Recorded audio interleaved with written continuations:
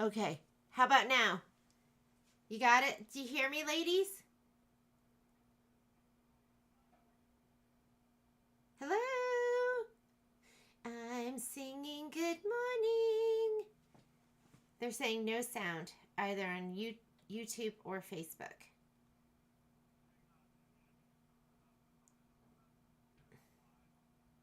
Okay.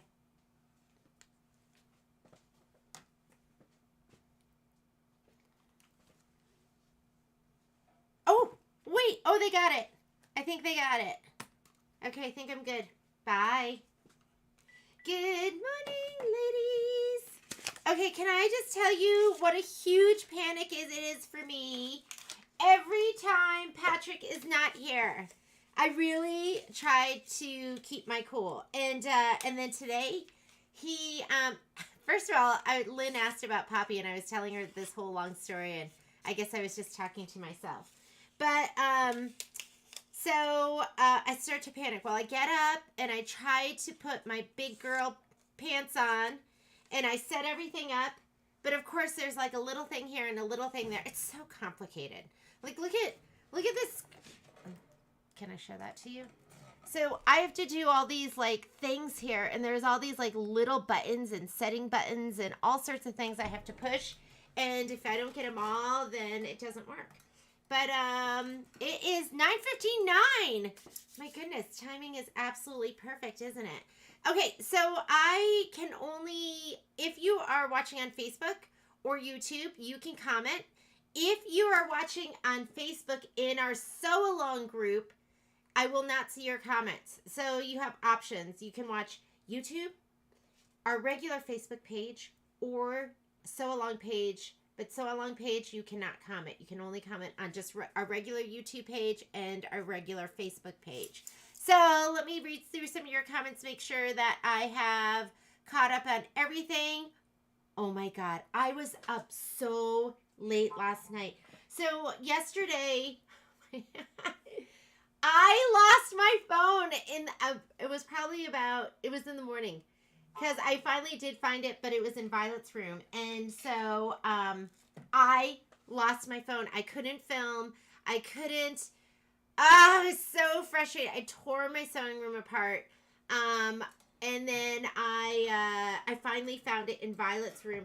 My phone lives in a turquoise cover, and it was sitting next to a turquoise pair of pants in her room. So I'd looked in there a couple of times.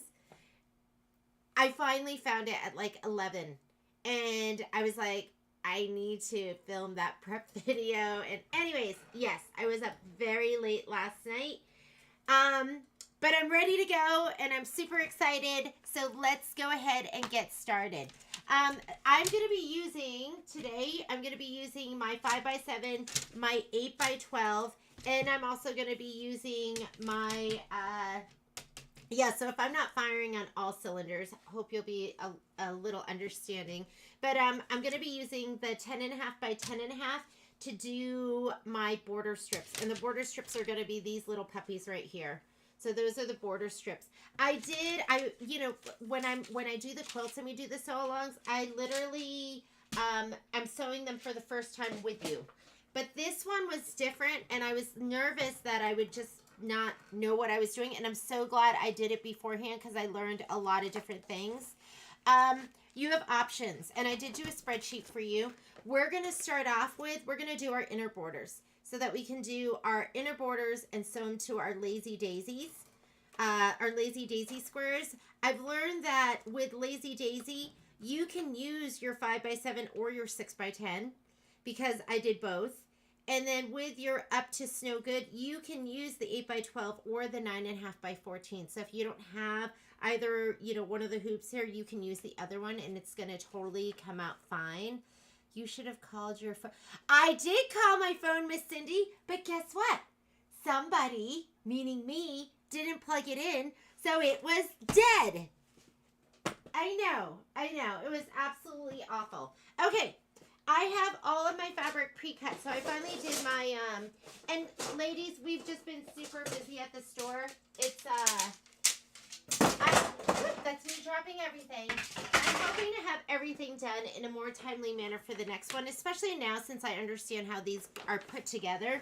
But we're going to start off by doing our little borders, and we're doing our inner borders, which are going to be these, which were super easy and quick, but let's get started because we have a lot to do. Inner borders are going to go into our 8x12 hoop, and your inner border is going to be this fabric. It's kind of that, I don't know what that's called, but that charcoal gray fabric. So let's go ahead and grab that. And you should have 4 pieces, and we're going to do them all in one hooping in an 8x12. If you don't have an 8x12, then you could do your 5x7. I think you could do, because how big is the biggest piece? You could do 2 at a time and inner border. Oh, they're a little bit longer. But the designs that we're putting in are going to be the 10-inch. Do we put the 10-inch? And then we put in the 12-inch. So, and that's all on our little spreadsheet. So grab your inner border, grab your 1-inch strips. I did do something different because I had somebody suggest it, and I was like, you know what? I'm going to try that. And I liked it. I know some of you want to sew your batting in and then trim it. So if you want to do that, I want you to do that. But we are going to go with easy peasy today. Let me grab. So I have this is my stabilizer for me. And it's really not a stabilizer. I call it more of a base. But I'm going to be using my muslin, and I cut it in strips already. And so I'm going to be using this. Somebody's going to ask me, they're going to go, why do you use muslin instead of stabilizer? And I use it because I like the way it feels and it's more pliable. I love no-show and I use it all the time, but it feels more plasticky to me. So I'm going to go ahead and I'm grabbing my one that goes into the 8x12. So let's grab that a little bit before. Okay. You want arrows at the top. I cut my 8x12 strips 12 inches, just like my rolls of stabilizer.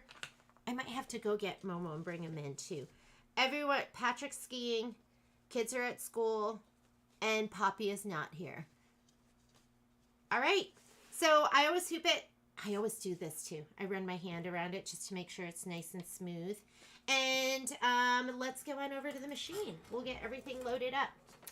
Last thing I was doing last night was sewing, so I have my walking foot on here. Ladies, give me 1 second. I just got to get the momster inside. I know, this is how, like, how ridiculously professional we are in our live feeds. I always talk about the hoop screwdriver. If you don't have one, you should get one. It just makes it really easy. Okay. And we're going to be using the walking foot today. Hoop screwdriver. Let me go ahead and put on my foot. We're going to be going back and forth. Make sure you have a bobbin in there. I'm just using a white pre-wound bobbin. And I think we're good. Going into embroidery. And so when I hoop this, you're going to see the rest of it just hangs off the bottom. That way we don't have waste. And if you like to pre-cut all your stuff too, I used to just pre-cut all my stuff and put it in piles. All my batting pre-cut, all my stabilizer pre-cut. And then I would just grab and I would go. And now I just leave everything on the roll. It just makes it so much more, I guess, it's cheaper. It is more efficient. I just like it. But some people don't like all this hanging in their lap. So go ahead and cut it down if you want. Whatever makes you happy, ladies. I want you to be happy. You should be happy when you're doing your embroidery, right? Can you still get the smaller gray Brother or Baby Luxe screwdrivers? I'm not sure what the smaller gray one is. Is that are you talking the multi-purpose tool? Are you talking this? Which I really like too, but you're working with fingertips. I like this because I can grab the whole thing. So, is that what you're talking about, Marlene? Okay, I'm going to go into my pocket, and we're going to go to our Cuties design. And the one we're going to be using for this is we're going to load 2 of the 1x10s border diamond. And here is border diamond. And we're going to load a 1x10. So go ahead and choose a 1x10. The other thing I want you to do, and this is going to come into play. Yeah, Marlene, I can get that for you. I think we have them at the store. I'm going to go ahead and set that. Choose your hoop size. It's always good to choose your hoop size so you know what space you have. Like right now, this outline right here is the 10.5 by 10.5.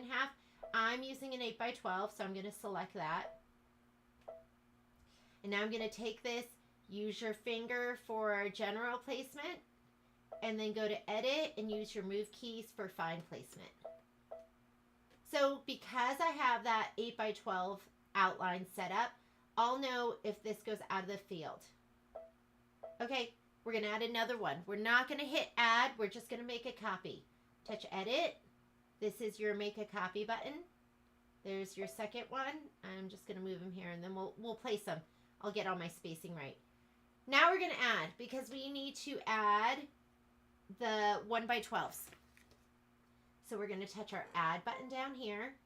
Let's go back to our USB. And Momo can stay out there a little bit longer. It's snowing here, which is so exciting.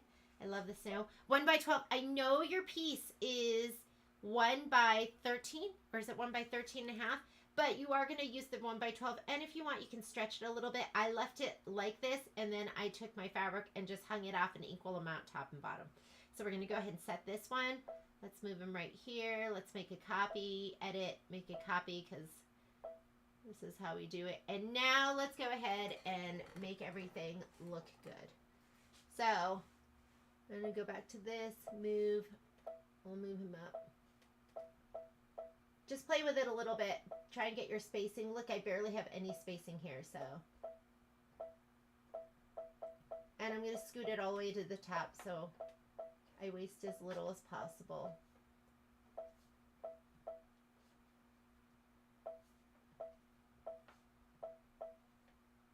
That looks good. What do you think? You okay with that? Can you still? Okay. I'm going to go ahead and say okay. We're going to go embroidery. And you're going to see, like I said, I'm on the Luminaire. So I have some options here. As long as these aren't overlapping, I can color group. So each one of these up to the green is going to be 1. So I'm going to go to layout. And this button right here, color groups. It takes 2 colors and turns them into 1. And now look at what happened to our progress bar up on top. These are going to be placement. Orange is going to be tacked down. Turquoise is placement. So let's talk about what I plan on doing next. Just because it worked really well, you might not like it.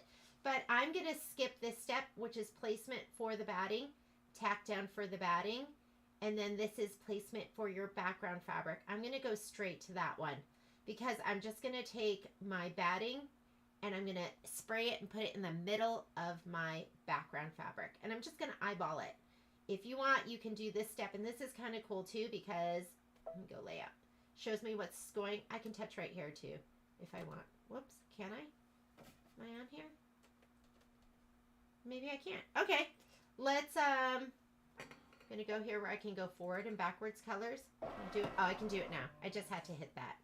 So right here is where you go forward and backward stitches and full colors. And you can tell right now I touched it 1 too far because this includes 4 of these. Okay, so if you want, you can do the placement for your batting. I'm going to go straight here. And you can always forward here. This goes forward, this goes back. I'm still in the orange, orange, orange, orange, and now I'm in the turquoise. Okay, I am going to put in my favorite color to stitch with if I'm just kind of stitching is going to be gray. Let me put that in. A light gray. And I'm going to do my placement. I'm going to go ahead and spray my batting and my background fabric. And then I'll lay them down. This is Christine Poole showed me this. And I was like, So I was doing it last night. I was like, you know, any steps I can cut out. when we do our, when we do the triangles and we put our batting down, we are going to actually put the batting down, tack it down, and have it, we're going to do it all. We're going to do it like the old-fashioned way. All right. This is my dime spray tent, which I absolutely love. I actually did pull out the... Can we watch later? Yes, you can watch later, Joanne. Yes. Okay. So here are my strips. I'm not cutting them down. I'll cut them down later. I'll cut them down at the end. Because sometimes with batting, I find that sometimes I spray it a little too much or not enough. I'm going to actually put right side up. Spray too much or not enough is my problem. Remember, your batting has a right and a wrong side. The really nubby side is... Actually, you need to cut these in half. The nubby side's the wrong side. Let me cut these in half. That should be 13. Mine are a little bit... I didn't pre-cut them.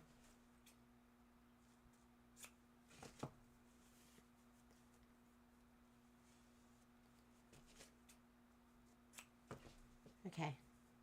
Nubby side, I'm doing right side up.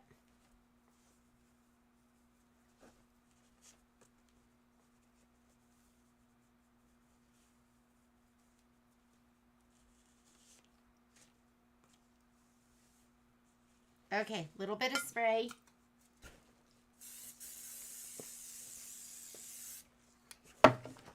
Now I'm going to grab each one of these. Let me get this out of the way so it's not so distracting. So you're not distracted by the beauty of it. Okay, here's one of my strips. I'm just going to take this, lay it down, right down the center. We'll lay them all down at once. Isn't that kind of cool? Put that to the side, and I'm just kind of eyeballing the center.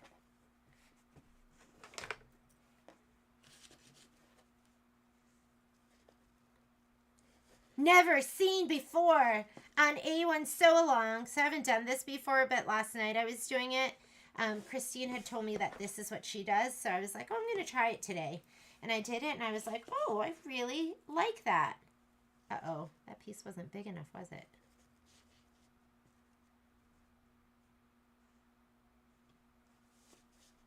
Look at that.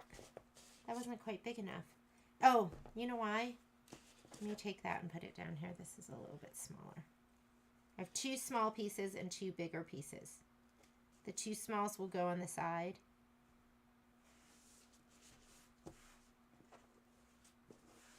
We're going to spray this one more time to lay it down. There we go. He can go a little over. I'll just trim him. These are just scraps from my dirty batting bag. Okay, I'm going to put these in here, spray them one more time, and then they are ready to lay down. Wow, that wasn't very good. That was not centered at all.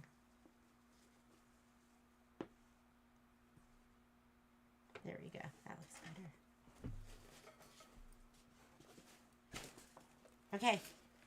I'm going to give this a nice little spray because I want these to stay down. I'm spraying them all the way to the where the fabric is on the end. I usually just do but this I really want it to stay down. All right. You know, while I was doing that, I should have been stitching. What was I thinking? All right, let me go ahead. Sorry. We should have been stitching that whole time. Let's stitch away, and then we're going to lay it down.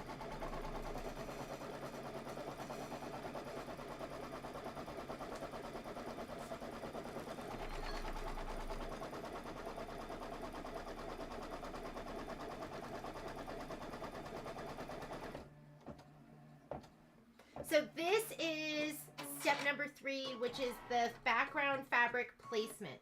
So we're going to lay down that fabric with the batting on it, and then we're going to tack it down and then do the quilting, and we are done. Pick the color you want that you are going to do the quilting with. I'm just going to do mine in white. So what I'm going to use. Yesterday was a successful day. I finished a whole I finished a cone of a king cone of thread. I always feel so good. I'm like, I use my stuff, don't I? Look, I finished.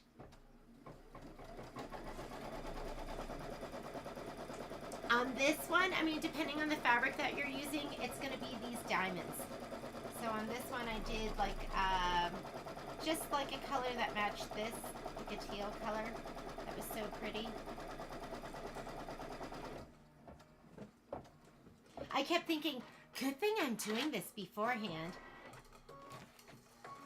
As I was making mistakes and miscutting.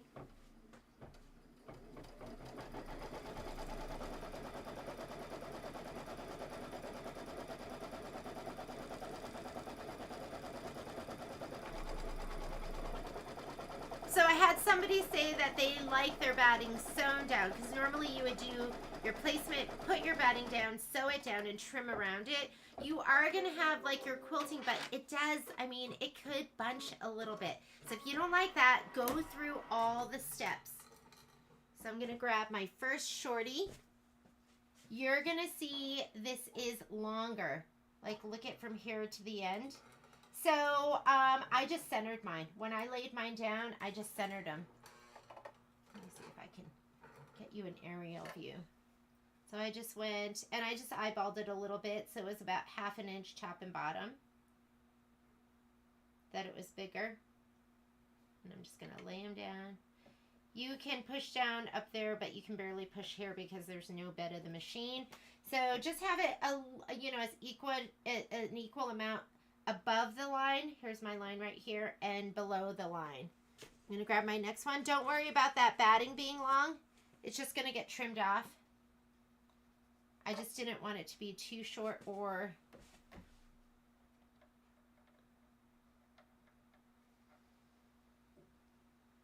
There we go.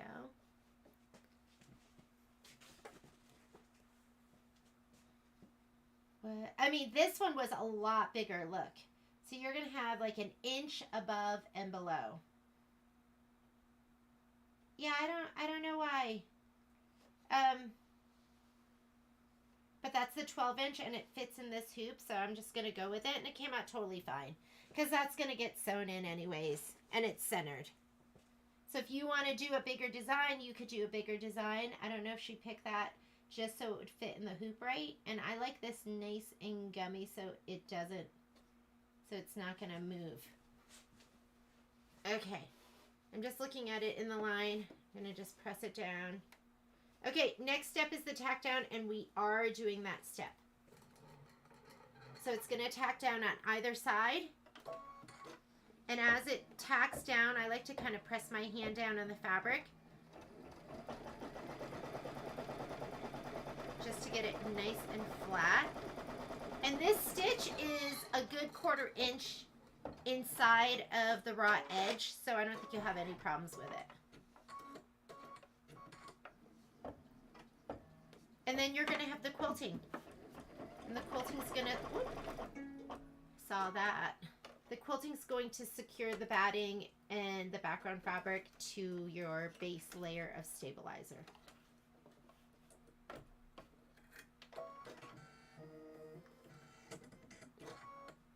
Let me go back. Right here is how we go back stitches. You can see a little cursor here. There we go. It's right where we want it. Are you using the background quilting from Kimberbell? Yes, I am. I keep telling myself I'm not going to get any more quilting designs because I have so many, but they're so cute and they're like perfectly themed for that project. But yeah, I am using those. This is from the quilting bundle.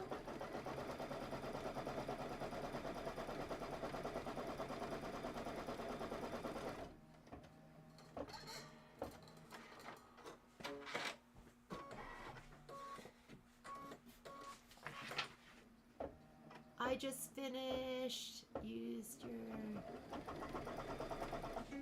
Oh, I don't know why that's coming unthreaded, huh? Very strange. Let me just rethread really quickly.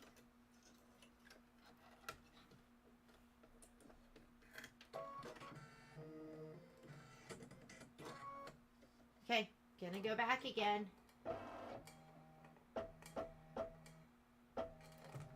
Right. Sometimes I will push my fabric to the right like this just to make sure. I call it tickling. I tickle my fabric, make sure that he stays nice and flat and taut. I know, Karen. You need an embroidery machine here.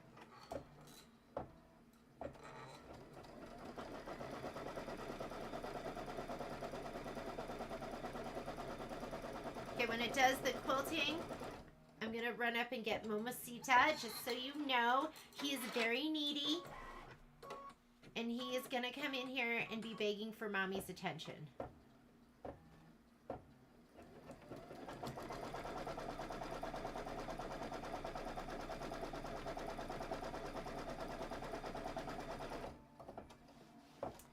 Doesn't this look so great already?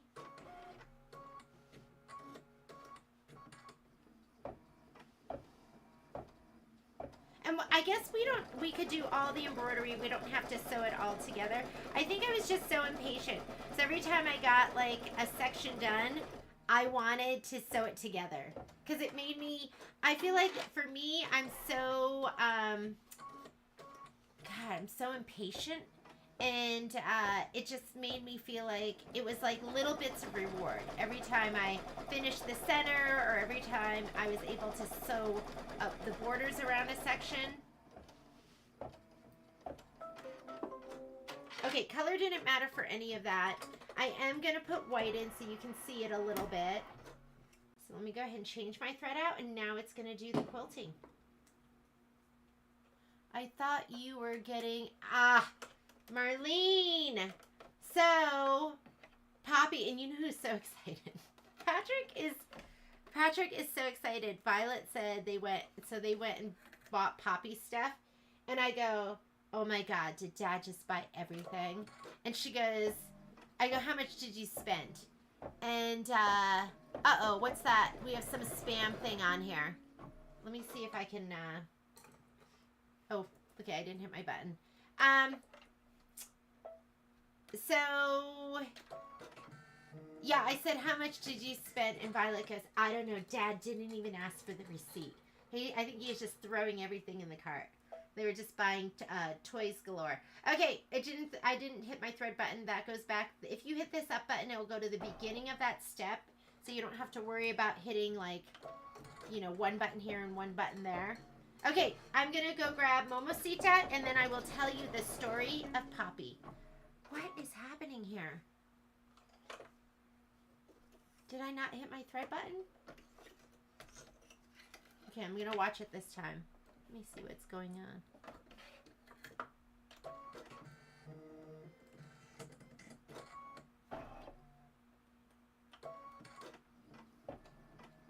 Okay, that looks fine. All right. Be back in a sec, ladies.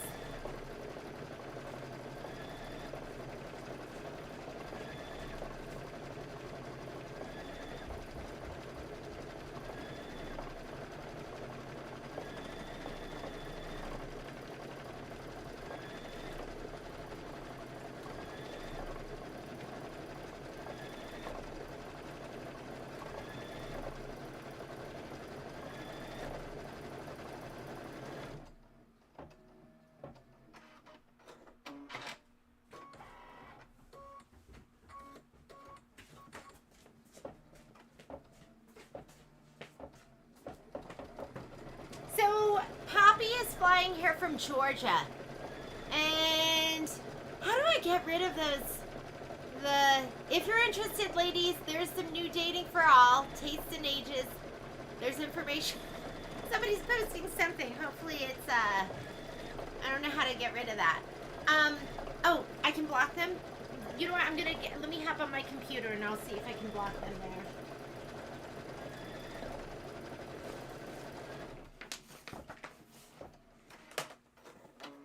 So, Lynn had asked in the very beginning when you guys logged on, and I didn't realize there was no sound, so I told the whole story. But Poppy is flying from Georgia, and they brought her to the airport this morning. Well, Howard, who's who I absolutely love. Howard forgot to bring his driver's license. So when he went to drop Poppy off, they wouldn't take her. And so they are bringing her back to the airport tomorrow morning. But, you know, we were excited. We're excited. Isn't this great? Easy peasy. If you want to choose a color that might stand out more, you could. I probably should have picked something brighter. Like maybe one of the blues would be good.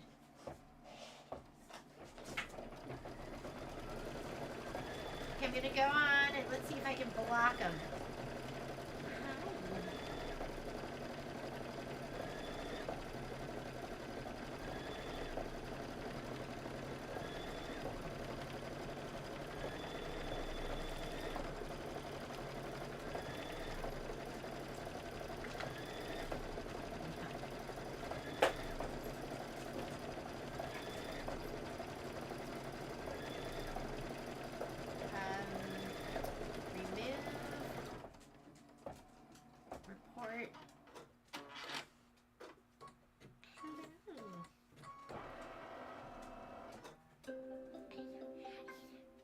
Alright. I am just getting rid of those comments on YouTube right now. Hang on. Report. Report. Okay. And let me see if I can just remove everything else. Hide. Remove. Okay. I think we are good to go. Alright. Let's go ahead. I am going to... I'm going to turn on my iron. We are going to, let me see if I can get it like this.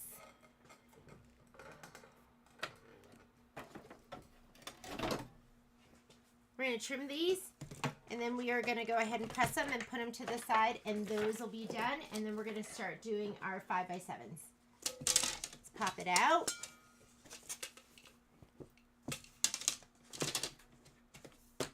Shortcut.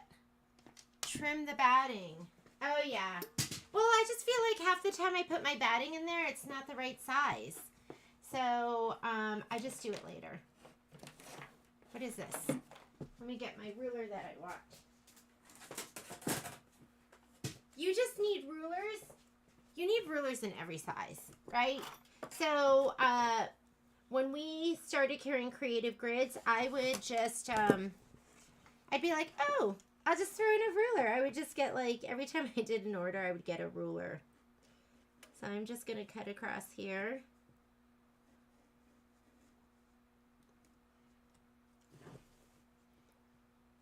And when I pre-cut my batting, it was like, sometimes it was too short or too long anyways. So I was like, oh, I'll just cut them and I'll just trim them down later. Okay, 8x12 fabric. I'll just throw it right there for now. I'm going to press this first, and then we'll trim it. So I usually press from the back side. So I'm going to use Best Press. I just got some more of these Mrs. Bobbins. This one is Iron Maiden, which I think is so funny. So press before you trim. I'm just going to go in the direction of my... I just want it nice and flat.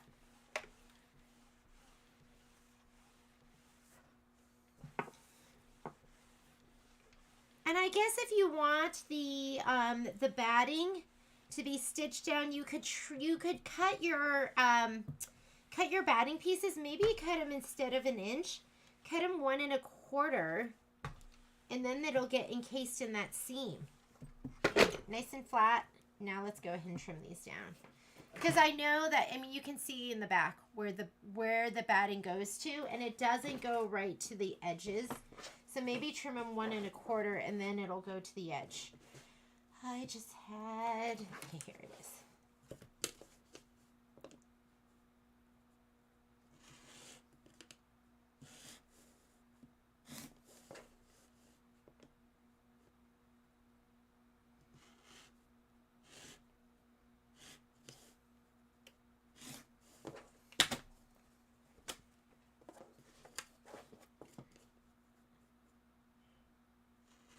Okay, if you're all done with this, I want you to grab your, you can do your 6x10 or your 5x7.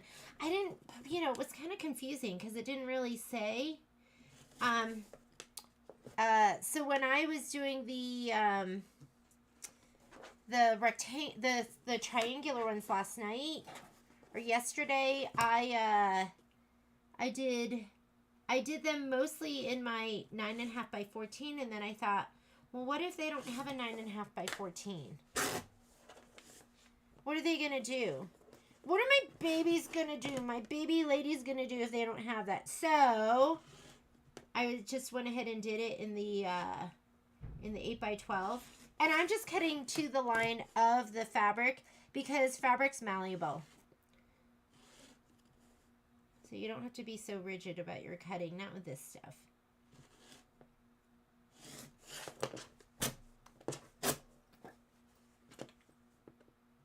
And muslin rips easily. And there's something satisfying about ripping fabric. When it's intentional. It's not satisfying when you're ripping, like, your pants.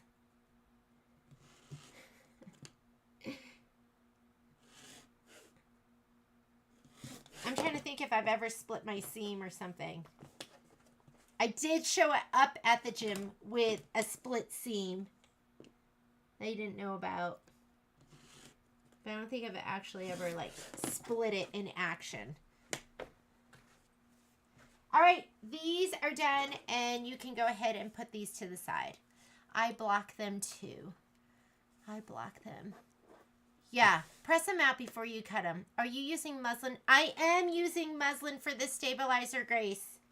So, and I mean, really, it does not provide any stabilization. It's more of just using it for the base, and I use it when there's batting in between and like a background fabric on top. All right, grab your 5x7. Let's hoop it up.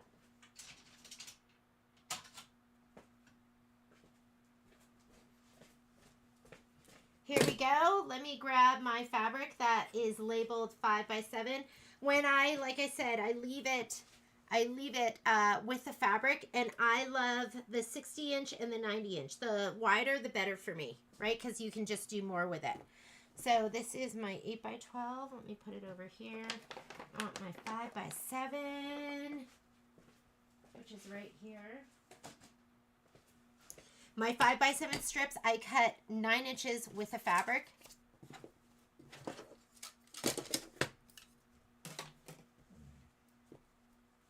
And if I was just embroidering a design, I would never just use muslin. There's not much there. But for this kind of stuff where you just need the base, it's perfect. Okay.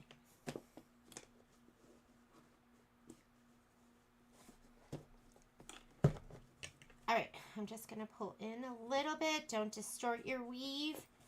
That looks good. Let's go to the machine. Let me grab my spreadsheet. All right, we are now going to be doing the lazy daisies, and there's 4 of them. And we're gonna do them all.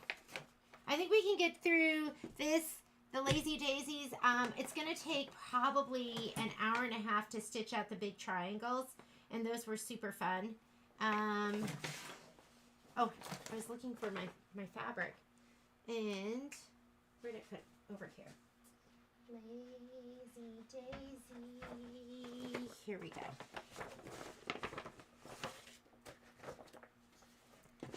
Let's go to the machine.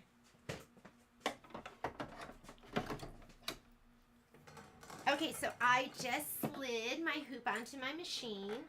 Oh, you know what? It's probably telling me to change to a larger hoop. So if that happens to you, because it thinks that you want to stitch that same design over, just pull this back a little bit, and then it'll let you do it. Okay, so we're going to go home.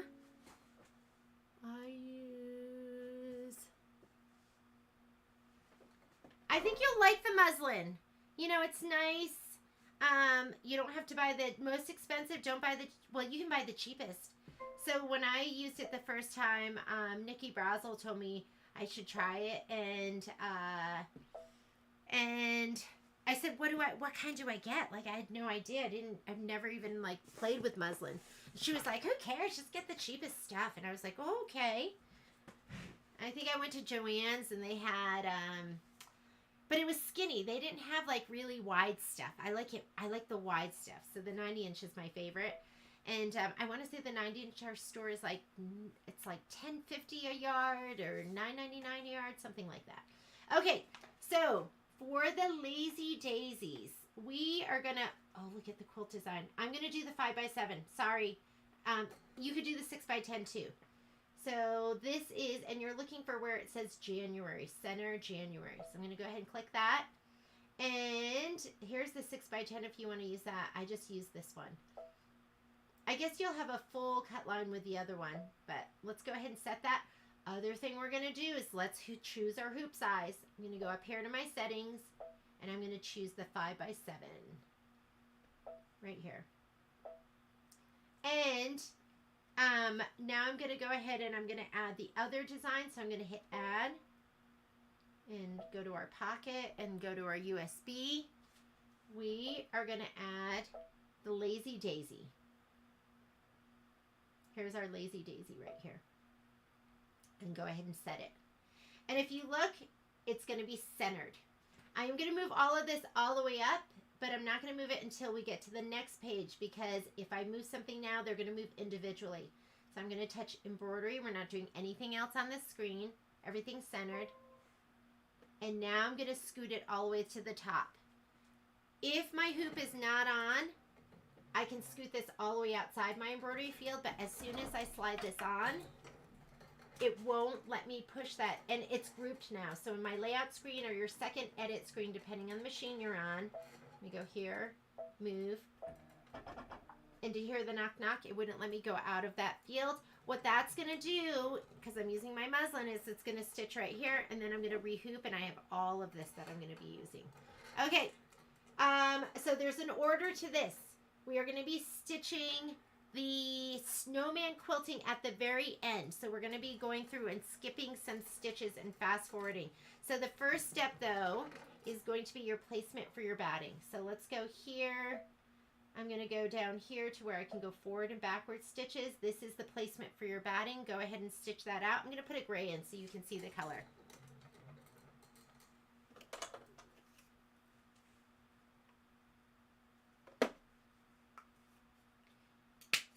I love this gray. This is Glide Coin. If ever, so most of my thread in my collection is going to be Isacord. It's just high quality. I do a lot of OESD. I like how the numbers work, and I just love it. Now, Kimberbell uses Glide, so I have started collecting. Okay, let's go ahead and stitch that. And I want you to grab your batting piece and give it a little shot of spray. You're going to grab a 5x5 piece of batting. So I do have quite a bit of Glide now because I have it, because I do so much Kimberbell. My arms are popping out. Let me see. Okay, let's see. Oh, you know what? I just need to tighten that. Here's my 5x5. You're going to spray the bumpy side. See how bumpy this is? That's the wrong side. That's smoother.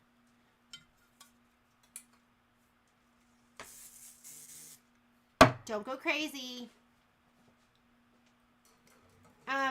But if you ever need individual colors of Glide, let me know. And I can order them for you. I order from them like once or twice a month. Because we use all their Fill-Tech bobbins and all their kits, all their thread kits. The tack down, we're going to skip that because it's already cut to size. So the next step is orange. That's the tack down. Skip it. Next step is going to be the placement for the background fabric. We're centering it to this. So we're going to skip that too. And now we're going to do the tack down for the background. And I should have probably sprayed it. We'll spray all of it next time. So here we go. I'm going to grab one of these. This is your background. It should be stabilized with Shape Flex. That's not the right stuff. Don't go crazy. Just a little bit of spray. I'm a sprayer, Somebody's going to ask, what do I use? I use Ganode KK100 and I use the economy line. The other stuff is like twice the cost. And I mean, you're going to find the economy one's great. I love it.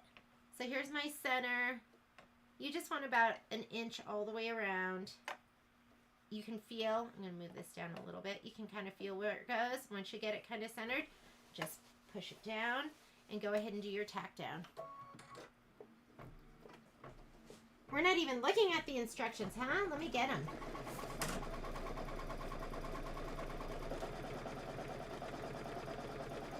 Do you have to use spray? No. You can tape. You could just hold it down. But I cannot stand puckers and I can't stand my fabric moving. And I've been a sprayer for years. I would call myself a spray lover. Okay. Next step is the quilting with the snowman. We are not doing that now. We're going to come back to that and do that at the very end. After that step is going to be, this is going to be your template for how you lay down your fabric pieces. So we are going to do this. Just go ahead and hit start.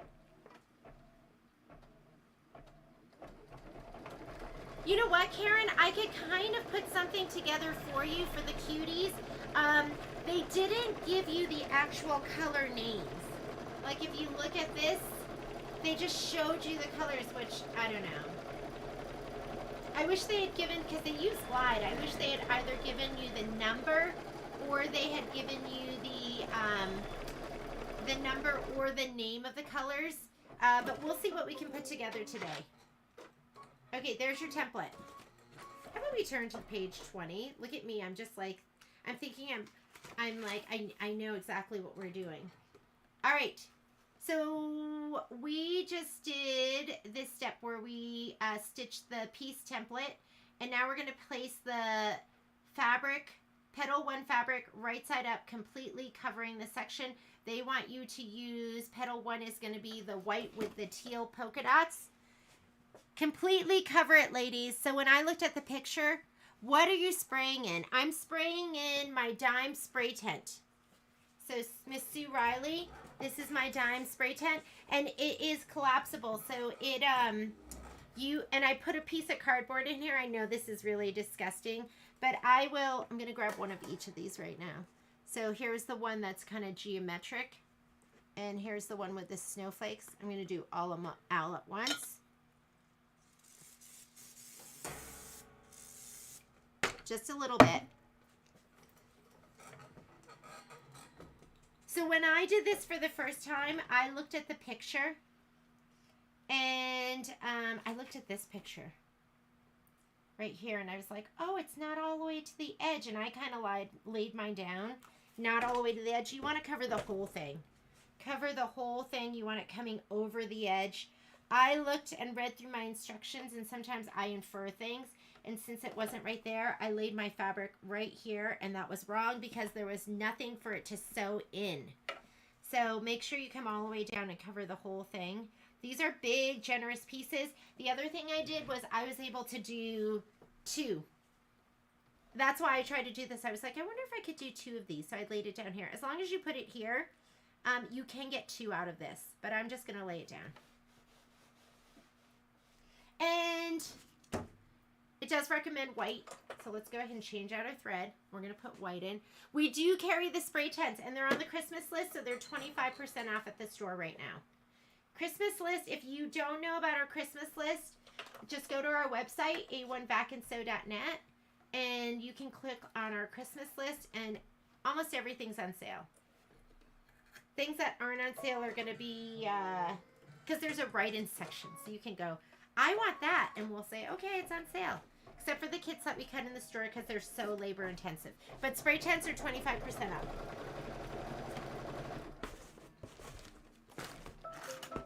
You do need to give us time to fill orders because we keep selling out of stuff. All right. Oh, okay. So we are going to cut right above that line. And then we're going to lay down our next piece of fabric. We're going to do like flip and fold. So cut above it and just pretend that line is a ray and it extends all the way. I love double curved scissors.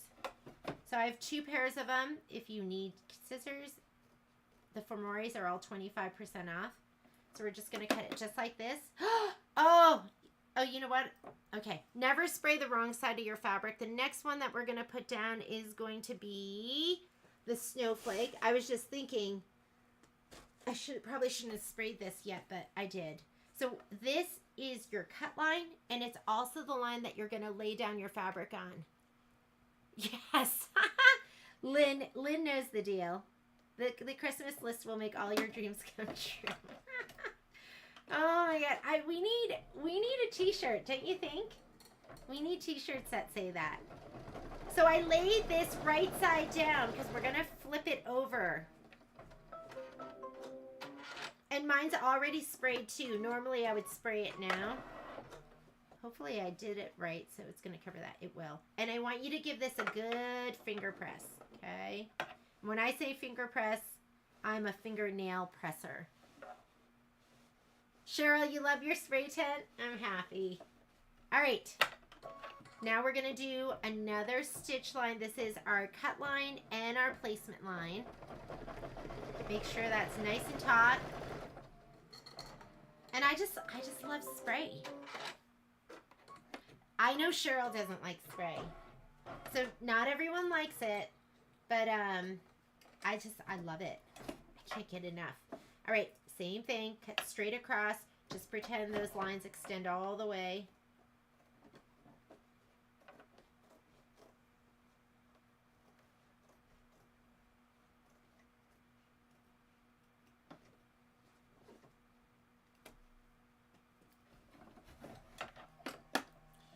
Okay, and you're going to put down your next piece of fabric. This is going to go right side down, center to the line. Maybe you could go up a little bit higher, because you need to be able to cover that little tip up there. Slide it back on. This is going to do your 1/4 inch seam. This is your 1/4 inch seam. We're piecing in the hoop. And then we're going to flip it back. I already sprayed mine, so it should be sticky.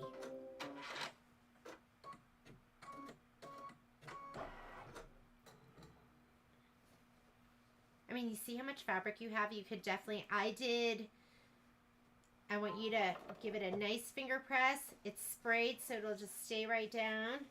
I did do, like I said, I was able to do 2 with 1 block, but it was tight. It was tight. So if you don't feel like having it be that tight, then don't worry about it. And now it's going to, which step are we on? We just folded back. We did this, right side, and now we're going to do this. Stitch the petal, tack down line, trim the fabric close to the stitch line. I want you to be careful, because when I did this, every single time, this folded back and got stitched down. So I want you to watch it when we're going over these parts right here. All right.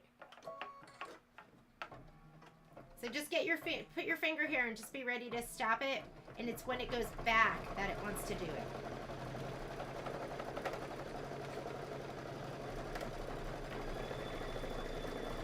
Okay, right here. See how it's folding that back? So I'm just going to put my foot up. I'm going to just tuck it down. And you're going to catch one. See, even then it caught. This one wasn't so bad, but I did catch that one once. Right there.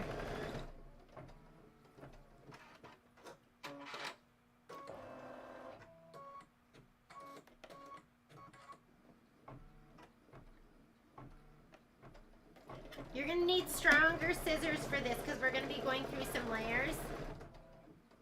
But we are going to trim left of this line and right of that top one. I wonder if we could have just done like all of these in the 10.5 by 10.5 inch hoop, huh? Okay, trim all this away.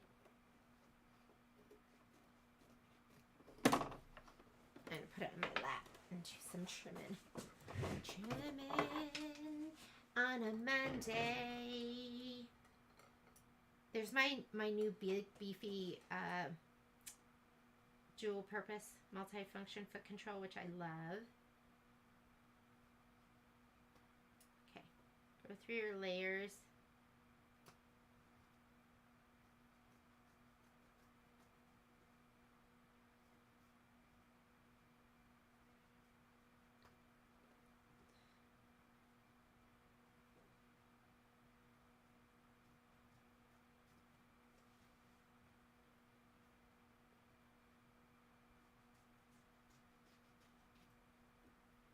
Okay, we're gonna trim this too. Trim out the center of the flower.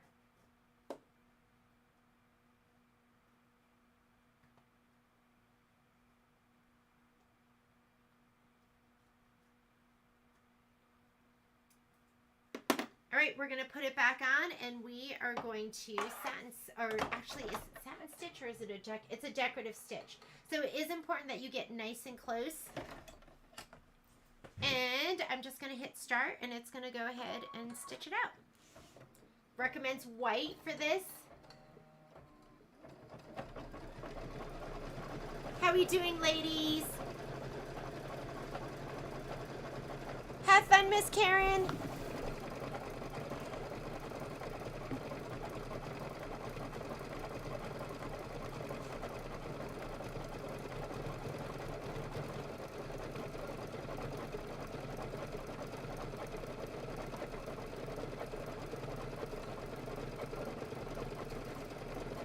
Easy peasy, right? I think the confusing thing for me was, should I be using the 5x7? Should I be using the 6x10? I was kind of confused about that. I didn't know if it was going to be different or sizes were going to be different.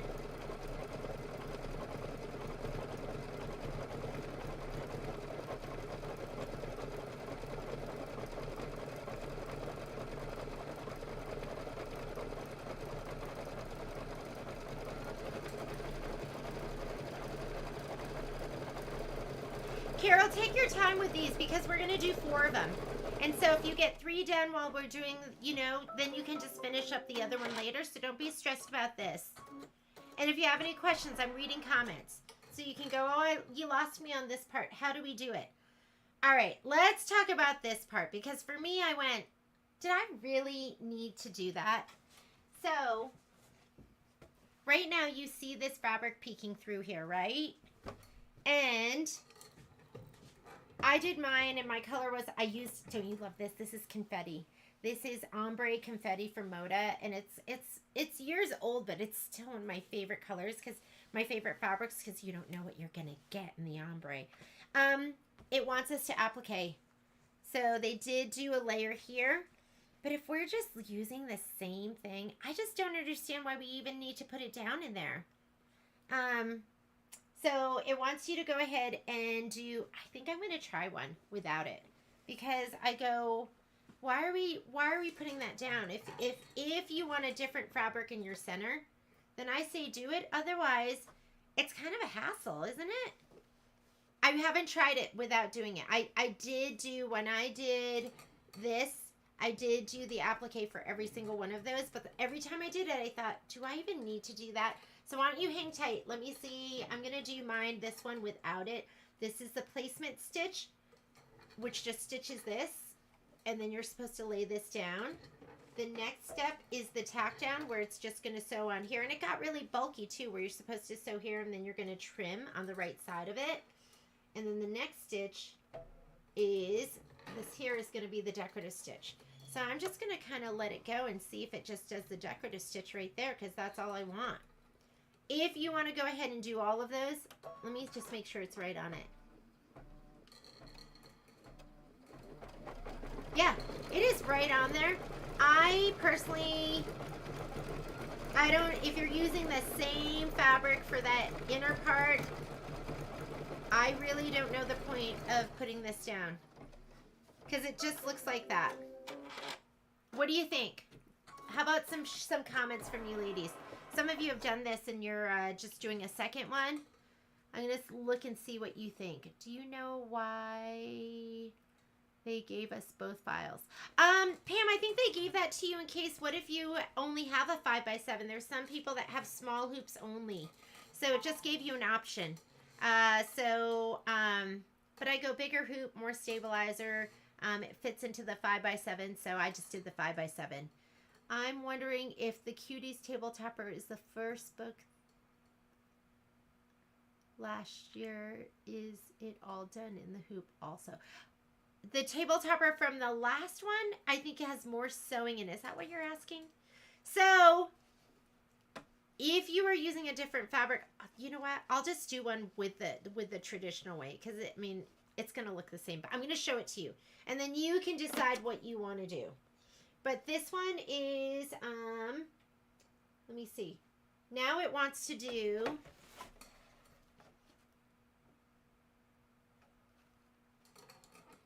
Where are we? So this is stitch the petal, decorative out. Where are we? We did all of that. Okay, here. Number 8, and then number 9 is the tack down and then trim. Number 10, stitch the decorative outline. Number 11, do not stitch this step. This line is for the placement only. Remove the block from the hoop. Don't remove your block from the hoop yet. Now we have to do our quilting, okay? So we are not doing that very last step right there, though. We're going to not do that, but we are going to go back and do the quilting. So this is your quilting right here. I'm just going to touch. There we go. And I'm going to go ahead and stitch it out. So go ahead and do your quilting. And the next one, you know what? I'll throw that flower in there. You're going to see it's going to look the same. So I just go, do we really want to do all that? I am a rule follower, and a lot of times I'm scared to skip. And the last thing I want to do is take you on my journey of non-rule following and then have it come out where you didn't like it.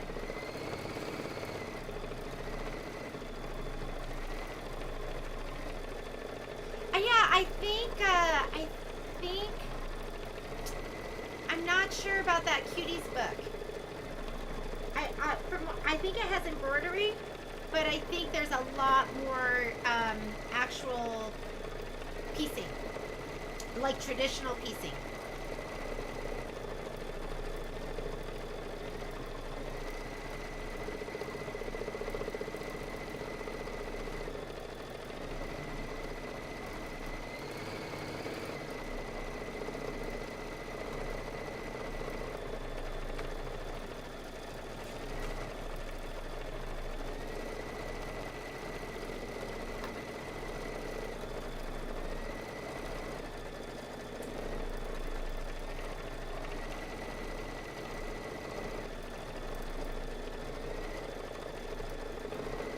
Ladies, did you see there's a new pillow? I think it's called Shout Hooray. So I did put it up on our website. The fabric kit's 15% off, and then the embellishment kit and the embroidery design are 20% off, and we'll do that pre-order until it comes out. I honestly don't know if I have it in me to stitch it because it's coming out in March. And I think when it comes out, we're still going to be working on Oh So Delightful.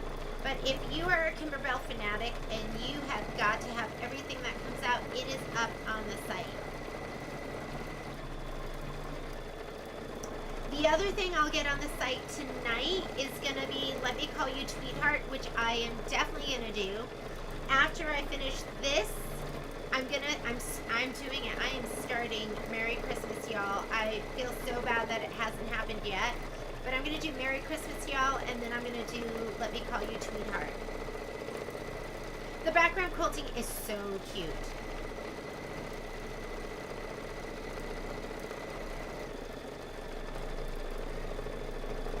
A variegated would look really cute too, don't you think? I just love variegated. All right, that one is done. Let's go ahead and rehoop. Now you know the drill. Don't feel bad about falling behind. We're just going to do the same thing 3 more times. What time is it? It's 11:07. We are doing great. I'm going to go ahead and unhoop this.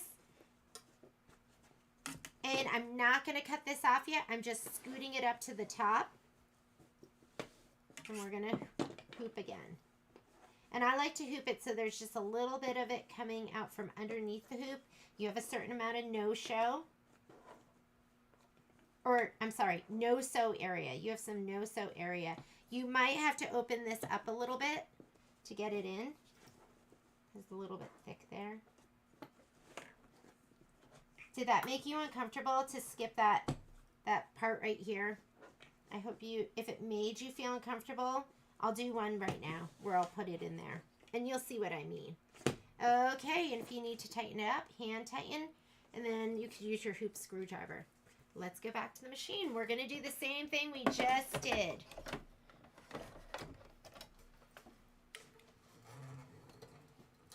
And then we can just hang out and chat, ladies. Sewing with my ladies. Okay, I am in the middle of mine. I'm going to hit this button here, and it's going to go to step 0, to the very beginning. First step is placement line for the batting.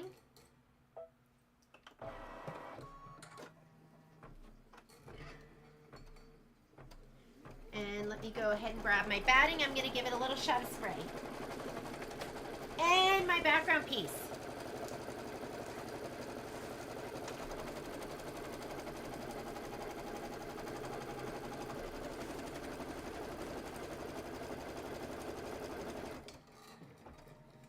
Here's my little spray tent. Let me go ahead and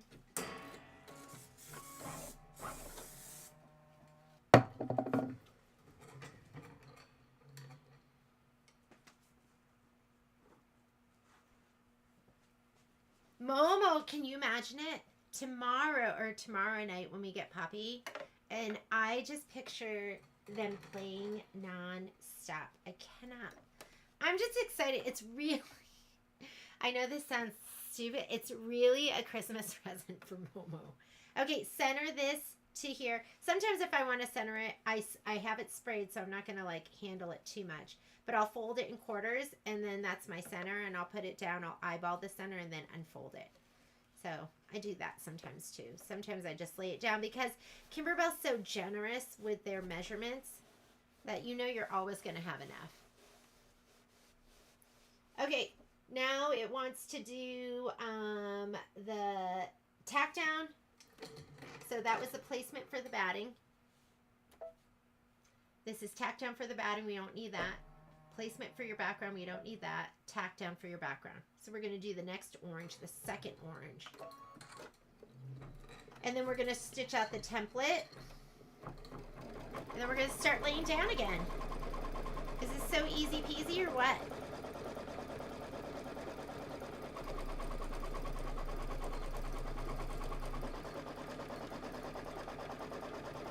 So there's your tack down for your background fabric. Next thing it wants to do is the quilting. Skip it. Don't do your quilting yet. We want the quilting to go on top of all the piecing. There's our template. We do want that. And let's grab your next 3 pieces of fabric. You can give them all a shot of spray.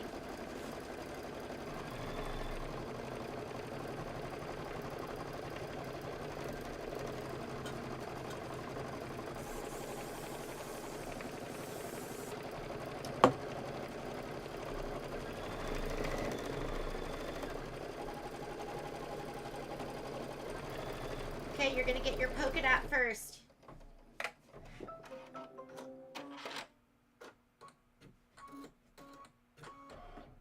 How many of you are stitching with me today?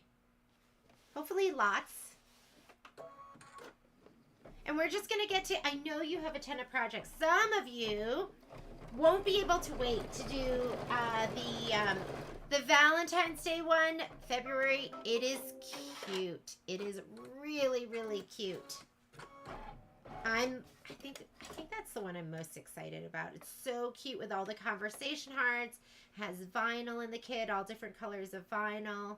I love winter too, so I love this one. I didn't finish mine because I can't decide if I'm going to, I'm torn. Should I make it a pillow. This is, are we laying down this one? Snowflakes next. Lay your snowflakes. Remember, this is your cut line and your placement line. I'm going to just lay this down like this. It's going to stitch your 1/4 inch seam allowance, and then we're going to flip it over. Mine's already sprayed, so it should just stick right down. Please take pictures for us. Do you want pictures of Momo with Poppy? I think they're going to love each other.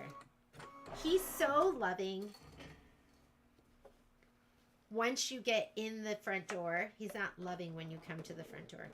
I like an aggressive finger press. Mine's already been sprayed, so it's going to stay right down.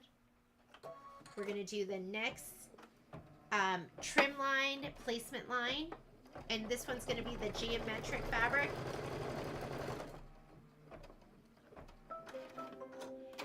Yeah, if you have puppy fever, we will take pictures and we will report. And don't forget, we'll let you sign up to come play with the puppy too. Let me make sure this isn't Patrick. I'm all set.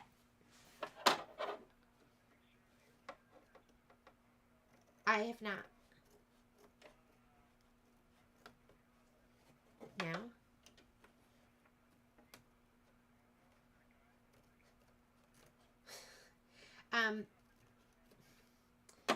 Yeah, there's no way Momo will not let me hear the doorbell. Bye. That was Patrick calling to make sure I'm paying attention to the doorbell. All right. So that is your trim line and your placement line. Fabric is going right side down because we're flipping and folding.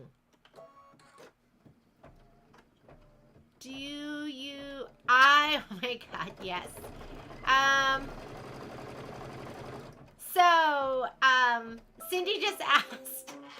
Cindy just asked if Momo's going to be jealous. Momo is going to be super jealous. Well, first he won't pay attention to anyone but the puppy, I think. But if we are paying attention, and especially me, if I am paying attention to the puppy, he's going to have a tough time with that. Because I don't know if you know but Momo and I are in love. And we shoot hearts out of our eyes, into each other's eyes, and it goes directly to our hearts. And it's an infinite, okay, watch this. See how it's folding back? It's an infinite loop of love that is going back and forth. So, he is my love. So, okay, watch this one too. That one's fine. So I'm gonna make sure he gets lots of love. And so poor Patrick, a lot of times Momo will come over and he wants to lay like right on me and give me all sorts of kisses. And Patrick goes, "What am I, chopped liver?" So I feel so bad. So I'm hoping that Poppy and Patrick will be shooting hearts out of their eyes to each other. You said the other day you were going to have last year's KB dealer exclusives to order. I didn't see them. So which KB exclusives are you looking for? I think I have Peppermint Avenue. Is that what you're talking about? Are you talking about fill in the blanks? Kimberbell fill in the blanks? Okay, trim it up, ladies, and then we're going to do the decorative stitching.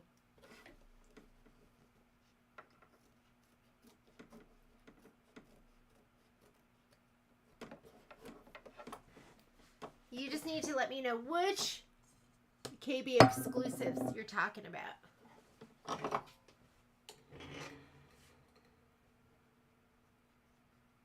Is it our best of series? So I do have, I think I cut kits for Sparkle Like You Mean It, which is that tote bag. And I cut kits for Peppermint Avenue. Did anyone do the cucumber eye mask? Because seriously, I was like, eye mask, and I totally wasn't into it, and I loved it. I especially loved the one that wasn't the cucumber. They had one that said, "Not today." Like, that's what the eye mask said, and I was like, oh yeah, that's the one I love, and it was so cute. And if you didn't get the video, oh, we need to trim out that center. It's because the video, I sent out a video where I pre-recorded, but the video from the class, it automatically comes on and records, and it didn't. It didn't record, which is really, really strange.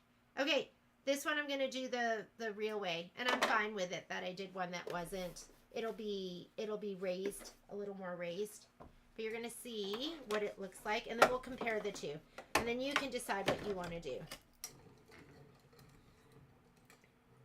Okay, decorative stitch. Whoops. Let me tighten up my filming arms. That won't do that. How do you order it? Oh, the sparkle bag. Oh, let me check right now. Marlene, maybe I didn't. You should be able to go to the website and type in, let's see, I think it's called Sparkle Like You Mean It. Sparkle Like You Mean It.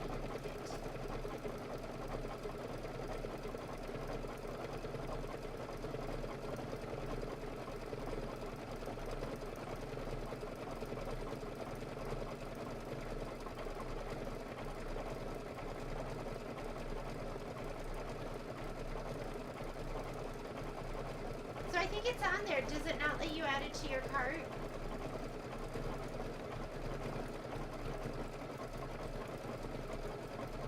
Yeah, just type in Sparkle Like You Mean It. What is...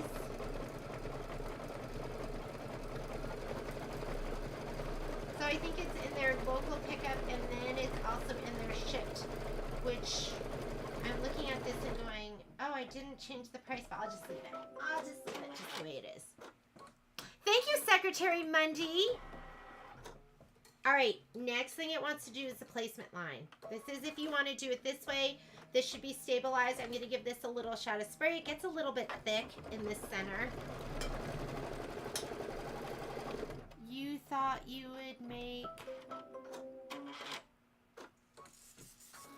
If it was me, I would blow it up. I like my eye mask. I actually probably have a template here because I make them sometimes, and I like them big and beefy. Like, I want absolutely no light coming through, and I don't know if you, like, I talk about it. Sometimes I have trouble sleeping. Okay, this is going to be the tack down, and then we're going to trim to the right of this tack down line.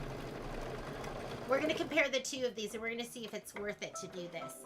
I would make it an inch bigger. Like, and so I would just grow it equidistantly. Look at your measurements. So, like, for instance, if I was going to grow this, it's, I'll just look at one of them. So 5.5, I would blow it up 6.5. But that's my personal preference. I like the eye mask, like, covering the whole top of my front of my head. I like it big. Okay, we're going to trim this, and we're going to trim to the outside. You want to trim nice and close.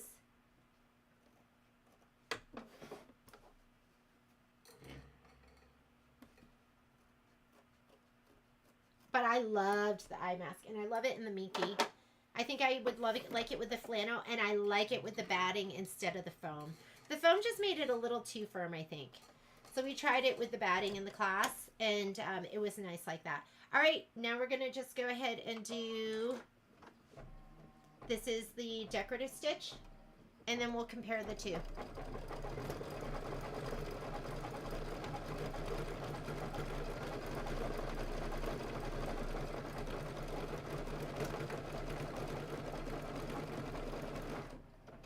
Do not like anything on my face. It soothes me. Like, an eye mask totally soothes me. Okay. Don't stitch the next thing, which shows like a little corner, but we are going to go back, and we are going to stitch this step right here. Do I need to... you can always do this too, but it goes through all these steps. How come it's there? Oop. All right, you just want to confirm you're seeing the snowman quilting. Quilt away, and then let's get ready to hoop up, and then we're going to compare the two of these two.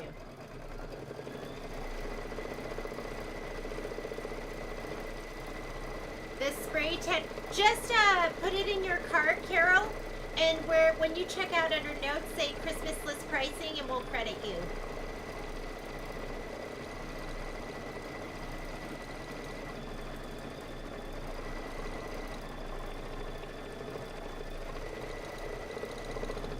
So, as far as classes for the Luminaire, Shannon, if you do a group class with us, I want to say it's like about $7 per hour.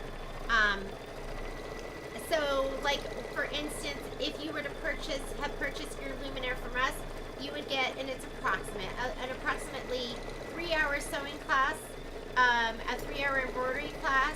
You're going to get an IQ designer class, an accessory class, and the upgrade 3 class is what we're throwing in right now. But you can purchase all of those at the store. I don't know if they're all up on the website. So I would just give us a call and we can get you signed up. I think we have a Luminaire Solaris sewing class on, it's either this week or next week. I think we have everything scheduled. So just give us a call and we'll get you set up. What was I comparing? I have no idea what I was. Oh, we're going to compare this block where we put down the. We're going to compare. He just likes to come and get his hugs. Poor little boy. We're going to compare. So we put this down with the applique fabric, and then we're going to compare it to the top one where we did not put down the applique fabric, just to figure out, is it worth it? Because it gets bulky in here too. It's going to be more steps. We're just going to look at the two. What's included in the CD? So which CD are we talking about, Miss Grace? Oh, my baby. Oh, yes.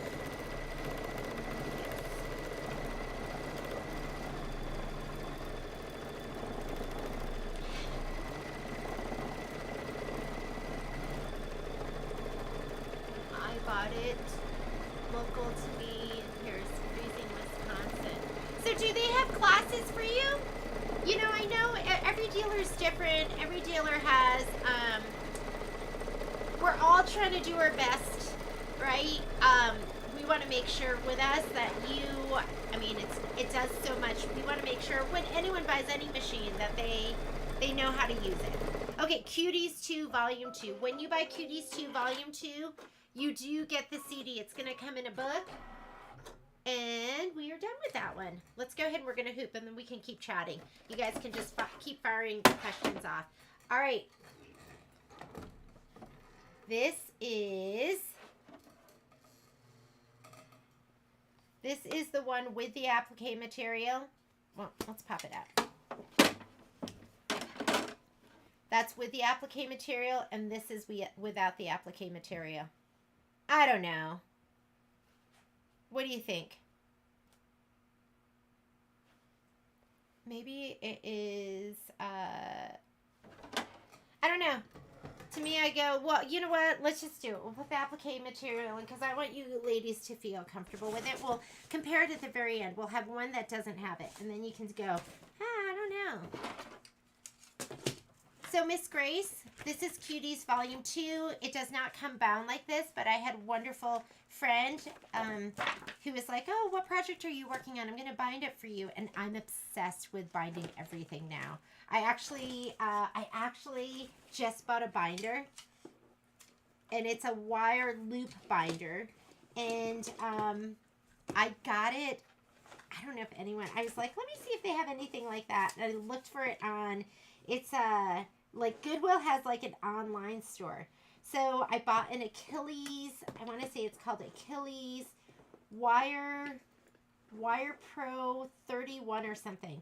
And they're like $400, something like that. And I got mine for $35 plus shipping. And it was really, really heavy. So I want to say I spent maybe like $60 on it. I was like, oh, I felt so lucky. And I ordered some wires for it too. And I'm just waiting for those to come. And then I'm going to wire bind everything. Everything's going to get wire bound because it is really nice when it just lays completely flat like that. So the book does come with a CD. And it comes with all of these beautiful color instructions. All right, we're ready for the next one. Let's pop it on. Hi, buddy.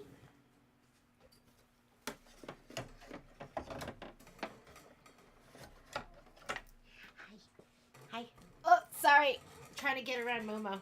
This is where he is right now. Who doesn't love a dog? I know there's some people that don't, but oh my goodness. I just absolutely, I'm in love with him. Okay, same thing. Let's go back. And I've had Momo's like 2.5 years or 2.25. And I'm going to just touch OK here. Or actually, I'm going to hit 0 to go to the very beginning of that. We are going to do our placement line. I've had dogs. I don't know what it is about this one, but I am completely obsessed with him. Hello, NorCal Quilter.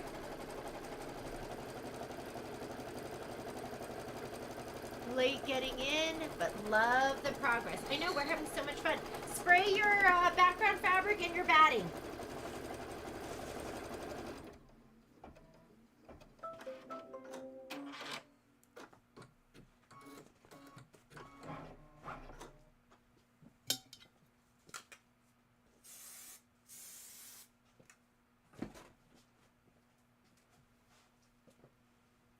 Okay.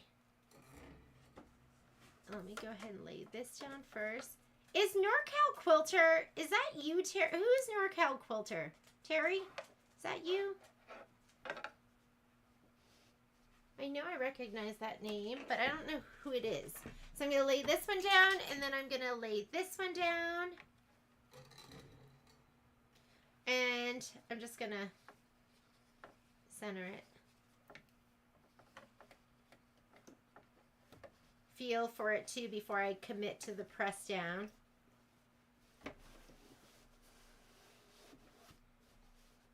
Okay, let's skip our next steps. Next step is tack down for the batting. We don't need that.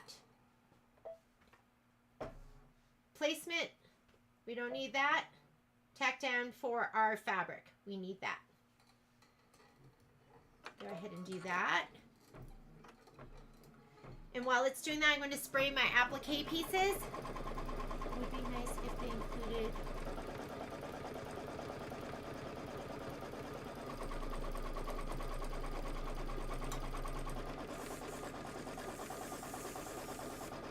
So, NorCal Quilter, can I tell you how I totally agree. We're going to skip the next step. The next step is the snowman quilting. We're going to do the template. Go ahead and just hit start. I talked to my rep and I said, listen, these ladies pay a lot of money for all this stuff. It would be, and I said it would be nice if you just threw in the quilt design for this project. You don't even have to throw in all the different sizes. What, that would be nice too. But it's a lot of money for these ladies to spend. I totally agree. So I just want you to know, like, maybe write into them and say something, because it is, I feel like they should totally throw in the quilting designs. When we did, one of my favorite events ever was the pillow. Is it I forget the name of the pillow. Okay, lay this down. Mine are sprayed and ready to go. They included the quilt designs, and I was like, that's what they should do. They should include those. It was one of their events, and we made that the pillow with the flange. Maybe it was No Place Like Home.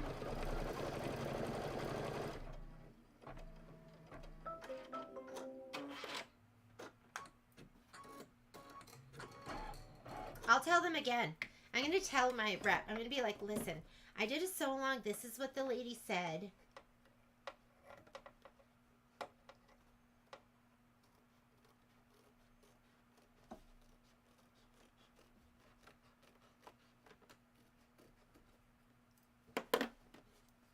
All right, get your snowflake fabric. You're going to lay it right side down.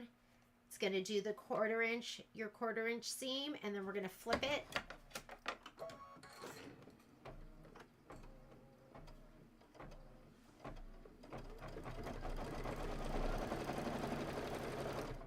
It would just have to be a choice, like using different hoop sizes. I'll talk to my rep, but I don't think they're gonna do anything. It would be nice though. Okay, this is gonna do the trim placement line. How are we doing, ladies? Miss Carol, did you get through one of yours or two of yours? No pressure. We'll do our embroidery. We'll probably do our stitching. We'll stitch stuff together later. Because I do want to get through the embroidery. And maybe we won't do all the triangles. Maybe we'll do the triangles and we'll do the outer borders. Because I did something different with the outer borders this time. And it might not work for everybody, but you know, like I said, I'm on the Luminaire. I have a camera and I have a projector. Oh, kids are coming home. Here comes number one, just got here. They're so cute. Okay, we're gonna flip it, finger press aggressively. I'm on the second one. What happened to the first one? Okay. Oh, sorry. Let me get that door shut. Press it down. And now we're going to do the outline trim lines.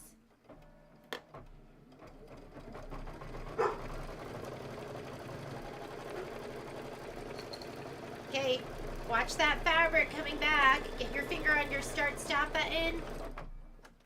This one, it just always catches. Tuck them under. Start it again.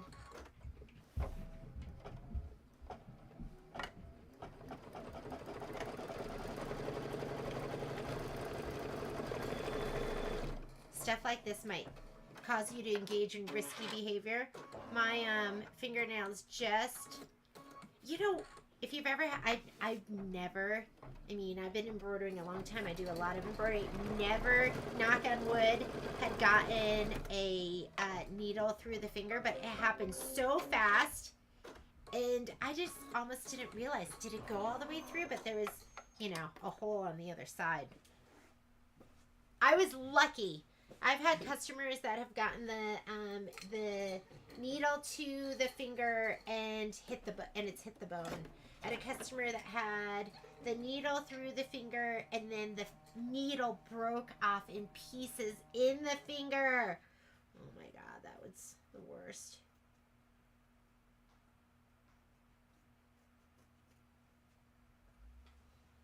This is, I have a girlfriend and she is a, she works for, I think she works for United. And so she is on her feet all day. And she said she got up in the middle of the night, swung her feet over the edge of the bed, felt something that hurt her. And, but looked and there was nothing there. It was like, just like a little droplet of blood or something, but couldn't find anything. Just knew that her foot hurt. 3 weeks she walked around on that, it was her heel. Walked around on that heel. And when they finally like x-rayed, there was, it was like a sewing needle had gone into her heel and broken into like several pieces. They had to like completely cut her foot open, her heel open. Oh, don't forget this part down here too. Mine don't get home 2 more hours. It's, you know, I grew up in Connecticut, and when I went to high school, we were there all day. There was no, like, we didn't leave early. We started at 8 and left at 2. Maybe it was 2:15, I can't remember. My kids, Kai is taking one of his classes at TMCC, a local community college here. So he is done with school at 11:30, 2 days a week. And then Violet's home early a couple days a week too. All right, it's going to do that pretty white decorative stitch. Shannon, you must have little ones.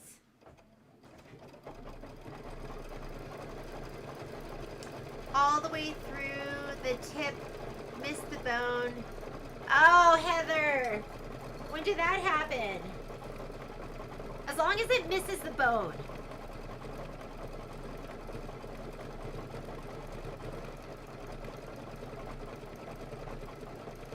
Yes, it is because they're seniors, so they have all this like freedom and stuff. But we couldn't even leave the campus.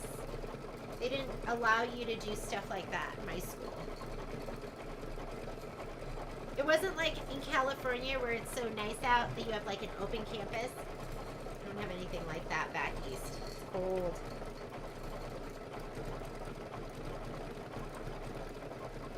Hello from Ohio, Miss Brenda. Did any of you see, it just comes to mind because Amy Butler lives in Ohio, but Amy Butler had a trunk show this weekend, and I had a tough time working on Saturday because it was like going out all day, and I got some fantastic stuff from her, and I love Amy Butler. I'm sad she's not doing fabric anymore. Okay, I'm just going to go ahead and do this. I'm going to skip the next step because it's placement line. It just goes over here. I'm going to do the tack down just because I feel like we should be doing it. I don't want to lead you astray. I want you to decide if you want to be led astray. And I put this down. It's going to do your tack down and trim.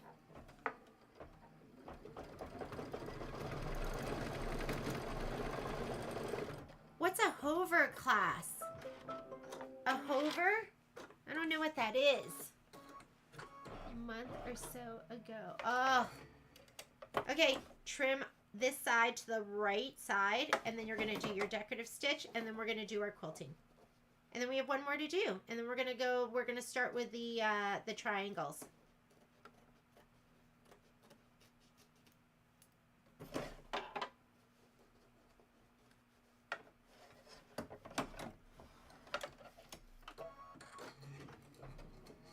Some of the ladies were telling me about, Audrey, are you on here? They were telling me about the uniforms they had to wear in, like, gym class.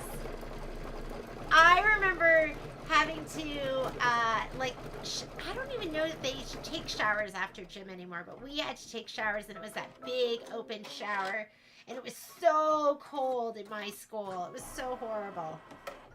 Okay, let's go ahead, go back to... I'm going to go back.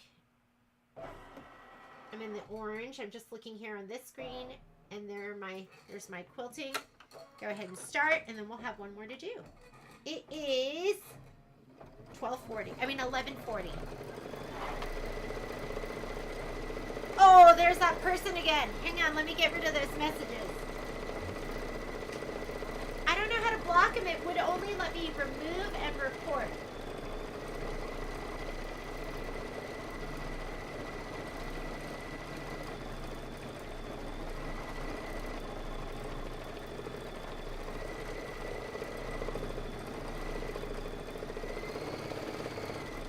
They're in the wrong chat room.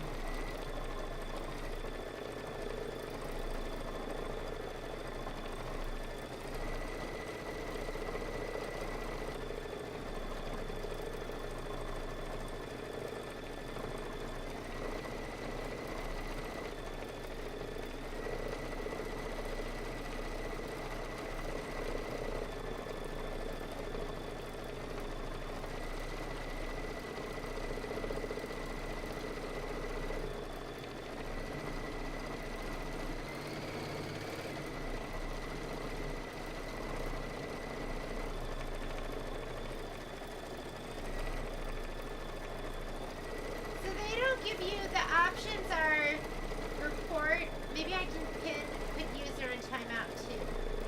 Hide. I'll put them in timeout and I'll hide them. Okay, I did everything I could to them.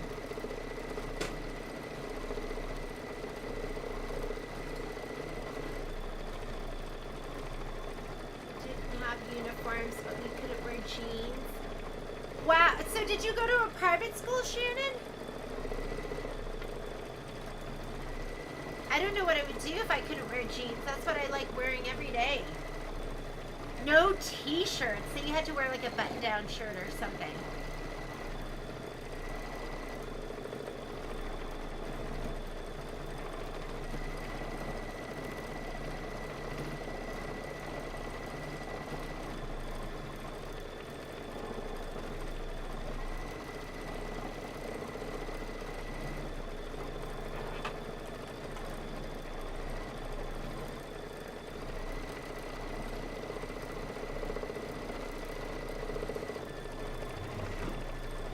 So, because we're going to have that other, I'm going to have this as a sample for this drawer with the table topper. I was thinking, is anyone thinking about maybe turning theirs into a pillow? Because it's what, is it 22 inches? So I thought this would make like a really, really great pillow too. I thought it would be really cute. Okay, we are done. Let's go ahead and unhoop. We're going to hoop up the next one. And if you want, once you have, there's one on here, you can cut the other ones off. You just always want one in between. All right, let's hoop up. Da, da, da, da.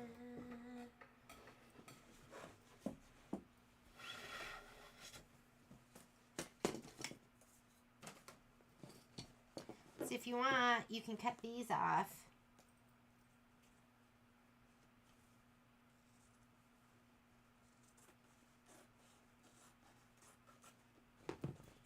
I'm going to leave this one on though, because that's going to let me hoop nice and close.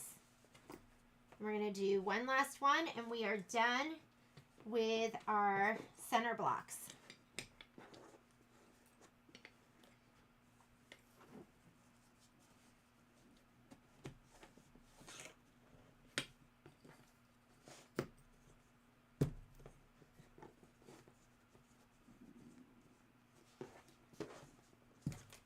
I'm going to slide this on. I'm hitting 0 and I'm going to go ahead and it is stitching out. I hit 0 as in 0 stitches and it's stitching out my placement for my batting. So I'm going to place my batting in my background fabric in my spray tin. Give it a little shot of spray. And let's go ahead and put that in. I think my spray tin is janky. I don't know. Is anyone's janky like mine? Mine is like kind of it doesn't like stand up straight, which is fine. It does the job. Okay, so we're laying our batting down first. And then you're going to lay down your background fabric.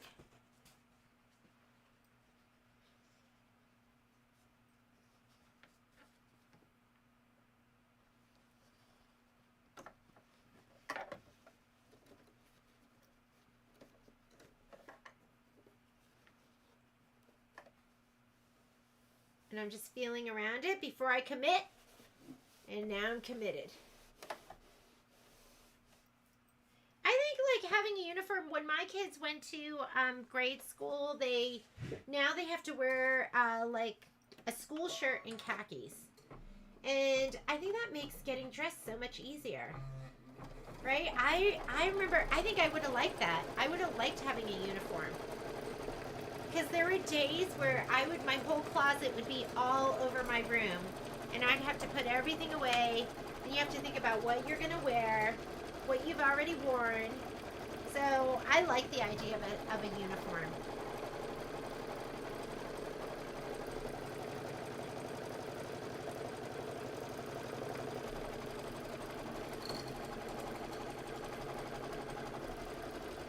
Oh, did I not skip my steps? Sorry, guess what I just did? That was the batting tack down. And what I really wanted to do was the background. Okay, that was me talking and not paying attention. So I did the placement. I just did the batting tack down. The next step is the fabric placement. And then this is the... So I did the wrong step. Let me go back. I just want to see where this is. This is going to go around the outside edge. So I might have some thread showing when I go to put it all together. This is what I should have done, which is just the basting down of the background fabric. This is going to be right in my seam allowance, so I might have to pull out some of those stitches. Sorry about that.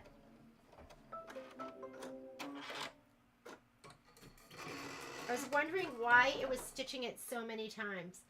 Here's your quilting. We're going to skip that. We're going to do this placement for your this is your template placement for your pieces. I'm going to take those pieces to my spray tent, give them a little spray.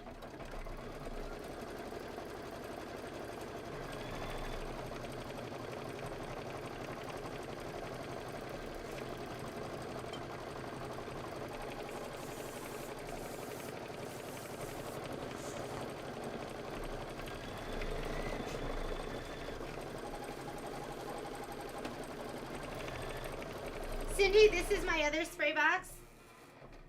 Look at it. It's an Audi spray box, and we don't even have an Audi. We've never had an Audi. But this is the love. This is my spray box that I love. But Momo has stepped all over it. He's broken it in the past 2 years, but I still keep it because I need it when I do longer things. So when we do the outer borders, I'm gonna be pulling it out. And it always reminds me, it reminds me of Steve Carell in 40-Year-Old Virgin. Because, you know, sometimes I'll just grab chunks of it. Because you can just grab the spray and like the lint and the threads and all of that. So then it looks like that. It reminds me of that scene where he gets his chest waxed.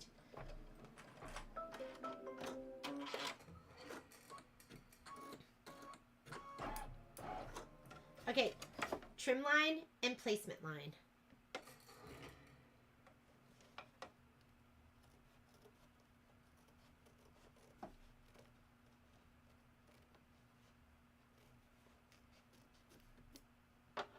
Grab your next piece, should be the one with the snowflake. Wrong, grab the wrong one. Face down, right side down.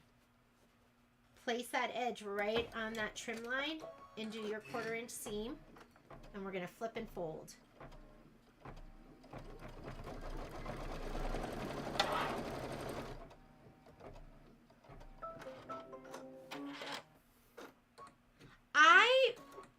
Shannon, I much rather have used the wet rag and done a sponge bath than getting that cold, like drafty New England old building shower. And plus, like, I was in, well, was that one I'm talking about was middle school, and I was a little self-conscious about my body. So I didn't want to get dressed in front of anyone.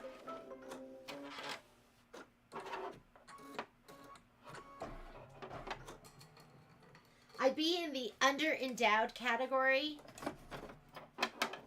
And, yeah, it was awful. I hate it.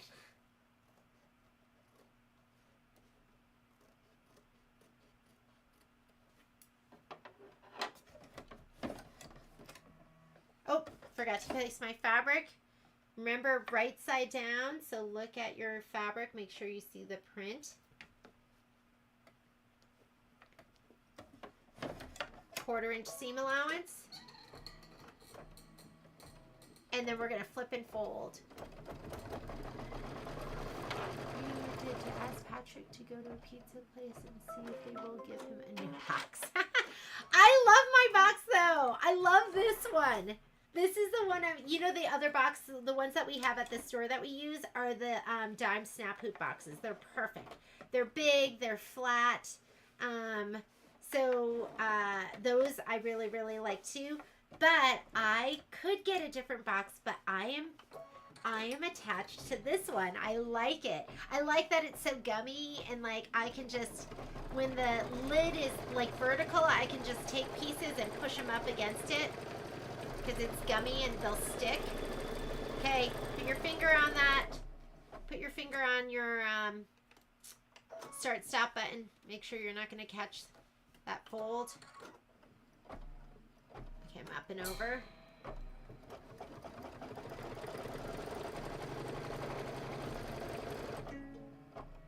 I am almost out of thread. Let me see if it'll make it just to the very end of this. Let me grab some more thread. I love my Audi box. Love it. I'm just going to have it go to here, and then I'll change out my bobbin. Okay, let's cut.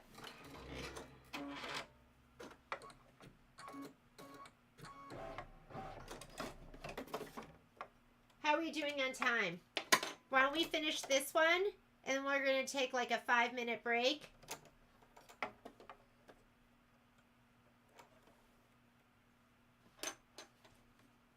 Five minutes, because we want to get going and do some of those triangles.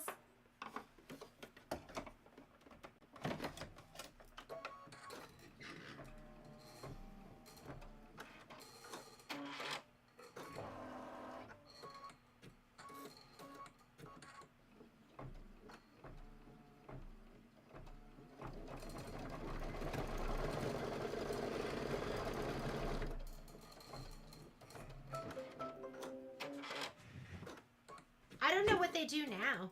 Do they still have like they probably do. Do they still have like big like showers that everyone, I don't know if they have those anymore. Do kids even take showers at school? I think they do probably in high school. I was not an athlete, so I don't know. I did I told people this before. I'm a horrible swimmer. So in Connecticut, in our high school, you had to be able to swim, and everyone had to take, was it not a semester, a quarter? Everyone had to take a, it wasn't even a quarter. It was, yeah, maybe it was they had to take a quarter of swimming, unless you were a bad swimmer like me, and then you had to take a whole semester. Oh, forgot to do the bottom. I honestly can't remember what the showers were like in our high school. I don't remember at all. My most traumatic time was in middle school.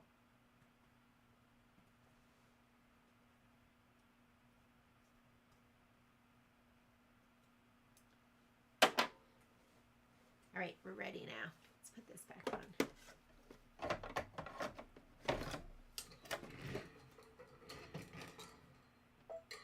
All right, decorative stitch.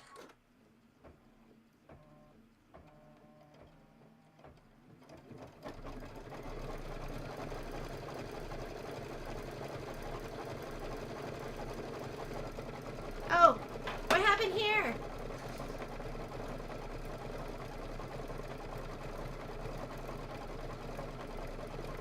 How did I miss this?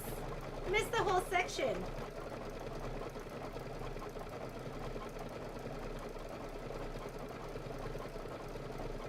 Yes, sometimes I trim while the machine is going.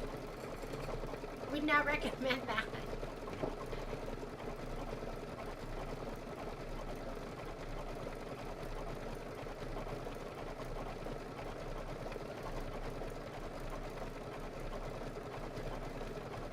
My goodness, I did not like gym class. I loved gym class in like elementary school because we learned how to square dance. And I thought that was so much fun. And I loved things like the parachute that you would run under. But I did not like things like dodgeball, kickball, oh my goodness, volleyball. I didn't like any of that. Okay, I am not going to do the placement line because I know where it's going to go. I'm just going to give this a shot of spray. I'm going to skip the placement line steps. Hope you ladies are comfortable skipping, going forward and backward step. That's the placement. It is turquoise. That's my tack down. I am going to do the tack down.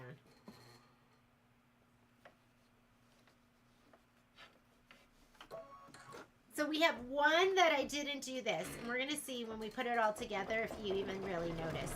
Might not be as thick. Hello, Miss Irene. So you got a wonky one too. Mine's wonky. Are you stitching with us, Irene? Junior high we had these ugly. Yeah, so that's what they were telling me about these. And they told me they had to embroider, they had to hand embroider their names on their gym uniform. I was like, wow.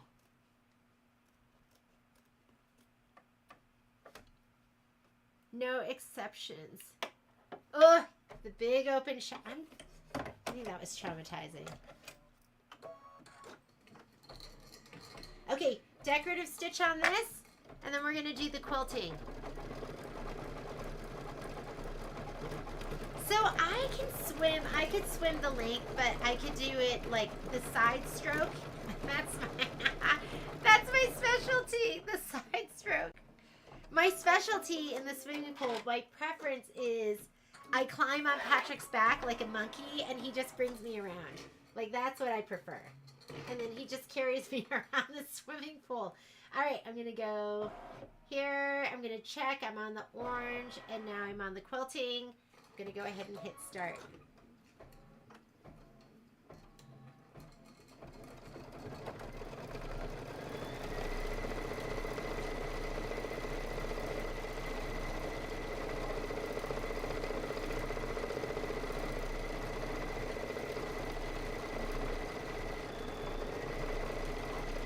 I would have loved that, Shannon, if I could have done my gym credits outside. There was a lot of pressure. You know, it's kind of sad when nobody picks you for their kickball team every single time. But I get it. I wouldn't have picked me either. I'm going to have to yank out, I might have to yank out those stitches, the ones that I did for the batting tack down. I'm going to evaluate. While we're stitching out the triangles, I'll evaluate those. But I do want to trim. I want to show you how to trim these out, especially if you use the 5x7 hoop. I think if you use the 6x10, you had more of an outline stitch going all the way to the edge, and then you kind of fussy cut to this. If you have a square ruler, grab it right now. I'm going to be using my 6.5 by 6.5 square ruler.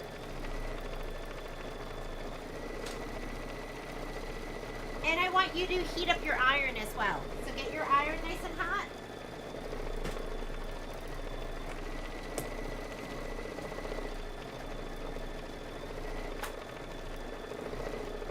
Heat it up. Heat it up, girlfriend.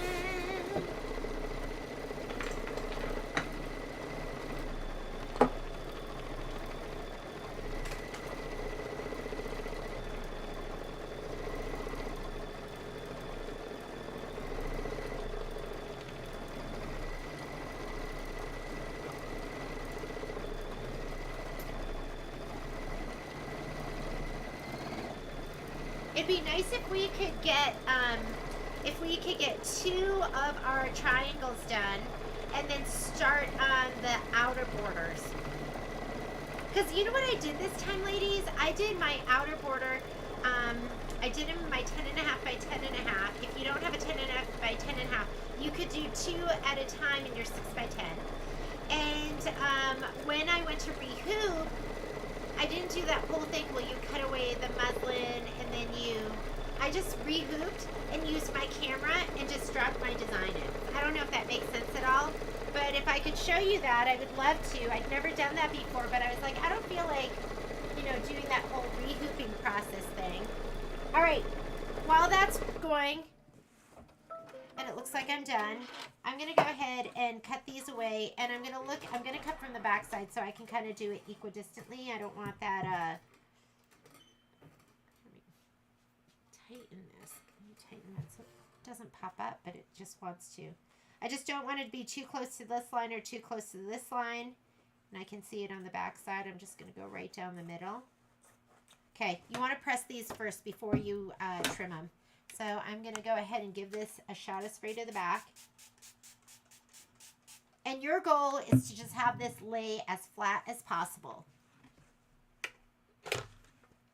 What's going on here? I'm going to go in one direction and then I'll go in the other direction. And I do pay attention to if I have directional fabric. So if I have like striped fabric or something, I pay attention to that. But this is all pretty non-directional. And spraying into or pressing it into a wool mat just helps because your stitches go in, it pushes your design in, and then kind of spreads the fabric and makes it flat and gets rid of the puckers. So I'm really not fearful of puckers. Okay, I love my Martelli. You You all know that it's on our Christmas list. Just get it, although they're sold out right now. So I ordered more, but they're on back order. You may or may not get this for Christmas. Oh, look how dirty that is. I didn't know that. So this is the rotating part, and then you can get the mat, and you can also get the ironing mat. I gotta tell you, if I did it over again, I wouldn't have gotten the ironing mat just because I don't use it. I use my wool mat. But if I was gonna actually, you know, if I was traveling or going to classes or something like that, then I think I would get all three. But the bottom two, like, look at that. The way it turns, it's the best. All right, so is this the one I pressed? This doesn't look like the one I pressed. Oh, here it is. Let's look at our instructions for the cutting instructions. Cutting instructions, page 20 is the page we're on. So it says to trim here, and I wrote here white fabric will overhang because they show it where the white fabric doesn't overhang, and I found that confusing. Your white fabric, you want it to overhang so it gets sewn in the seam. Measure a 1/4 inch from the end of the decorative outline stitching along the petal edges and mark a straight line with a water-soluble or heat-sensitive pen. I didn't do that. I just cut. Cut on the marks shown in blue. So what I did was I took this, and you can see the decorative stitch right here and right here. And then over here, that's the end of the decorative stitch, not the line here, right where the decorative stitch ends. So let me see if I can get a close-up. I just took my ruler, measure a 1/4 inch from the end. So here's my 1/4 inch. I'm going to put that black line on my decorative stitch on both of these. And it wants you to cut to 5.5 inches. So I'm going to just, let me do this because I have my 1/4 inch right there.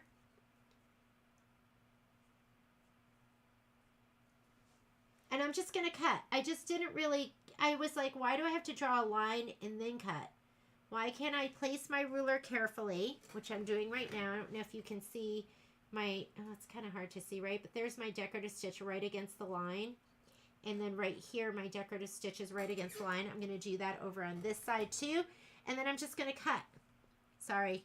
The shadow of my monstrous head. There we go. That looks good.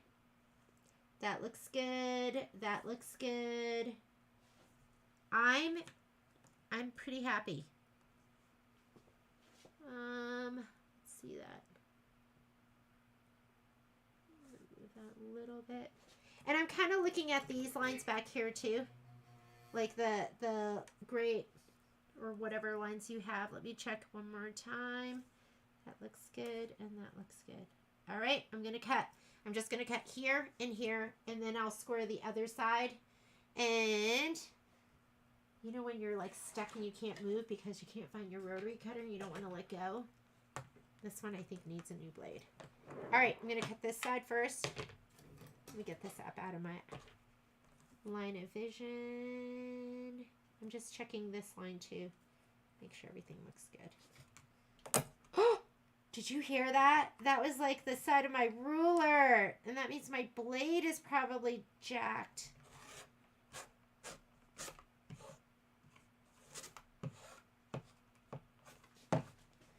Hold the whole thing. Don't let go and rotate. It's going to move. Okay. So I have that one, and now I'm going to go ahead, and now I'll go 5.5 because they want the whole thing to be 5.5 by 5.5. So I'm going to go to my 5.5 inch lines and trim. And that one's trimmed down.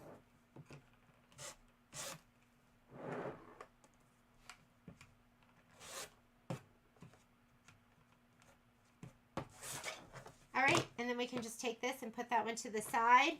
Looks great. I'll do the rest of them later. Just wanted to show you how to trim that down. So I'm going to take these and this, and then we can put these all to the side. Let's go ahead. Okay, I haven't been looking. I've been concentrating on cutting, so I'm going to check your messages. Have you all seen? No, I didn't see that they have a freebie on Cup and Share Advent Short. on YouTube for today. Cup of Chair quilt label with a coupon. Thank you, Susan, for sharing that. Did you ladies all see that? So there's a quilt label, and it looks like that design is free for today. It's the Cup of Chair quilt label with a coupon code for free. Love it. Thank you for sharing, Susan. Okay, I'm going to pop these out. I don't think I'm doing anything else in my 8x12. If you are doing more in your 8x12, cut the top one off. Leave this one here so you can hoop up. I'm just going to take this and kind of put it to the side. And we are going to get our... Which hoop was it? Oh, wait. I'm using... I'm so stupid. We're using that for that... Okay. Remember, I did my... the triangle. So we're going to go on. We're going to do the triangles now. Think, brain. Focus. Bye. Have a great class. Mommy loves you. Oh, your brother left you. You sad. Okay, we're going to do this. You can do this in the 8x12, or you can do it in the 9.5x14. When I did it, I was like, is there any difference in the design? And they looked exactly the same. They were sized the same. The quilting design went all the way to the edge, just like the other one did. So we're going to go ahead and hoop up in your 8x12. Hi, baby boy. Where did I put my 8x12? It's amazing. Oh, this is 5x7. Let me grab my 8x12. We're not using this. We're using this. Let me move this out of the way. What about that break? I don't think I can give you one. We gotta get stitching.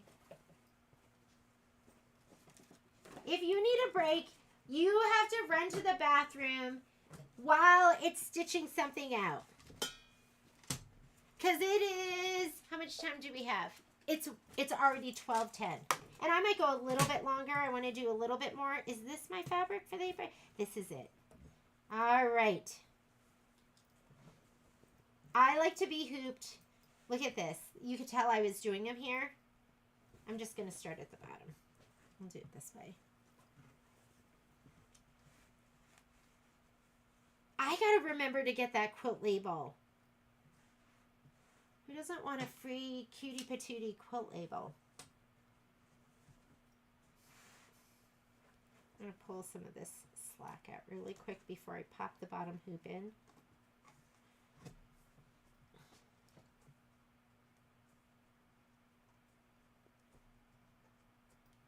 Okay, let's go ahead and put this on the machine. Let's talk about the other little bits and pieces that you're going to need. Let me grab. Okay, this is what I have. So, and I know you didn't get your prep video until like 2 o'clock last night. But you had cut out 13-inch pieces. 2 of them. And so you were supposed to subcut that into 2. Just put your ruler right down the diagonal and cut that. This is going to be your background. So I have a different snowflake because I forgot to bring home a kit. So put those to the side. As far as batting goes, I did not cut my batting to size. I made it a little bit bigger because I thought the corners and getting everything in was just going to make it too hard. So I measured, and I think the perfect size for you to cut is for you to cut 10.5-inch squares. So you're going to cut 2 10.5-inch squares and subcut them. Just cut them right down the middle. You're going to have plenty for us to trim. We are going to do the whole batting placement, tack down, and trim. And then we'll go ahead and put our background pieces. These are big. If you do this in the future, I don't know if you really need 13 inches, but it is kind of nice laying it down and not worrying about did you get it right over the placement line. So, this is going to be for the hat. Your vinyl, your glitter vinyl. Your instructions, if you got a kit from us, the instructions said 6.5 by 8.5. Yours was cut because it comes off the roll 7.5. And if we did it the other way, then we would be wasting a ton. I would have had to charge you more. So your vinyl was purposely cut 6.5 by 7.5. And you're going to have plenty.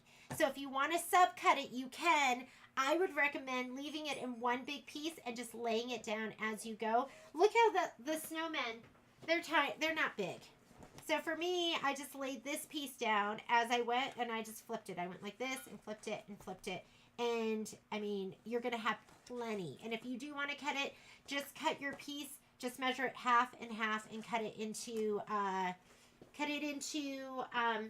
equal pieces. Are we ready, ladies? I think we are. We're hooped and at the machine. Let's grab our instructions. Our instructions. We are going to be on page 26. And if you look at your spreadsheet, which I don't know where I have it. Oh, look, it's over on the floor. I'll show it to you at the machine. Let's go over there.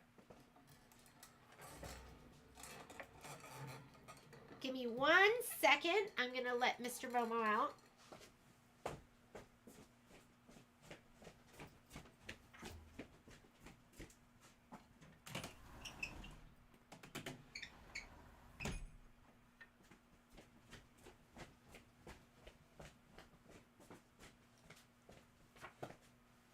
Okay. Spreadsheet, when in doubt, look on the floor, because that's where I usually drop things. So we are going to do up to Snow Good. I got to change this because I use the 5x7. You could use the 5x7 or 6x10. Look it.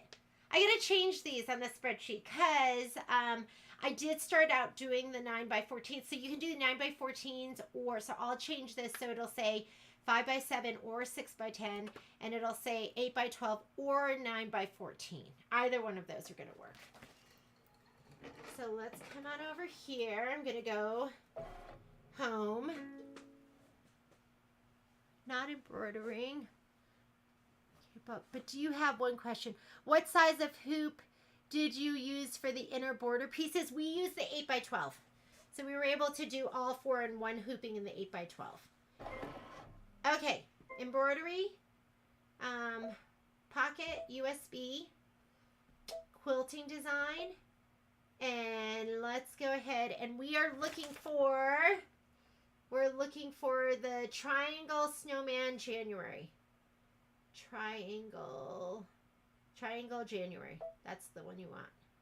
And there's 8x12 and 9x14. So choose whichever one, whichever hoop you want to use. I'm going to go ahead and do this one and set it. And we are going to combine it with the design. So go ahead and hit add. And now we're going to go into our quilting designs, and we are grabbing Mr. Snowman and set it.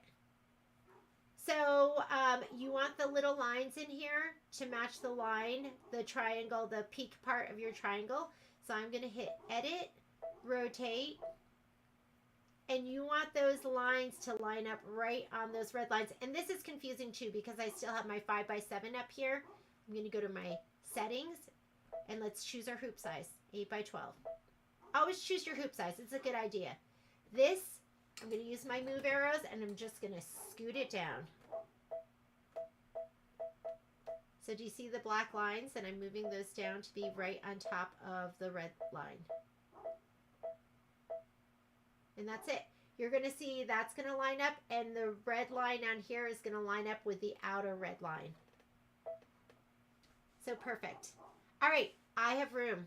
I can move that design a little bit to the left, which I'm going to do. I can't scoot it up anymore. It completely fills my 8x12 hoop. So at this point, I'm just going to go ahead and say okay. And I'm going to touch embroidery. I am combined. Once you hit embroidery, this screen from which you stitch out, your design is combined, so you can move it and it's going to stay together. So I'm going to go layout, move, and I'm going to scoot it all the way to the left, and we are ready to go. Any questions? Are we ready to stitch, ladies? All right. First thing it wants to do. Okay, hang on 1 second, ladies. Remember, Patrick said there's somebody coming here. So I'm going to go ahead. Let's stitch out that placement line first. You're going to spray your batting, and you're going to put it down.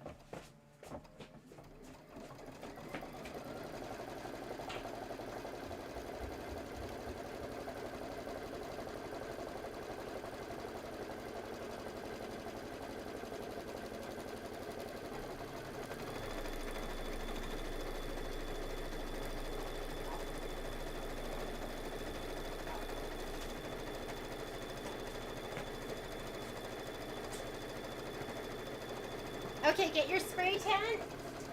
Grab your batting. Give it a little shot of spray. This is not going to fit in here. It's going to be a little bit bigger if you use the dimensions that I gave you.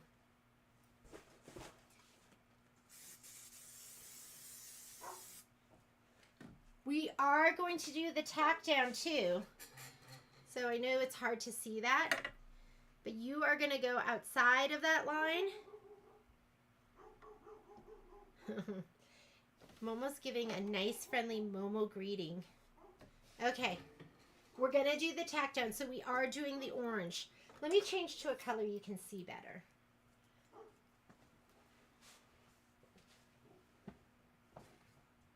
How about we do this? This is so pretty. We'll do this one.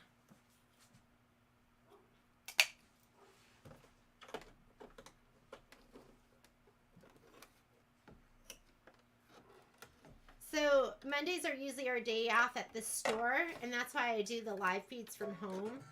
But, you know, life happens, and it just happens all around me. All right, so now we're going to do the tack down, and then we are going to trim. So get your pair of scissors. I like to use my double curved. I think it would just be too hard to get like these triangles and everything to be settled in, so I thought it would be better to go ahead, put these in, tack them down, and then trim them out. If you want, you could measure this and figure out exactly how large to make that triangle too. So it's up to you, whatever you want to do.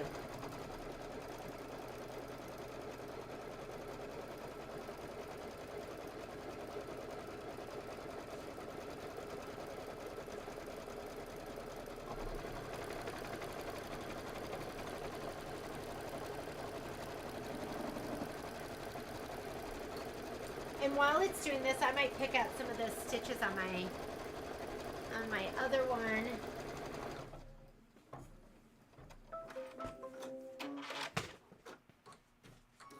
If it was me stitching here by myself, I'd be 10 needling it too right now. Love my 10 needle. 10 needles are the perfect, for me, it's the perfect machine to have when you don't have time. As long as it's a project that, you know, you can, that doesn't need a lot of attention. So go ahead and trim away your stabilizer close to the stitch line without cutting your stitch line.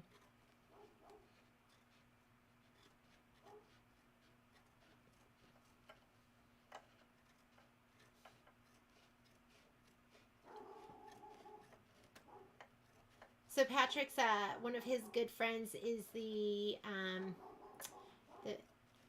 North American, is he head of North American sales for Nerona, which is an outdoor sporting goods company? Not sporting goods, but clothing. So we showed up the other day, and there were 9 huge boxes in my sewing room. Violet's like, she said to her dad, you bought a lot of stuff. And he just cracked up because he didn't get it. His friend just had it sent here. I think they have like a trade show or something happening.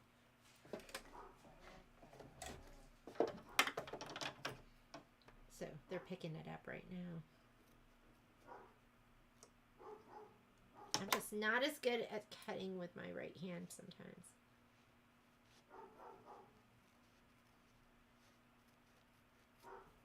Okay. This is why it's nice to have it pre-cut, because you save all of this time. I'm going to use my snips. All right, Miss Cindy, we will see you later. Thanks for joining us.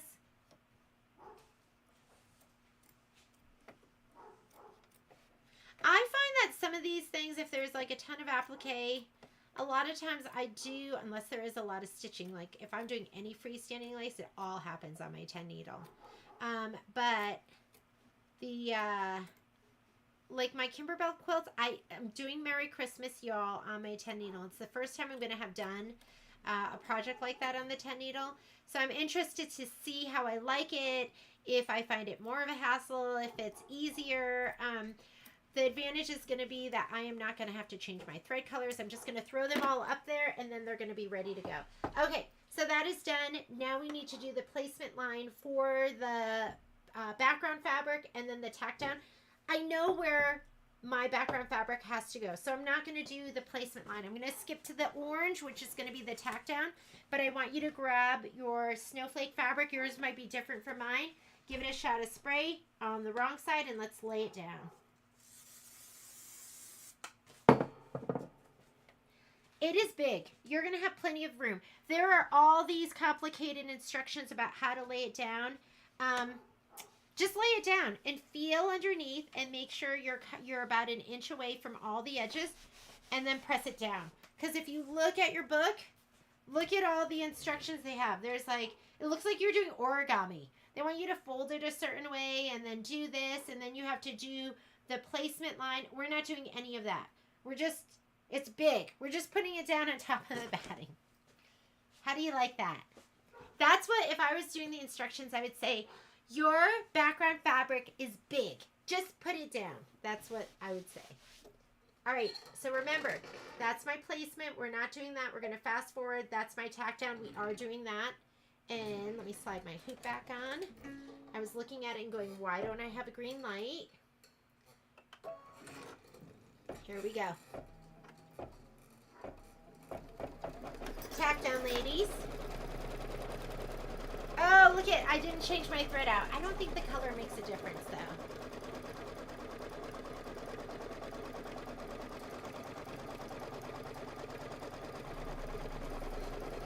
This isn't going to make a difference. This will get covered up in the seam. But we are going to change our thread out. I'm going to change mine out to white for the quilting.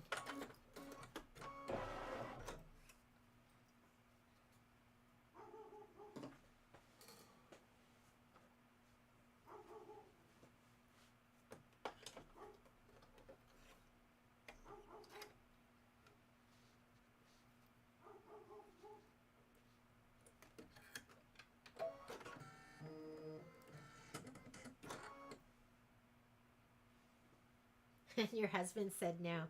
You know, the 10 needle's little. It's just a little, it's like a hug. It just doesn't need to take up any room at all. I have mine on a big beefy table, but really like the footprint of it is not that big. But if the hubby says no, well, that's a different story.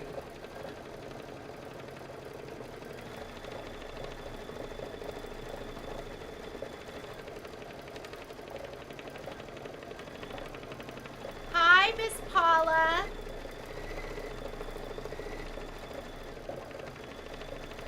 That is so funny because I was like, oh, we have a gentleman joining us today. Sometimes we have some gentlemen that join us, but I saw Richard and I was like, oh, who's Richard?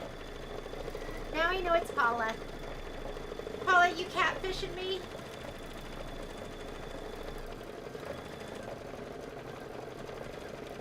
I'm just using right now a 7511 embroidery needle. So these are like my favorite needles to embroider with. They're made by Oregon. We used to sell the Madeira like packaged ones, but now I'm selling the Oregon ones because the Madeira ones went up in price to $8.99 a pack. But Oregon ones are still, they're the exact same needles, are still $6.99. So you'll see a different packaging if you've been getting them.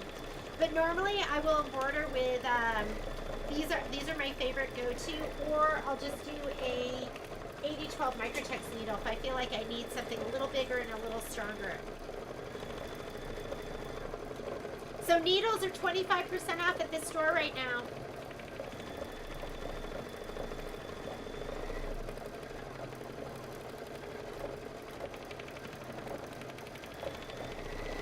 You know what we should do, Cheryl? We should make Charlie use the 10 needle. We'll get him on it.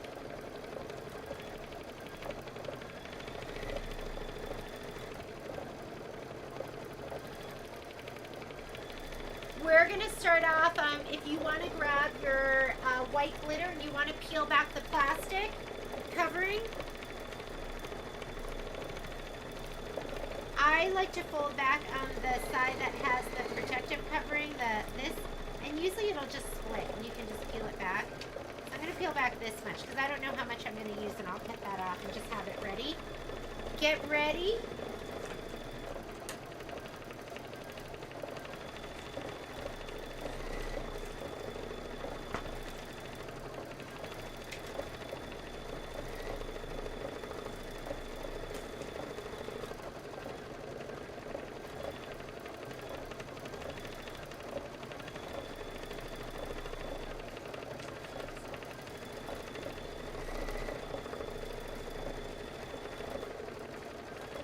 At this point, Kimberbell has so many projects. I don't want you ladies being overwhelmed. But pick and choose what you love. I think at this point, I'm going to have to do that because I love them all. Half the time I go, I don't know if I want to stitch that. And then I stitch it and it's so cute. But pick and choose the ones that you love. I got to tell you, I am loving this. So I think this is coming out this week. I'll have the kits up. I cut 32 kits, so 32 kits ready to go. They'll be ready on Tuesday, and this will be up on the site on Tuesday. But this is called Let Me Call You Tweetheart. I'm gonna make this for I'm gonna put Patrick's name up here, or maybe I'll put like a picture of Patrick right here. I'm gonna make this for Patrick. He will not like it. I'm just kidding. It's just not his thing, but it's so cute. If I give that to him, he's gonna pretend like he's gonna have to pretend like he likes it. Leslie, okay, this is the thing. I don't know if I'm gonna have time to do the sew along for the new pillow. It's called Shout Hooray. So I did put it on our site as a pre-order. I just don't know if I'm gonna have the time to do it though. So that one might not be a sew along. This one will either be a sew along or it's going to be pre-recorded videos because I love this. Merry Christmas, you all. I am doing that one. That one I love. And Oh So Delightful, that's going to be the next big sew along that we'll do, like live feed. We'll do a sew along a week, and it'll probably take us, I'm going to say, 6 weeks to do that one. This pillow, I think, is good. It's 22 inches by 22 inches. Yeah, at this point, I was trying to do every single new project that comes out. I just don't know if I can do it. It was almost like I got the wind knocked out of me when I saw that new pillow because I just thought, I don't know if I can do it. We're going to skip this. Because that's the placement for the fabric. If you were going to lay it down right now, we've already laid it down. Let's go to the next step. We're going to skip this too. This is going to be the tack down to kind of stabilize the fabric if you didn't do the quilting. So we're going to skip that too, and we are going to go to the placement for the snowman. That's the next thing you should be doing is placement for the snowman. I'm going to do mine in a light gray so you can see it. Or actually, I'm going to do it in this mint green because it's here.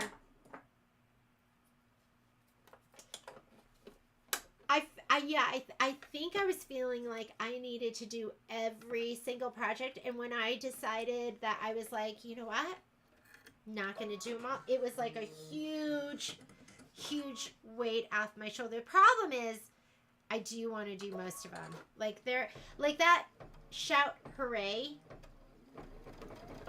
That to me, I look at it and go, I don't know if I'm going to love it, but I bet that's going to be one of the pillows that when I stitch it together, I'll probably end up doing it. It's going to be absolutely beautiful and amazing. Okay, I am going to give this a little shot of spray.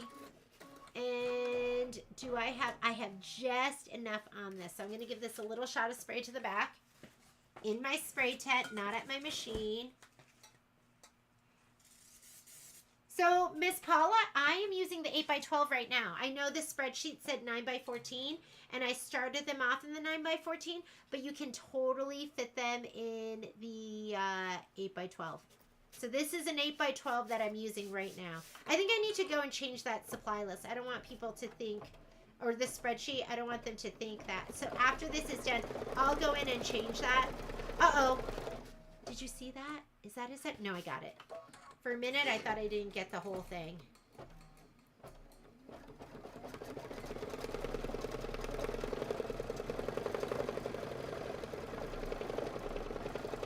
I'm going to use my snips and I'm going to trim this down, heat up your iron because we are going to, this is heat transfer vinyl. So we're going to give it a little press. Yeah, 8 by 12 is what I'm using right now. It's going to look exactly the same. You can do it the 8 by 12 or the 9.5 by 14.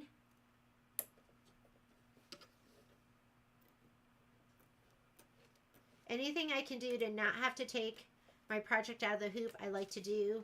And so I've learned how to cut with my left and my right hand. Because now I can just switch it over when it's convenient. But with full disclosure, I am naturally a righty. The only thing I do with my left hand is cut. And so I think that's why, because I'm so right hand dominant, I think that's why I have an easier time. But if you could learn how to cut with your right hand. So I love these because all you're doing is pinching. So it's not like you really have to do much with these. They're easy to cut with both hands.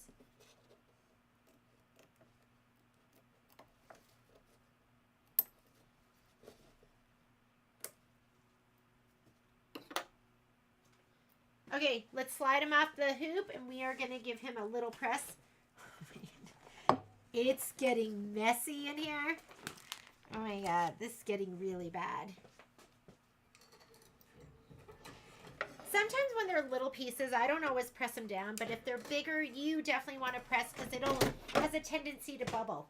So you can either use a Teflon pressing sheet. I use my Goddess pressing sheet. For stuff like this, I literally just take the muslin and just flip it over. Or I'll use whatever fabric's laying around. I'm not fancy. I'm not fancy about that kind of stuff. I don't know about you ladies, but I feel like I'm getting a little fancier as I get older. I think Patrick has done that. Patrick's made me a fancy girl.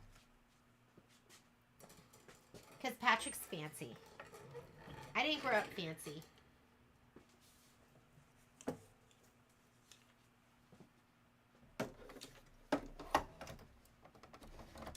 Okay, let's slide that on. We are going to do the placement stitch for, I'll just leave the mint green thread in there because now we're just doing the placement stitch for the little hat. And here is my hat fabric. Look how big these are. You could easily do two hats in one of these. I'm going to give it a little shot of spray. I think they have SVGs. I'm not positive because I'm not an SVG girl, although I should be because I have a cutter. And somebody was telling me how, whoops, wait, I don't want to do that. This, you should match your color because the outline stitch I don't think is a satin stitch. So go ahead and put your red in right now. Sorry about that. Put your red thread in. My favorite red is Wildflower. I actually bought a king cone of it because it's like, I love this red. It's like just the perfect red.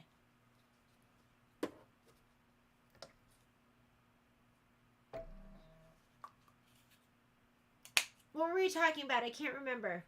Oh, so I just made the OESD gingerbread. It's the Cookie Cabin, their newest gingerbread house. And they're a pain to trim because you have 2 layers of cutaway on the backs of them. So when you cut through and then they have like, there'll be a house with a circle and things like that. And she was telling me how she cut everything on her Scan and Cut, which I have a Scan and Cut. And I just kept thinking, oh my goodness, if I had done that, that would have been amazing. So what is the number? What is the number of what? Are you talking about what step we're on? We are on step number 6. This is stitch the hat tack down line and trim the fabric close to the stitch line. I don't know if I answered your question, Marlene. Let's go ahead and trim. And by the way, your Santa looks amazing. And he looks so much better than mine. I need something a little hardier. I think it was before I used the layers of cutaway, the stick cutaway.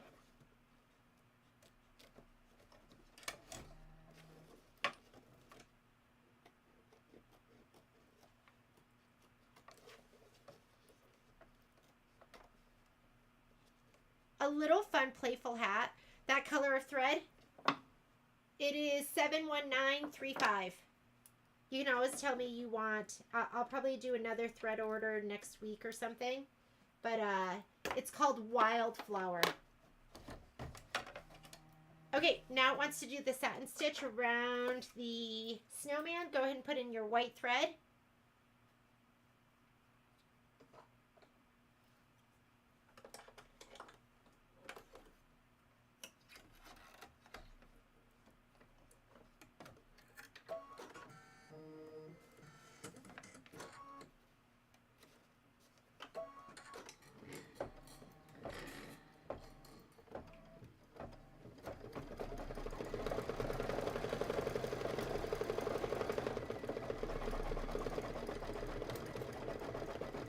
Why don't we do this? We'll do this snowman, it's $139. Maybe we'll do one more snowman and then I'll show you how to do the border stitches. You know, you can follow the instructions for stitching it all together. I don't think you'll have any issue with that. And then I want people to post their pictures. I want to see what you get done.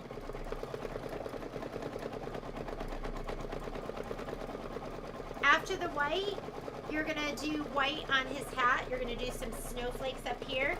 Then we're going to stitch the ski top. I am going to be using for the ski tops, I'm going to use, not that one.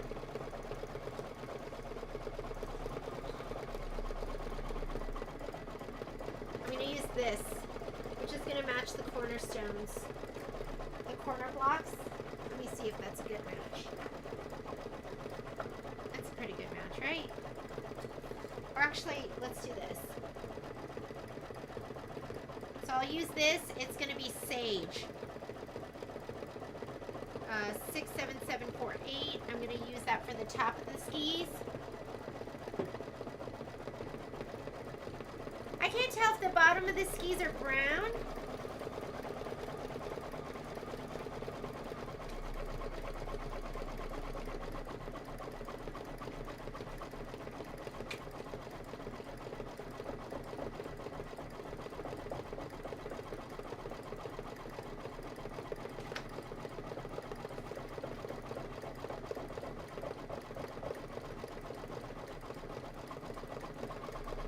They look brown to me.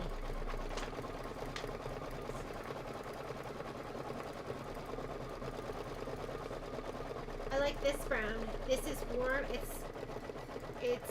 It's called warm gray. So I'm going to do this for the top of the skis. I'm going to do this for the bottom of the skis. And then the ski straps I want in red. And the arms, I'm going to use this. I'm going to use this for the arms and the eyes. And this is shadow. That's the plan, Stan.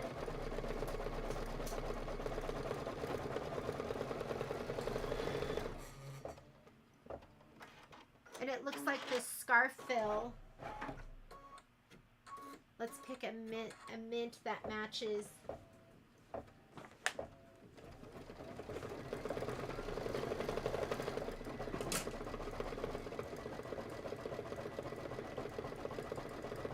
For this scarf, I'm going to use Mint Julep, which is number 60624.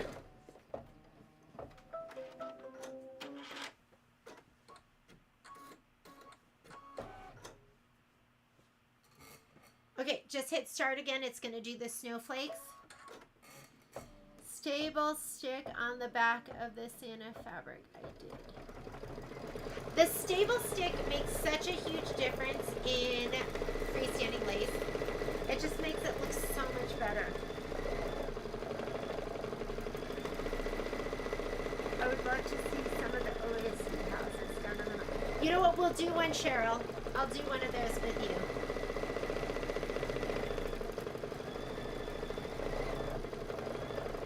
They have that new, the OESD, I think it was the bonus CD for for October, and it has some of those little houses. So we'll get you one of those and we'll stitch one of those out. It gives it so much structure.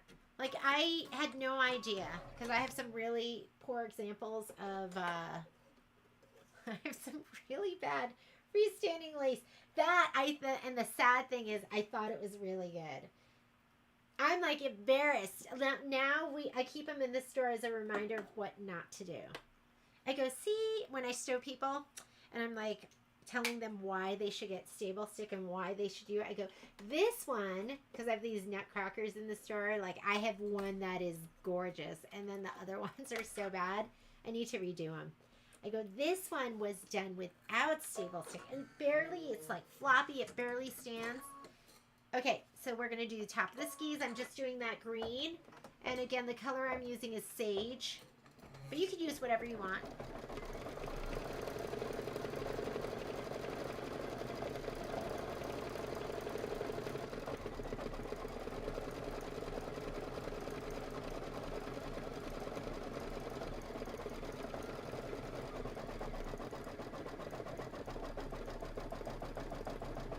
Ooh, that green looks so good. Okay, I'm going to write, while it's doing this, I'm going to write in the colors that I'm using. So, if somebody wants a thread kit for this, you could call me. And I'm showing you the threads, though, that I'm using right now. So, if you don't like them, don't ask for one. But I'm just using regular white. So, this one is sage. The red is wildflower. I don't have a good, okay, I'm going to have to find a good orange for the nose.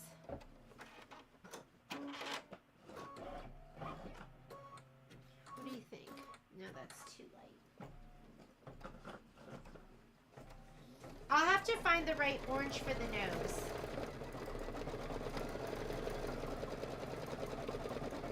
See, if you look at their colors here, this doesn't even, I think that's supposed to be their mint. Doesn't even look like it, right? So I'm going to do mint julep.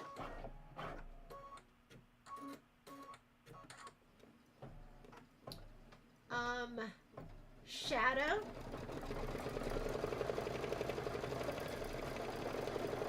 And warm gray.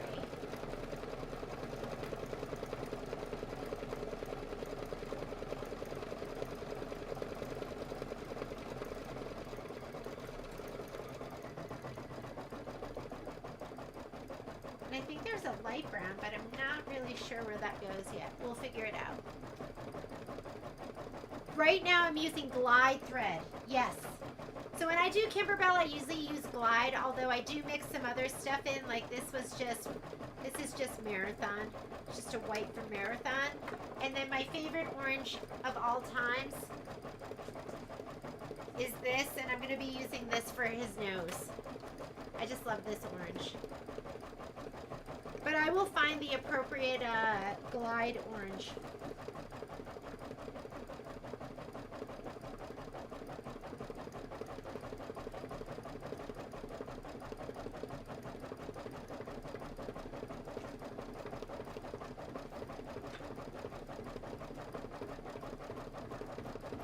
I don't know what that light brown is. I don't see it anywhere.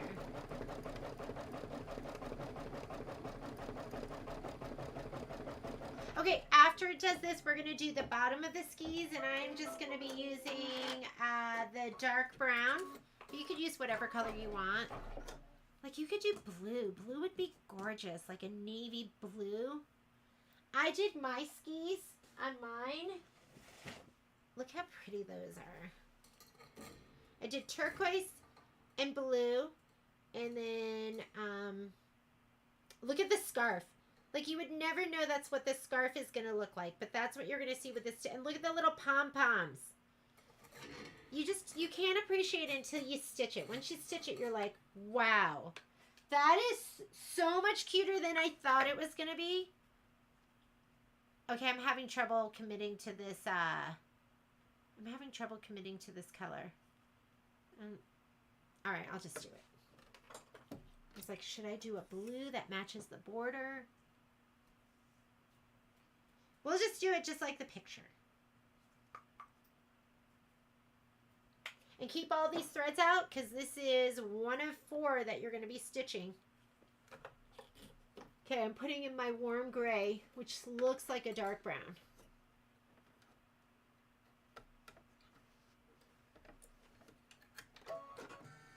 $12.48, ladies. Just watching the clock a little bit. And then you're going to put your red back in to do the ski straps and the hat decorative outline.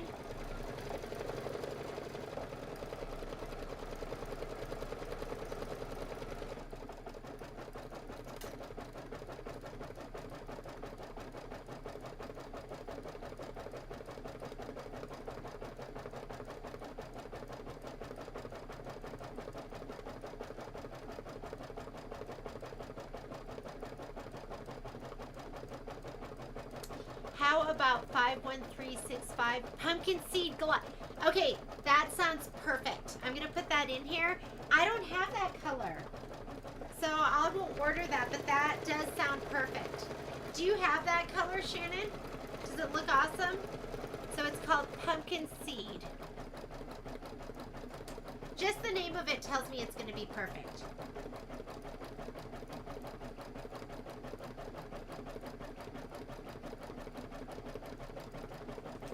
I love stitching with my ladies because you help me figure out better things that we can do and better ways we can do them too.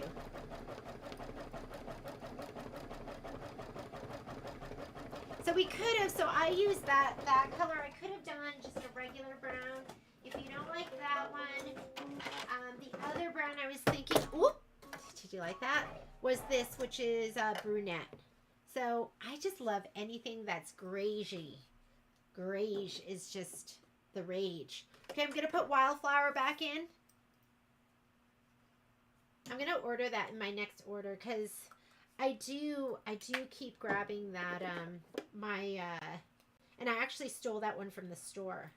I was like, I'm taking this because I ran out of mine. I used all of mine up, so I'm a little panicked that I'm not going to have like an orange I love. I probably have like 20 oranges and I still can't find,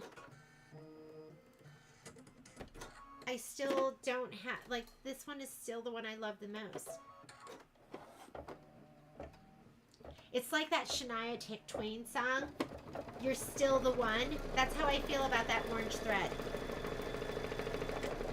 It's the one that I run to. The one I belong to. Hi, Shirley. Where are the instructions in the book for the borders? There were none. Yeah, that's why if you look in the spreadsheet, there was no page for me to put in. I'm going to go ahead and hit start. There was no page. And they didn't have any instructions. I kind of just did it on the fly. I don't know. Was it in the, I don't think it was even in the quilting instructions. If anywhere, it's probably in the quilting instructions. It was not in the book. Let me find my quilting instructions. I have them printed.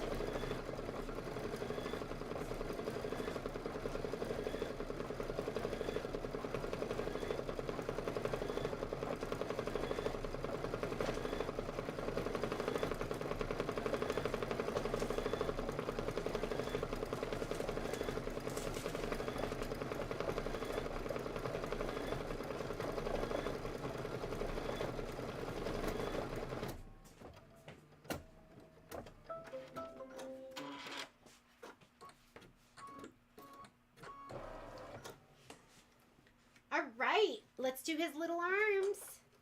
I'm going to be putting in shadow for this. Shadow, it's so mysterious. Oh, look at my thread didn't cut. What's going on here? There. It's okay, Paula. Don't worry, because you have to do this 4 times.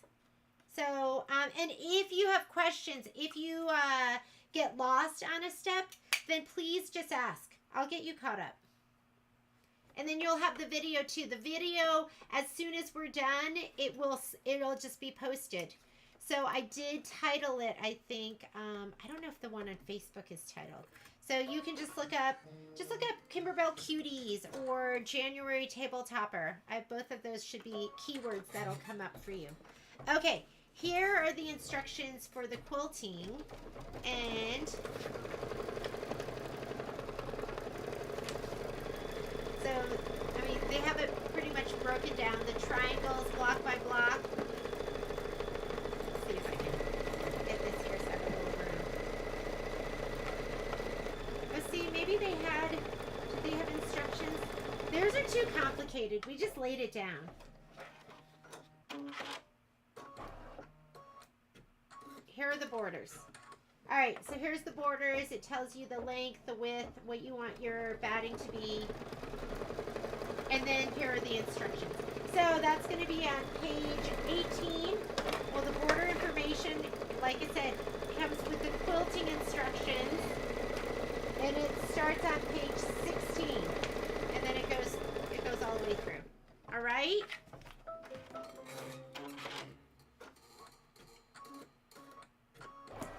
We're going to do his... Oh, these are the little pom-poms on the top of his hat.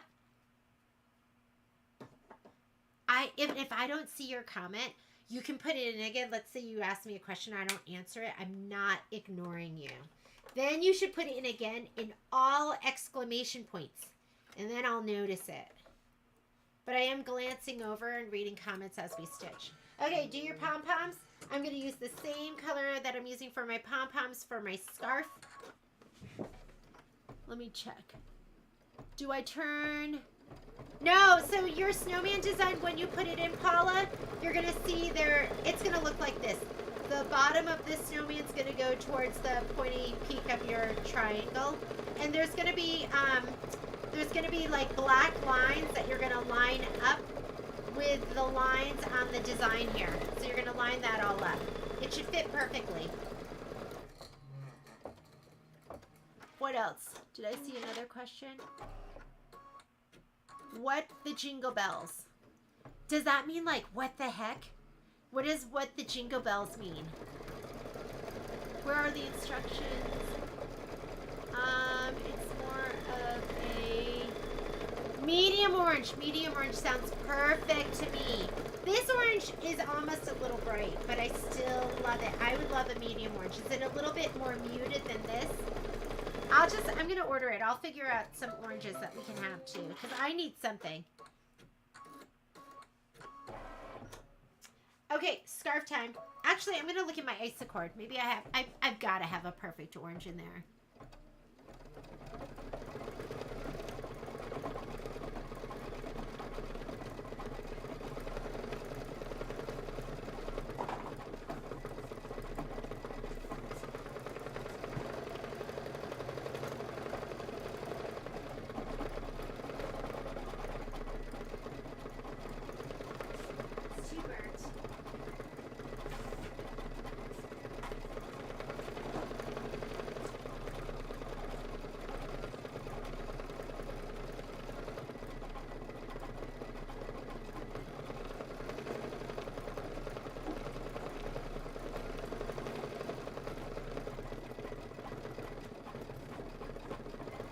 Okay, what about these? So this is kind of nice. It's kind of like a light orange. And then I have this one. Ooh, that looks really bright. This is, okay, here's my favorite orange. Which to me is like the perfect orange. This looks way bright now. This looks like carrot orange to me. And then I have this one. I might go with this one. This is 1030. This is Isacord. I don't have a glide orange to recommend to you right now. But still, this one is still the one. Paula, did you see how to line that up? I've never heard that before, Shirley. That's cute. What the jingle bells? I'm going to use that. I like that. I'm gonna use it with Patrick when he gets home today. I'm just gonna say it to him.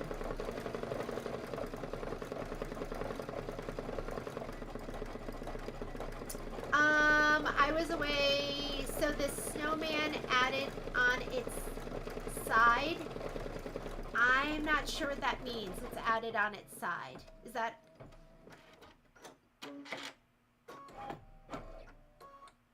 Isn't that color great? So they have so many different mints. Let me show you. There is... Well, I don't know if they have so many.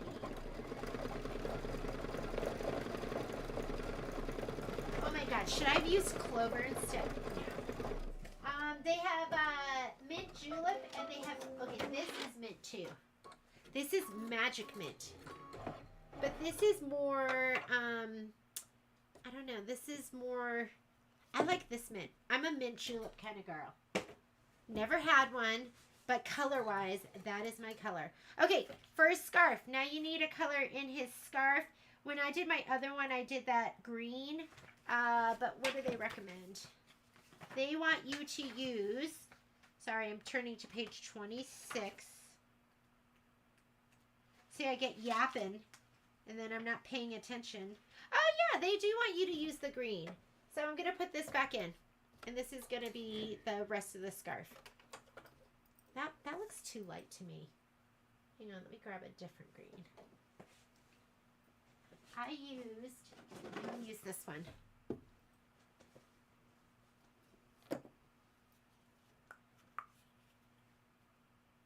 Is that what I used in mine? Ugh.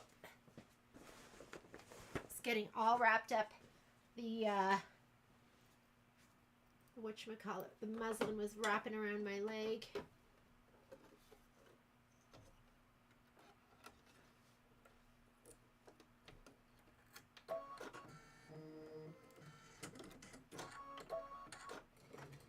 Is that too bright? Hope not. Okay, I'm gonna use that for the scarf detail. Then we're gonna do the nose, the eyes, and our trim guidelines.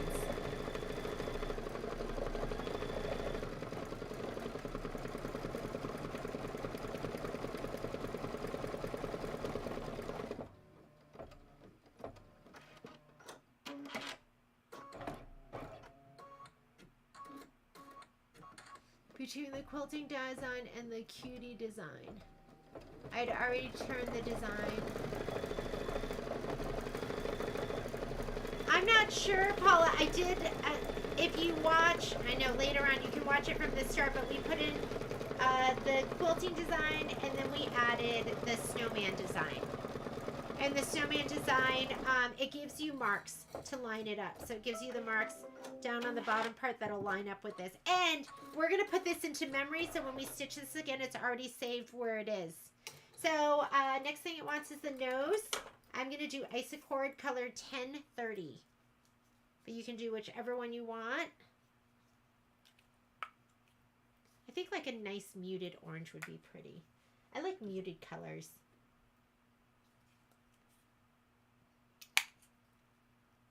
So Violet needed, so Violet is in We the People. And so they do a competition and the whole team picks their color of what they're going to wear. So they picked red. And I did not know it was going to be so hard to find a red shirt. Like we looked on, we looked at the Gap and Old Navy and where'd we look? Banana Republic. I ended up buying her 2 shirts. She's so skinny. I ended up buying her 2 shirts from Anthropology, and they were both, neither of them looked good. Well, no, one of them was really cute on her, and the other one was like, did not work at all. We ended up going to her grandmother's favorite store, Chico's, and they had tons of red. I don't know why I'm telling you about this. I don't know what this has to do with anything. But we were so pleased. So now if you ever need red, go to Chico's.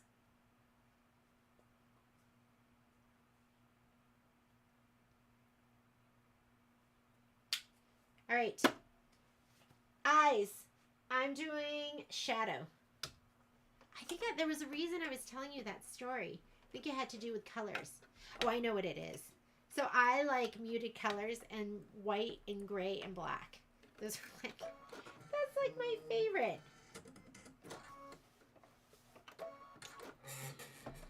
I am not, I don't wear red often. I didn't have anything to lend her. She usually just goes in my closet.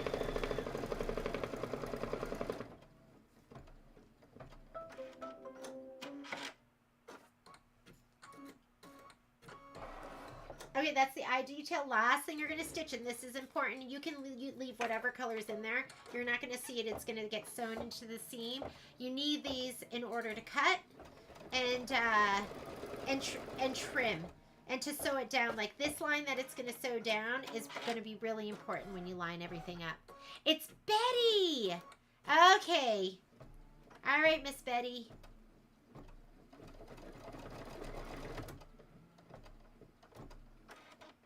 So, Miss Kate, so are you saying page 16 in the quilting instructions? I'm going to go to page 16 again. I think if you look on page 18 kind of shows you how to do it. But I did the video and it was pretty easy, but this shows you how to kind of lay it all down with your batting and then stitch out all the borders. But we did, like I said, we did all 4 of the inner borders in an 8x12 hoop. One hoop each. It was easy peasy. Okay, it's 104. We're going to hoop one more of these up. It is so cute. Hi, Miss Kathy Carter.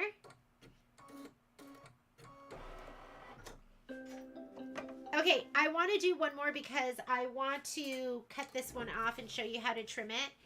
And what I did on with my Martelli. But let's do this. Let's hoop up. We're going to start one more. I think I might even give you a break. And I think I'll stitch one more hour. So what we'll do is maybe we'll do a little break. So, because I'm getting hungry. We'll do a little break, and then whoever wants to come back can come back. If you don't and you have something going on, I totally get it. But I do want to do those outer borders and show you how I did them. And I think doing that, oh my God. For a minute, I just had a heart attack like I wasn't supposed to rehoop that. Alrighty. We are going to move, because we do have to get this where it's going to fit. I'm going to move it up like that.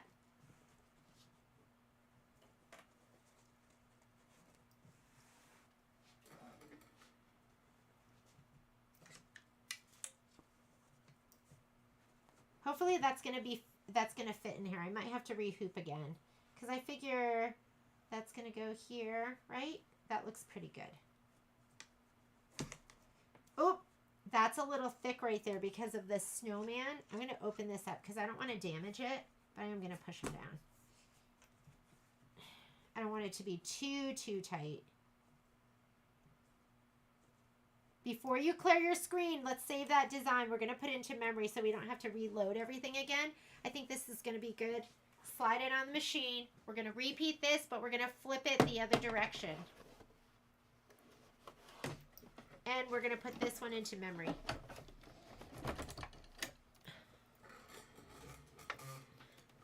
Whoop. Okay, I'm going to say okay.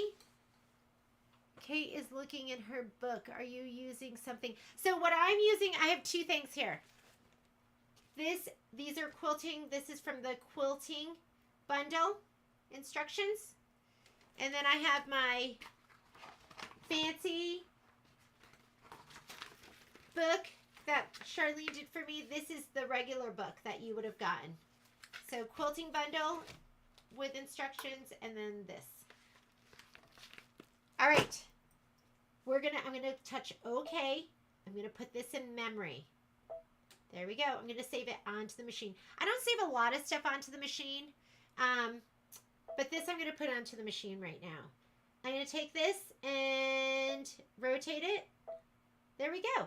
Now just flip to the other side. We're going to stitch this. So now we're going to do this one.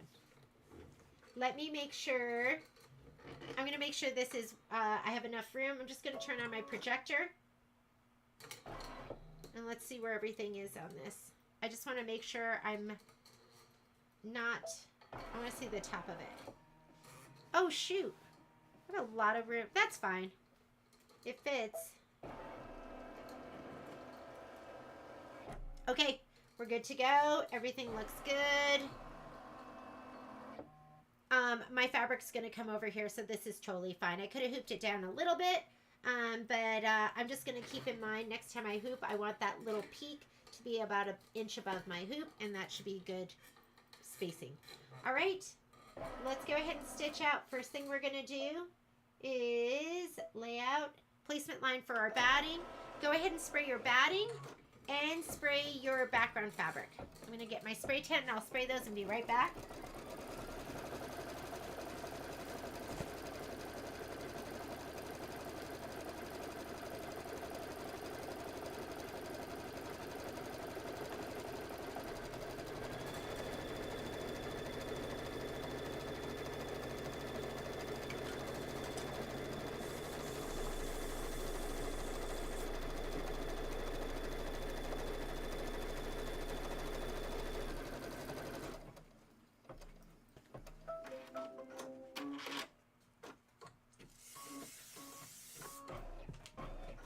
Okay, let's lay down your batting. Remember, your piece should be nice and big, and you shouldn't have any problem. It's going to be bigger than the triangle that just stitched out.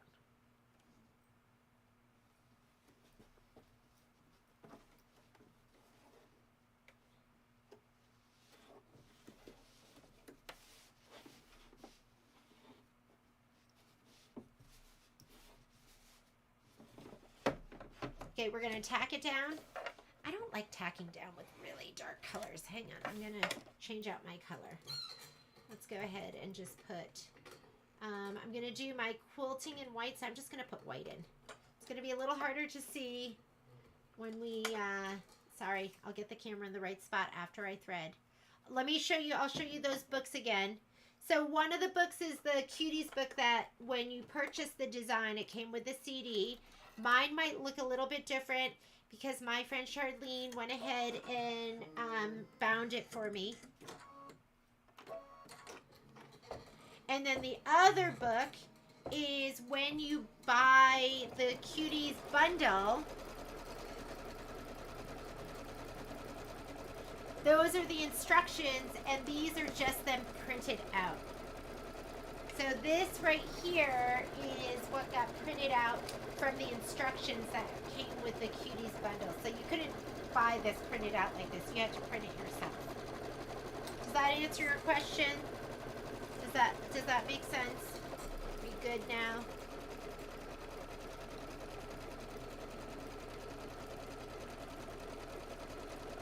Miss Lynn Geldmeyer, I want to see what you do with it, because you always do your own special little twist on all these projects, and I always love them.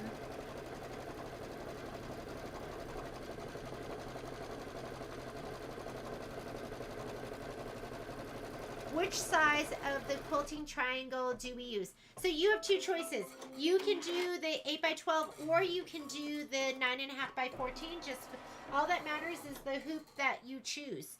So I'm working in an 8x12 right now. I did the ones last night. I did them in a in a 9.5x14 because I thought I could. I don't know why. I just thought, oh, I could fit more. But then I realized it's exactly the same, and you have room in both of the hoops because it doesn't fill the whole thing.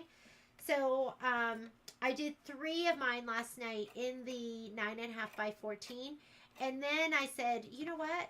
I better try the 8x12 because what if I have ladies that they don't have a 9.5x14? I want to make sure it works for them and that it's fine and perfect. And it was. It was fine and perfect. I measured everything out. I was like, does this mean it's smaller? Like, is it smaller if I use the 5x7 and the 8x12 instead of the 6x10 and the 9.5x14? No, it was all the same size. So just use whichever one you want. I found that a little bit confusing because there was like no explanation of that. And so I was a little scared to try it. I was like, oh no, what's going to happen? And everything was okay, ladies. I survived. And you will too.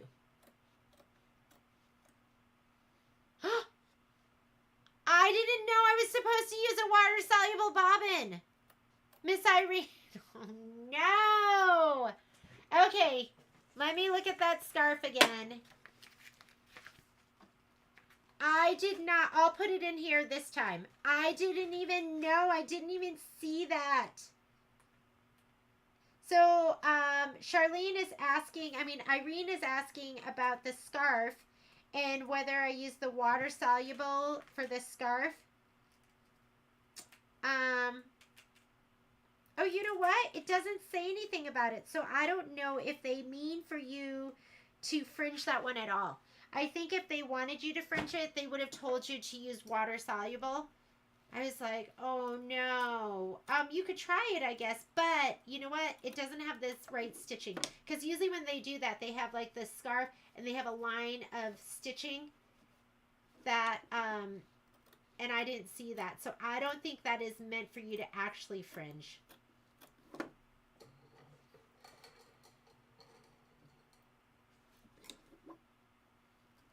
But they should have, huh, Irene? They should have fringed it.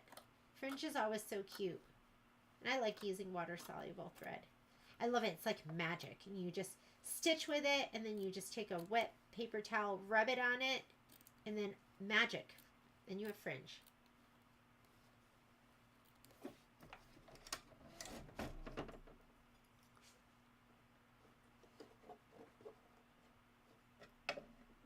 You're welcome, Miss Kate. I sent that email out so late last night, and somebody was up. Somebody responded because I sent a share file that I had to make unrestricted, so you shouldn't have to ask for permission. And I was like, "Ooh, she's a night owl."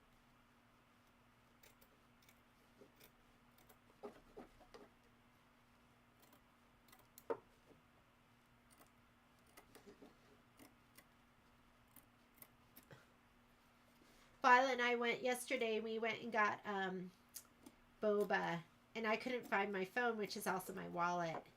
So I was like, Violet, you need to treat. And but it was all, I could not find that. I just would stop intermittently and look for it. I was so frustrated. Okay, I already sprayed. Just don't sleep well. Oh, it's Lila. Yes. Lila, you know. I didn't want to say her name, but yes. I was like, oh, Lila's up. Because it was late. And then I thought, maybe she, because it's depending on time zones too, right? Like, I do know people. Okay, we are, button does not operate when, what did I do? We're going to do, whoops, sorry about that. It's Patrick. The next step is the placement for, it's placement for the background. We don't need to do that. So I'm going to skip it. Miss Lila, I didn't know you were here because I haven't heard from you yet today, but glad to see you. Hopefully you got to sleep in. This is the tack down. Go ahead and tack down your piece. And then remember, we're going to skip the next two steps, which are those weird placement lines. Actually, those weird placement lines, that you're going to need to do those, or you're probably going to want to do those if you are not doing the quilting. You do not have to do the quilting. You could just go from the, you know, just be embroidering just right on the fabric. And that's what those next steps are. So, like I said, if you are not doing the quilting with us, you kind of have to get these because they're triangular designs. But you can reuse any of the other quilting designs that you may have purchased. Or you can buy them a la carte as you go. The quilting bundle for this is on sale right now for $30 at Kimberbell.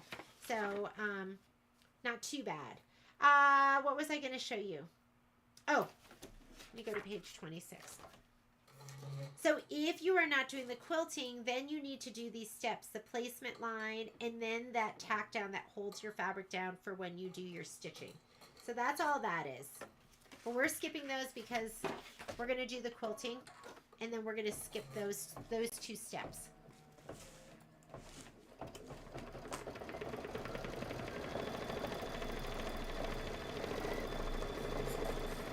I'm glad you were able to fall back asleep.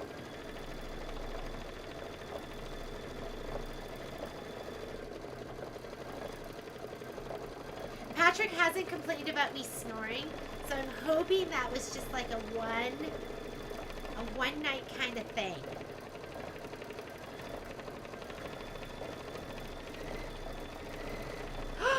Shirley, it was $60?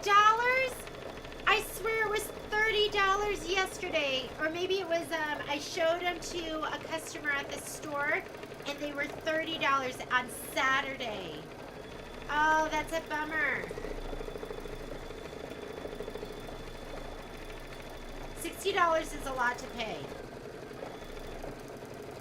But they're cute. So yesterday we went, there's a place here in town, if you live in Reno, the best boba is at Honey Bakery, which is over on Keystone and 4th Street. And he uses fresh fruit, so it's not made from the powder. So, so I like to get lychee and honeydew and watermelon. Those are my, depending on the time of year. Like in the summer, I'm all about the watermelon. But yesterday we got lychee. So good. Today, every weekend, I like to go and get an acai bowl. So I'm going to go get an acai bowl. Which, when my daughter first said it, I was like, oh, acai? You want an acai bowl? Because I didn't know how to say it. But I love acai bowl, so I always treat myself on the weekends.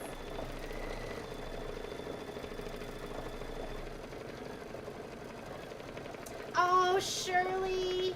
You know, I should, okay, I think most of you are on there. If you're not on there, would you want me to send you emails like that? Like, I don't want to overload you with emails.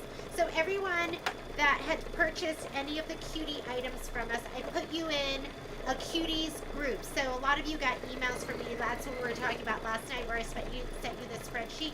If you want to be, if you didn't get anything from me, that's totally fine too.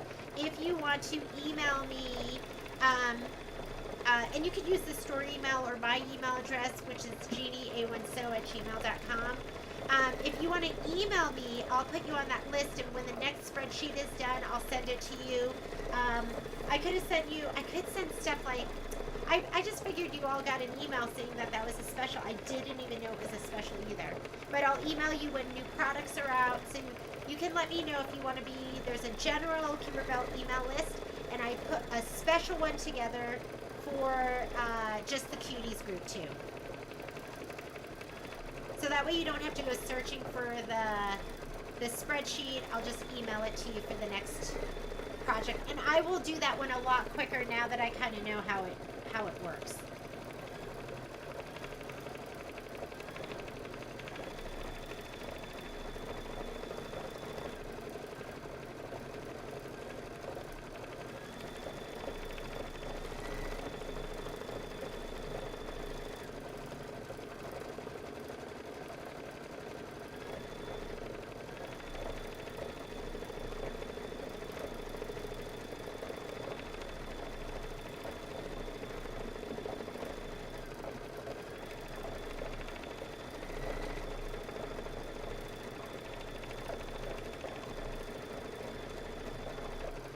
Okay, get your next color. I'm going to use, I'd pick a color other than white so you can see it.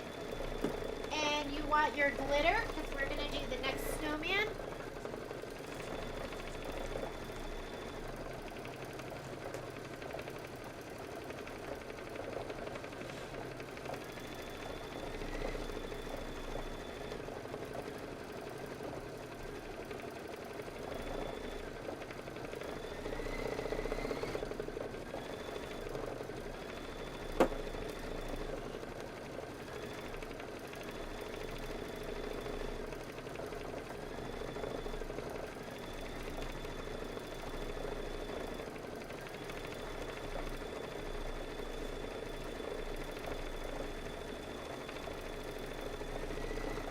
Oh, Shirley, I'm mad that you had to pay that much. I wish I'd known. Maybe I'll send little notes next time if I notice a sale. We have to pay the retailers, the things on the Kimberbell site that they sell direct to customer. We have to pay retail for it too. They don't even give us a discount on those. All right, I'm gonna use gray. Love gray.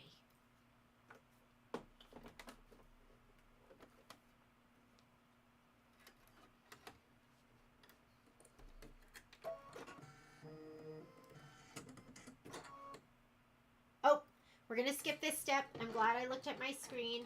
That like placement-y bullseye thing, we're going to skip that. And I'm going to go, so I hit this button to get there. Forward and back, stitches and colors. This is going to be the kind of the quilting stitch around the snowman. We're skipping that. We're going to start right with that, the snowman placement. Okay, go ahead and do your placement stitch. Grab your glitter. I'm going to give it a little shot of spray to the back.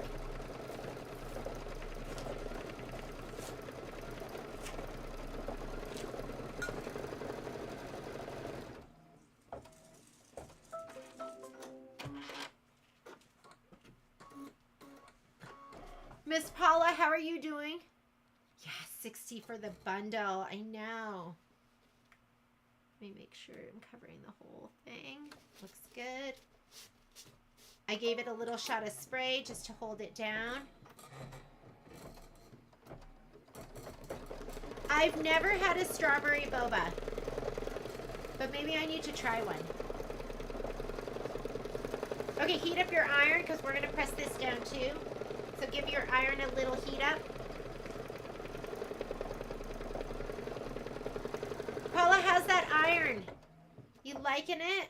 Paula just got a new Panasonic. I love, you know what, for me, so there's the Panasonic 360 comes, there's one that has an 8-minute shut off and there's one that has a 30-minute shut off. But I feel like 30 minutes for me would be too long. It would just be on all the time. And they heat up really fast. So anytime I see like that I'm going to be pressing something like right before this, I just said, turn on your irons, ladies. You can just go ahead and turn it on. I always use it in high. I don't know if I've really ever used it in low. And then by the time I'm ready, it's heated up and I am ready to go. And then I don't have to worry about turning it off, because it's just an 8-minute shut off. But most people want the longer shut off. I just found that to be way more popular.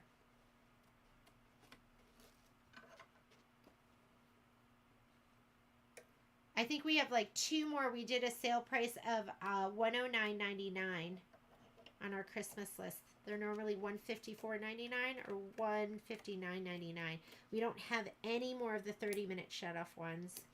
But if you did want that, I'm hoping that my distributor will give us another free freight day. Look how messy it is over here. Sorry, ladies. And if they do, I'll let you know. Spray tent out of the way. Let's lay this down. And look at your little 360. It's like a little football. Just fits right in here. Press cloth. Got it.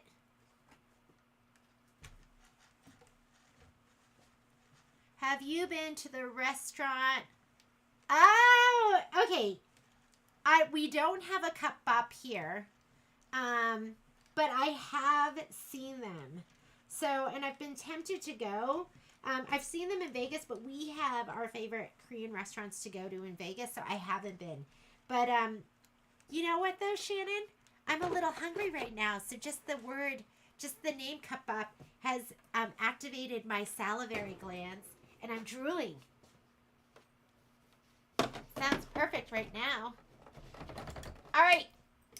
If you want to switch it out, you can. You don't have to. I'm going to leave my gray in there. Let's go ahead and do the placement stitch for the hat. Get a piece, one of your little gray, your red pieces, your 2x2s or 2.5x2.5. Little shot of spray.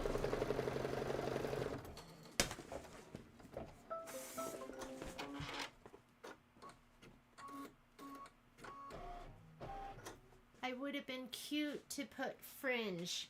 I think it would have been totally cute to do fringe. But you know, they did such a good job with the digitizing that the fringe looks so good, just as is. Oh, hot photos here. Okay, let me see if I can get that comment down.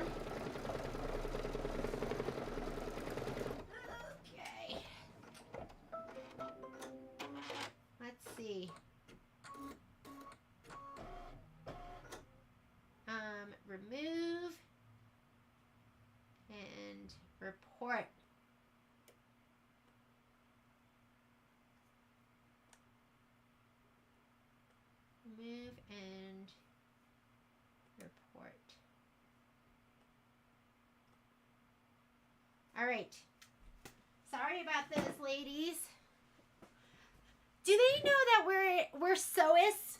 We're not looking for hot photos? Maybe hot photos of your projects, right? Just ignore them, please. So sorry.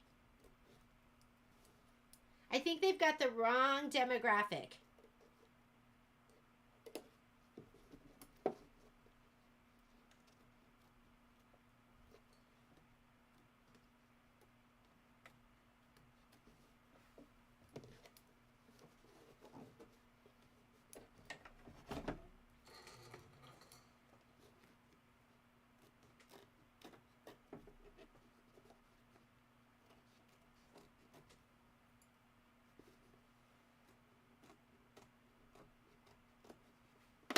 All right, it is going to satin stitch. Oh my God, Susan's asking about the puppy. So Susan, Poppy was supposed to be here this evening at 9, almost 10 o'clock. And when she got dropped off by her handler, he didn't have his driver's license on him, so they wouldn't accept the dog. And so we're going to get her tomorrow night. We were really excited. All day we were telling Momo, oh my goodness, your sister's gonna be here tomorrow. Which of course he didn't care about. But and we got his baby bed out. He's so big. His body can kind of fit in there, but like the rest of him hangs out. And whoop, did you hear that? I thought I heard something. So tomorrow night.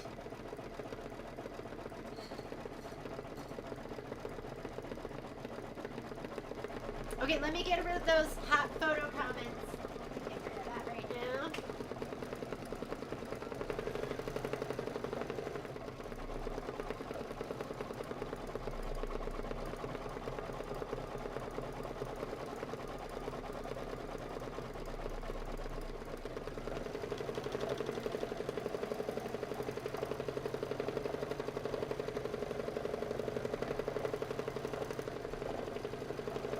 Okay, we got 2 more minutes. I'm going to run upstairs and grab myself a snack. I'll be right back.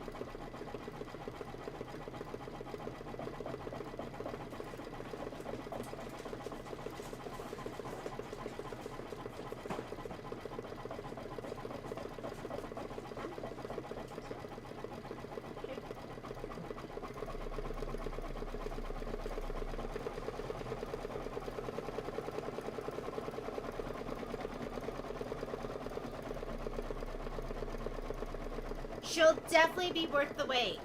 I'm hoping.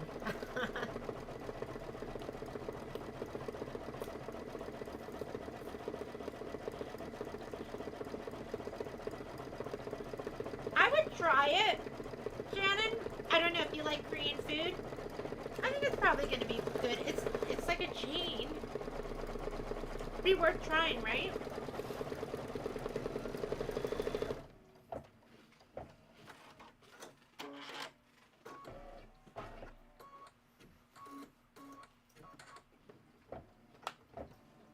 Okay, what color is next?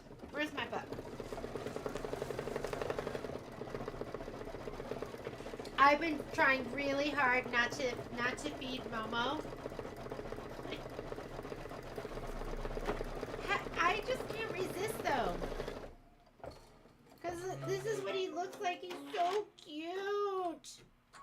Right, Momo? Those eyes.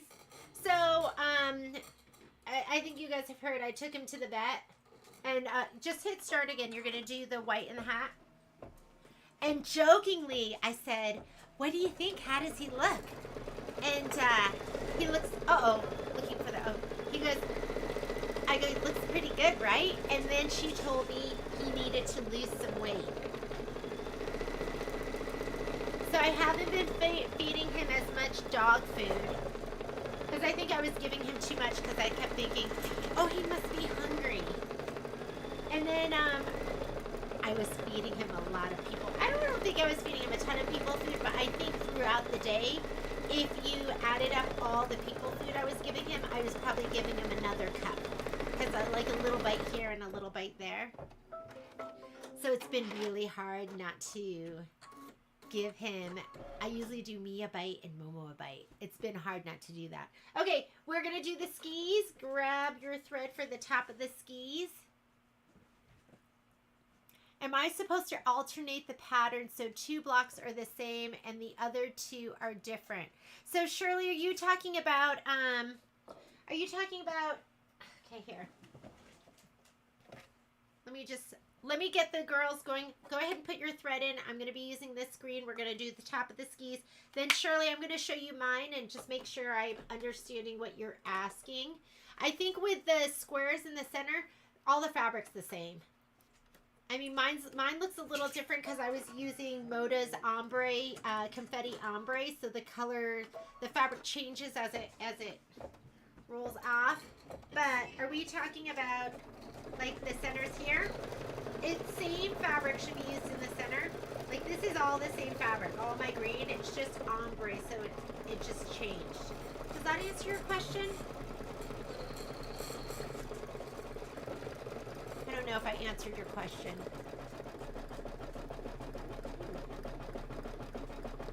Not seeing your pop-ups.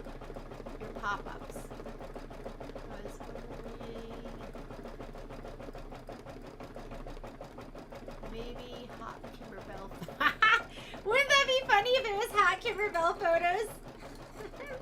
What would they have? Like new product that would be like, oh my god, I gotta have it. Oh, that's funny. Yeah, Patrick can't moderate when he's skiing or mountain biking or climbing. Did you have the...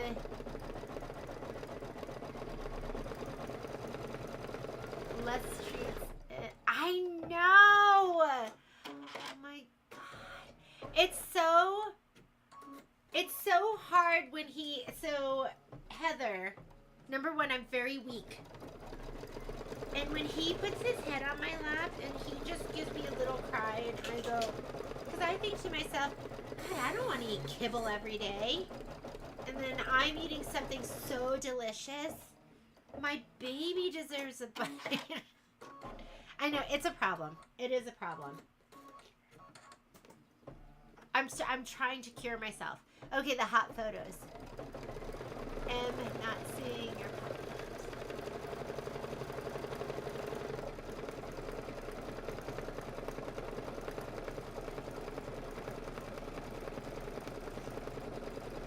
Okay, after you do this, we're going to do the bottom, and I use warm gray. You can use whatever color you want.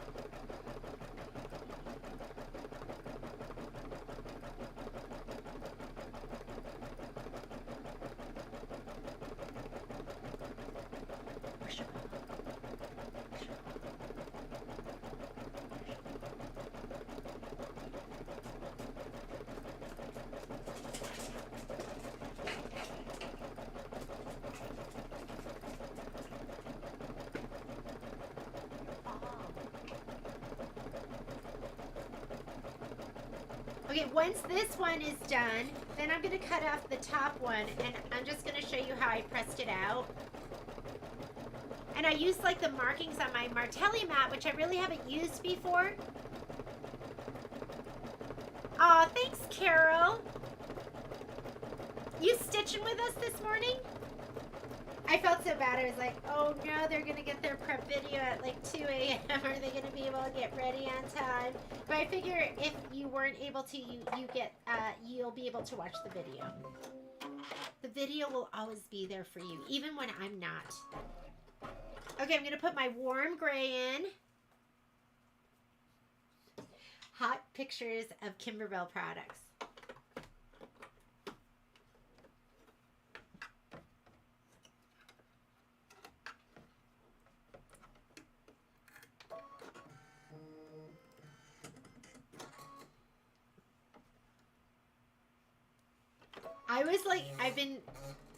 I'm like so excited for the puppy. So excited and so not excited. But, you know, today was the day, so I was like ready. Now I'm a little disappointed, but tomorrow will be great.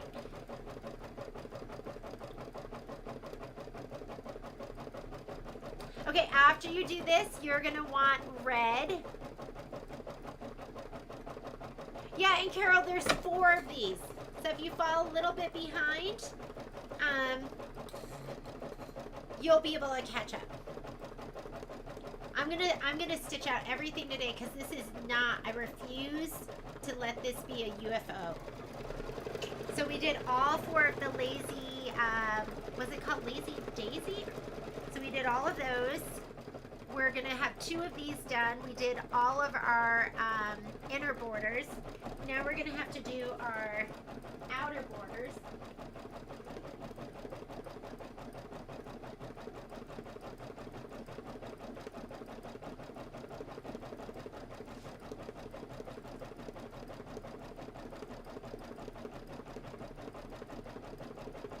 Patrick said he was going to be home at noon, and it's 1:40, which tells me he can't stop skiing. Puppy's name is going to be Poppy, Poppy. Okay, get your red thread. I'm getting my wildfire.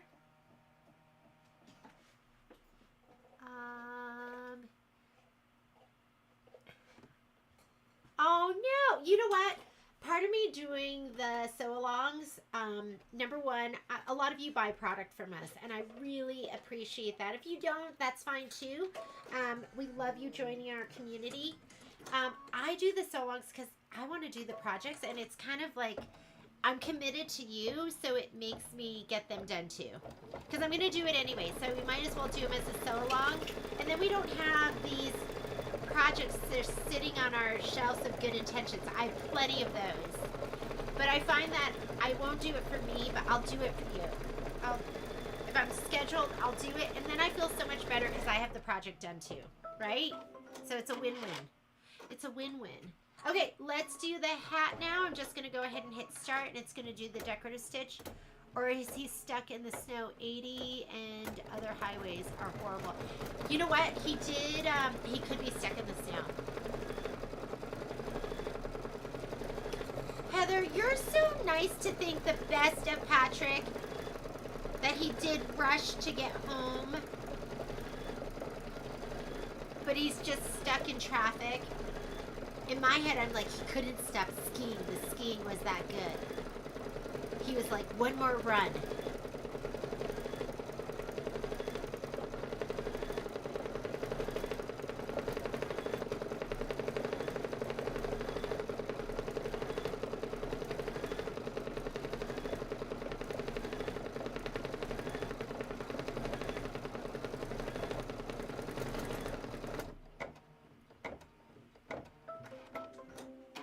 I want to do some other sew-alongs.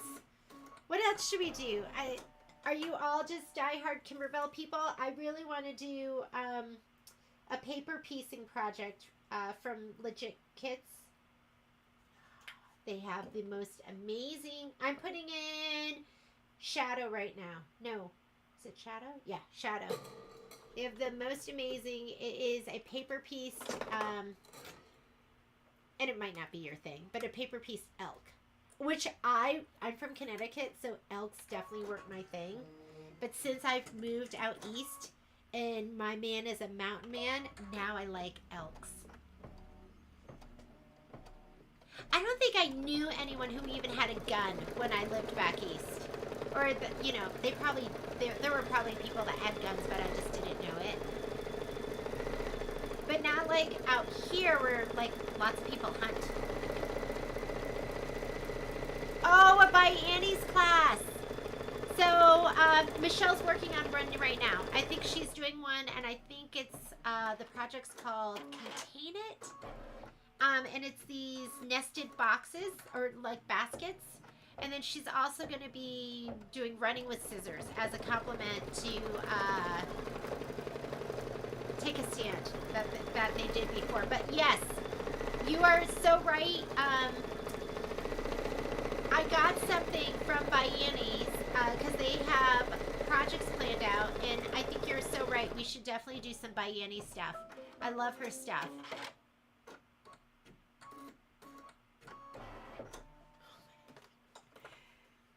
Carol, you're super sweet. Were you impressed with how you got it the day of?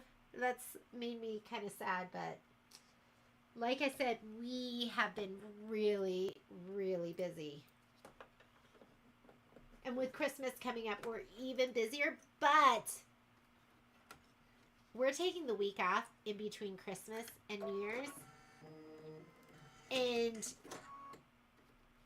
of course, we'll be dealing with the puppy, but I am going to be sewing. I'm going to sew some things I'm like dying to sew and teach. I'm going to be doing some Kimberbell stuff too. Ooh, here's the hat. Here's the little pom-pom fringe.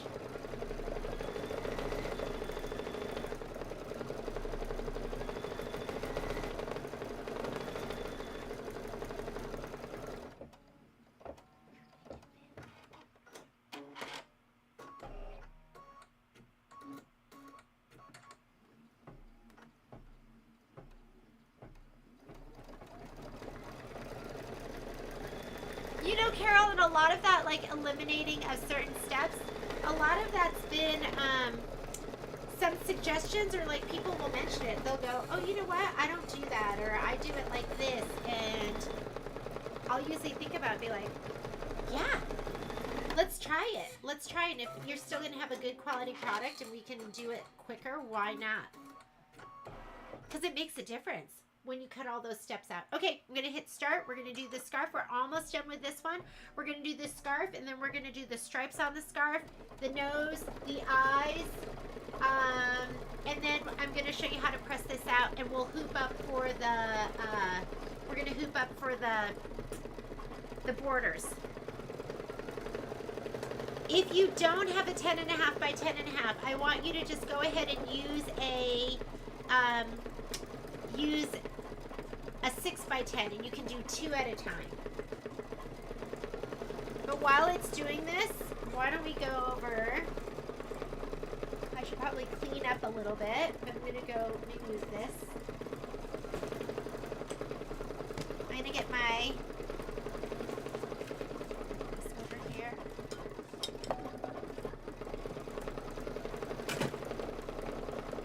This is for the last two. I'll just put this over here.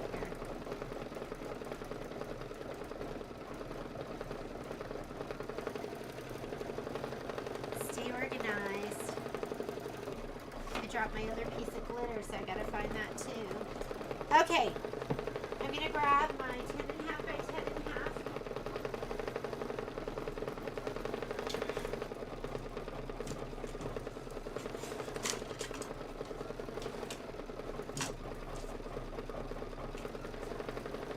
Let's hoop this up.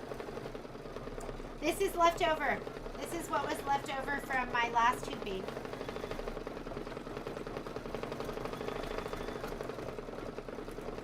I'll just hoop with that at the top.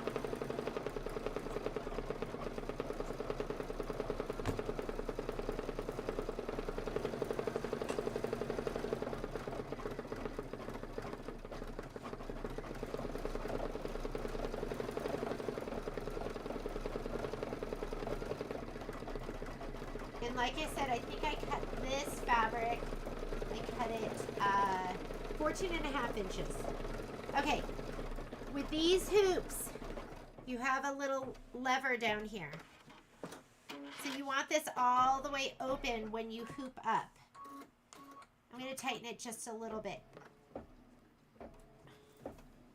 And I'm going to go ahead and pull in my fabric so it's nice and flat and taut. and then we're gonna pull this lever up. It should be firm, but not, you shouldn't be struggling. That came up pretty easily, so I'm gonna just tighten it one more turn, and that should be good. All right. Okay, so I'm hooped and ready to go. I'm gonna leave that right now. On the snowman. And like I said, if you don't have a 10.5 by 10.5, I want you to hoop up your 6 by 10. Okay, we need the green for the scarf. Go ahead and put this in.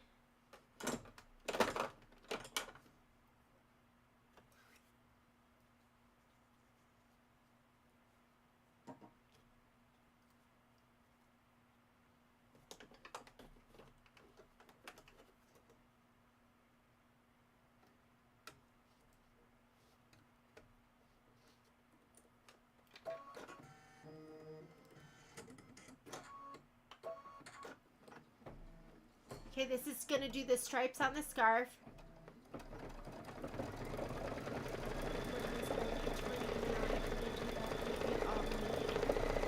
I don't know if I can hunt. Like Patrick hunts. He hasn't lately because we're too busy. I just don't know if I could do it. Although he's hunt for elk. He's done venison and some other stuff. I don't know if I can actually pull the trigger though. I love using the muslin. Okay, Laura Kent project. Okay, I'm gonna look that up because I don't even know if I know who Laura Kent is.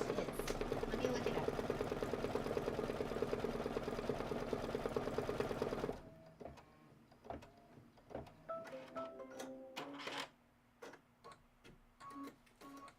Now we're going to do the nose. Pick your favorite orange or whatever color you want his nose to be.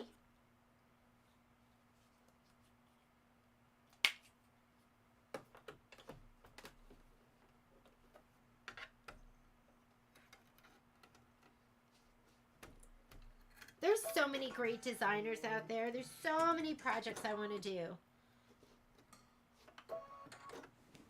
Okay, Laura Kent. Let's look her up. Did I put her name in there wrong? Lori.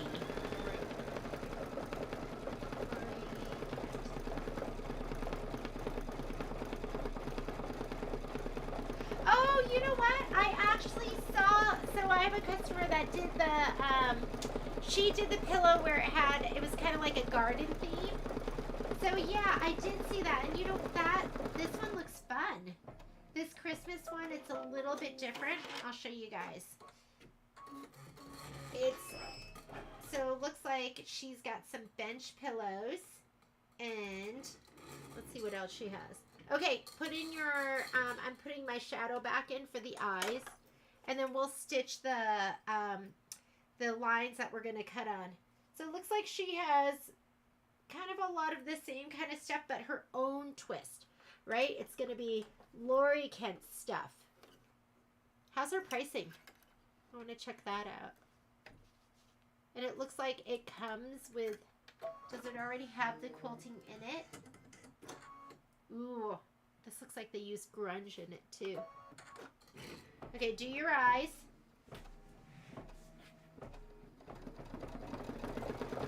That's pretty cute. What do you ladies think of her pillow?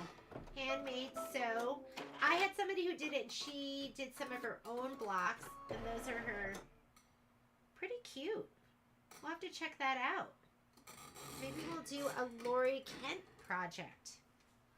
All right.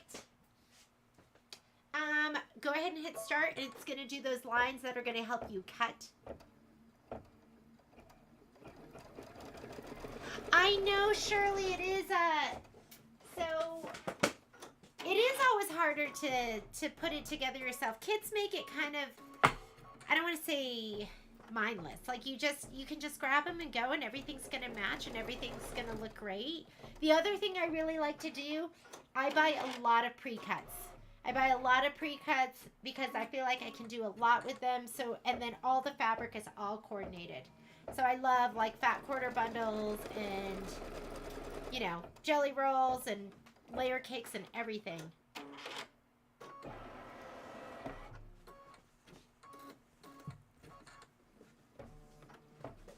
Okay, we're going to take this out, then we're going to spray our strips, and I'm going to show you how to do the borders.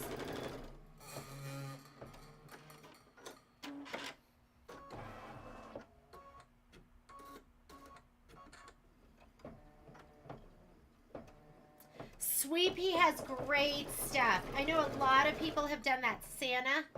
They have that tall Santa. Stephanie Boyd came into the store and she had done hers. It was beautiful. Absolutely beautiful. Alrighty. You go ahead and I think I heard Patrick just drive up. So I'm going to pop this out. I'm going to leave this one on so I can use it when I hoop up the next one. I'm just going to cut it from the back. And it gets cut pretty close to that line, so I'm just going to cut it like this. My love is home. Put it over there. Whoops. Didn't even heat up my iron. So let's go ahead. Heat up your iron. I'm going to spray it. That's my little crinkle from hooping it. While it's doing that, I'm going to grab my strips for the outer border. Hi. Oh, it's my other love. It's Violet. Your first love. My first love, Violet says. No Poppy. Did Daddy say? Yeah. Tell you? When did they book them for? Tomorrow night. Okay, here are your strips. They were 18 inches by 2.5 inches. I'm pretty sure. These are your cornerstones. I thought about it. I was thinking maybe we could sew the cornerstones to these strips and then quilt everything. And then I was like, too complicated. I just didn't want it to be too confusing. But that's an option too. So you could sew, because you're going to sew 2 of the strips on without the little corner blocks, and then 2 of them with the corner blocks. So you could do that if you wanted, or we could put these all in one hooping later. This is our binding strip. I'm going to put this away. Okay, iron is hot and ready. Let me go ahead and give this a nice spray with the best press. Nothing here is really directional. I'm just going to go ahead and I am leaning in. You just want it to be nice and flat.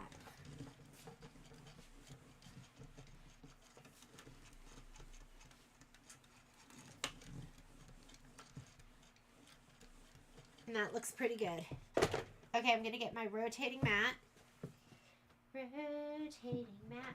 You're going to need 2 rulers. Number 1, you need a big square ruler. And then you're going to need a nice long ruler that's at least 15 inches, 14 or 15 inches. So I have this one. I love this one. It's 3.5 by 18.5.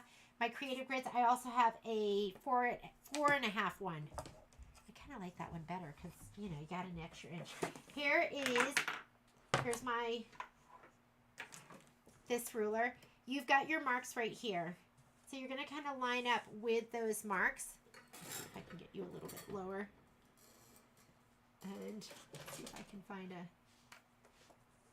okay. So I'm going to stand, I'm kind of standing on my tippy toes above. I'm going to stand on those.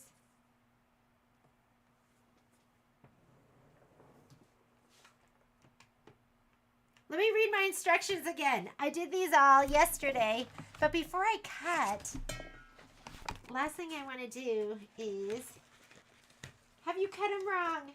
Let me check one more time before I trim it. Okay, stitch the trimming guidelines, use a rotary cutter and ruler, trim along the trimming guidelines, extending the line until they meet the corners of the triangle. Okay, those are my trimming guidelines. For a second, I just got scared and thought, what if I want to look down on it?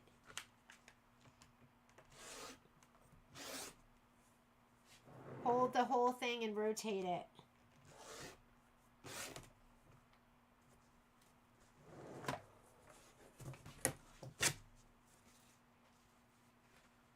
All right.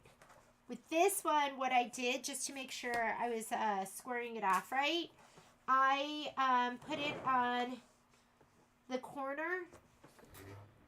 I have these diagonals on my cutting mat. And what I found was I just want to keep that on the corner. And I just made sure this was about parallel, those edges. And then I grabbed my big ruler and I got it lined up with this line as best as possible. Like when I put it up here all the way up, I mean that dark line was of course too far. And I was trying to use these lines too. I was trying to use these lines to line everything up. So when I lined up on that top one and the bottom one, there we go, it was too far down from my cut line. So I scooted this down a little bit and I just made sure everything was nice and parallel and that this corner was on the diagonal. And then I went from this diagonal to this diagonal. I've never used these lines on my Martelli mat. This is like the first time I was like, oh, that was kind of perfect. I'm going to scoot it down a little bit more. Still a little bit high. A little bit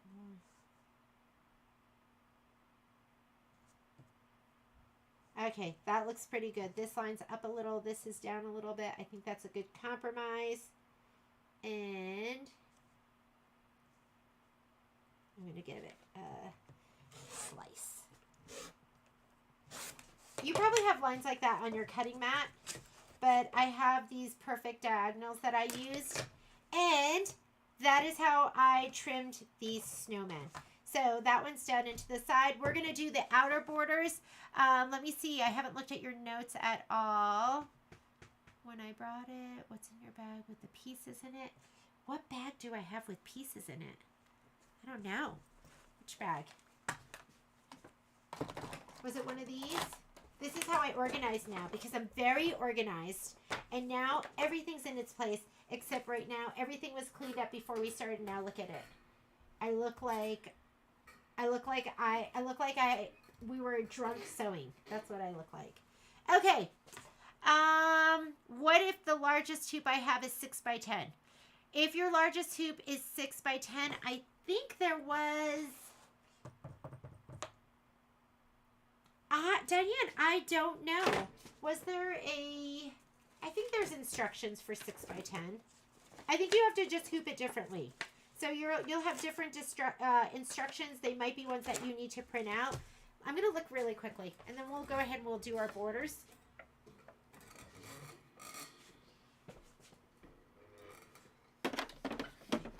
Here. Okay. 6 by 10. Let's see if they have something 6 by 10. You can do your outer borders in that. You can do everything we've done so far, except I don't know how you do these. So you might have to do some kind of double hooping. So let's go home, embroidery, pocket, and I'm sure there's other people that are going to have that same question. And let's see if they have quilting for that. Triangles. So you have to do it in, well, that's the triangles. These are the triangles. You have to do it in the 5 by 7 and you do it with 3 different hoopings.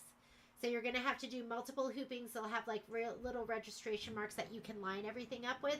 And then once you have done the background quilting, let me go back. Then I think you'll just center the design on it. P-E-S. Oh, sorry. Back, cuties. Let's see what they have for, and the snowman, it's 5 by 7. So you're just going to have to do the 3 hoopings for the background quilting, but you can still do it. I think they're really trying to be inclusive and make sure everyone can do that. I'm going to be very non-inclusive right now. Just kidding. I am going to show you like how I did this my way. Do you like how I talked about giving you a break and then I didn't? We're just going to power through. If you can't take it anymore, just watch the video afterwards. So I'm going to go in here into embroidery. Let me grab my spreadsheet. I want to see the size design it wants us to use.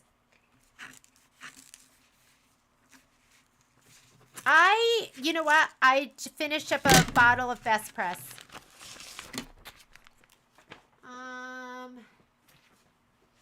I love Best Press and I use a lot of it. So we're doing the outer borders. You want the 2 by 10 inch border sunburst. And you have to do 2 hoopings. So let's go in our pocket, quilting bundle. We are border sunburst. That's what we want. We want the 2 by 10. Set it. Because ours are 18 inches. So you might as well just use the 2 by 10. That's why I had, like, on the end of my fabric, I had some of that stabilizer with some of the thing printed on there. We're going to go ahead and hit embroidery. Let's choose our hoop size. This is set up for the 8 by 12. I'm going to use the 10.5 by 10.5. 10.5 by 10.5. If you don't have this hoop, you're going to use your 6 by 10. 6 by 10. And then now you can see exactly how much space you have, and you're going to be able to do 2 at a time. I'm going to be using, like I said, my 10.5 by 10.5. Okay, I'm going to snug them all the way up to the top. My hoop's on. And this is the wrong screen for me. This is the screen from which I stitch out.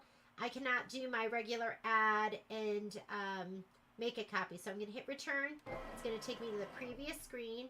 I'm going to go edit, and I'm just going to hit this 3 times. I'm going to use my finger for general placement. And then I'm going to use the arrows for precise placement. Let's do this one first. Move these all the way over.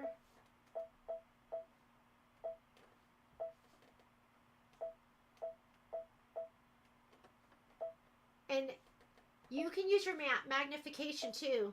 Look at this. Let's go 200%. I'm going to go... Look, you can tell I'm over the edge of my hoop. So when I go to, if I were to go to the next screen, it says change to a larger embroidery frame. That's why it's so important to choose your hoop size, right? I'm going to go back to 100%. And I can see it at 100% too. So I'm going to move this one. It won't let me go to that. For some reason, it wouldn't let me touch it, so just use your select keys to get to the design you want. Okay, I think I'm good. I'm going to say okay. And I'm going to do the same thing I did before, meaning I'm going to spray my stabilizer, my batting to my background fabric, but I'm not going to be a big dummy head. I am going to go ahead and start stitching, and I'm stitching the placement line for my background fabric. So let me change out embroidery. Let's color group. So I'm going to go ahead and go in here, color group. So it's going to do all the quilting all at once. You don't have to keep changing stuff. I haven't been looking at comments. Give me just a second. And if you've made a comment, I'll go over there and check it. Okay, let's go to where we go forward and backward stitches. I'm going to skip all of these. There's 4 of them. That's placement for batting. That's tack down for batting. This is what I want right here. I want background placement fabric. I'm going to touch in the orange and just make sure I'm not skipping anything. There's my first turquoise. So we're ready to go. I put gray in. Let's stitch it out. While it's stitching out, I am going to press. And I'm going to look at comments. Did anyone have any questions? What's, I bought the Hello Fall. What's largest hoop? I need to get some more spray. Yes. It's more organized than my room. It's so bad. I sometimes try to show people because I go, if I show you, then I don't really have a problem. Right? Because it'd be like oop, there's Momo. There's Momo. Hi. Here comes baby number 2. Sorry about that. Where did I put? Hang on, I'm going to shut my door so you don't have to listen to a barking dog.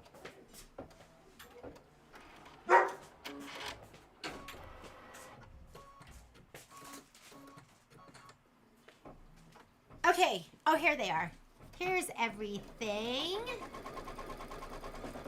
I use my spray my book. These are the loves of my life in order. Patrick is the love of my life. And then Kai and Violet. And then Momo. And then my spray box. You asked me, I know you said I could get another one, but I love my spray box.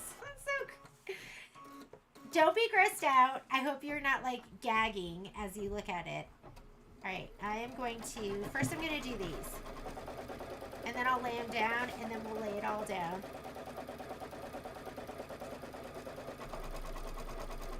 It's just, this spray box and I have had so many good times together. We've worked on so many projects. We've laughed. See how it's like, here, I'll give you a better, see how it just sticks there? It's like totally up, but it just sticks there. That's how special this spray box is. This doesn't have to be sprayed completely well just because I'm going to spray it one more time. So now I'm going to lay these down on my,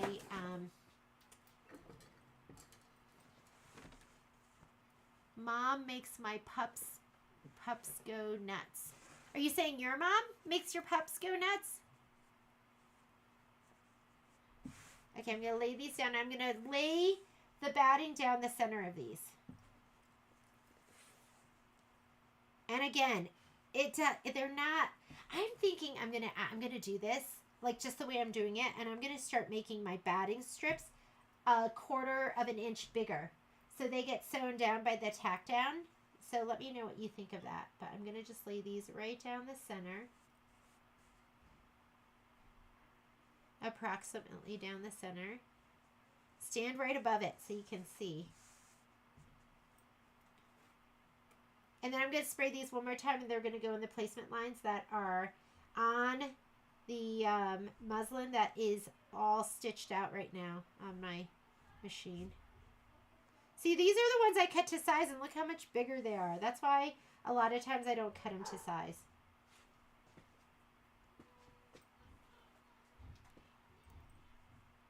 Oh, Momo's barking is making your dogs go nuts.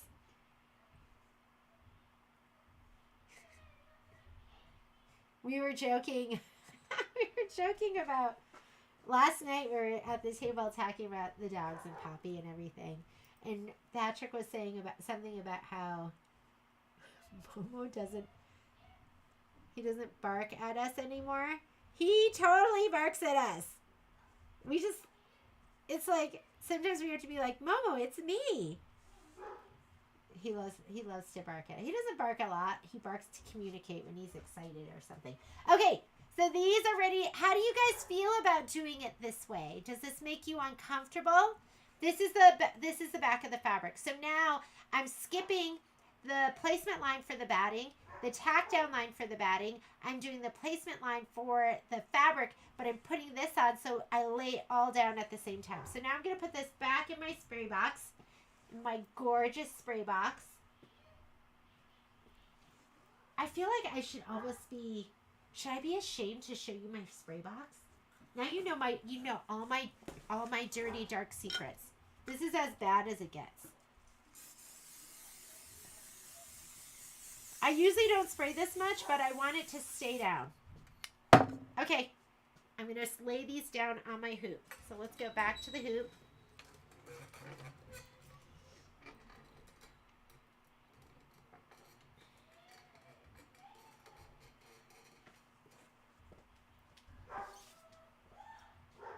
I'm going to go just about a 1/4 inch above.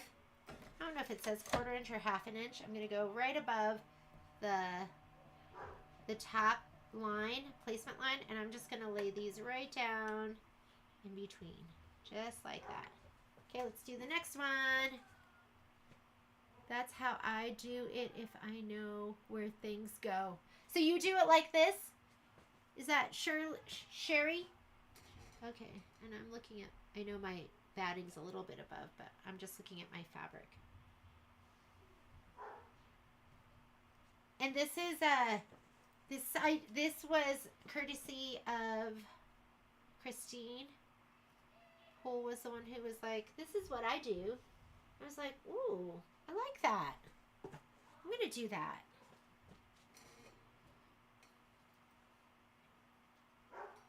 All right, now we're just gonna do the tack down, and then we're gonna do the quilting, and we're gonna be half done with the border strips. I find, I gotta tell you, I find the border strips, like quilting them, to be like a chore. And so, anything that will make it easier or quicker for me, I will do. All right, we're gonna do the next step. The next step, it's gonna sew down the left side and the right side, and I'm just gonna kind of put my fabric down, make sure it's right where it should be, smooth the fabric as we go. And then on the right side, I will tickle my fabric from the back over. So usually I kind of like push it a little bit with my hand behind the foot. And you can keep your finger on the stop button just in case it goes off the rails. Like that wasn't very good there. That really wasn't very good, but it's near the seam, so I'm just gonna let it go. Oh, see how my I loaded them.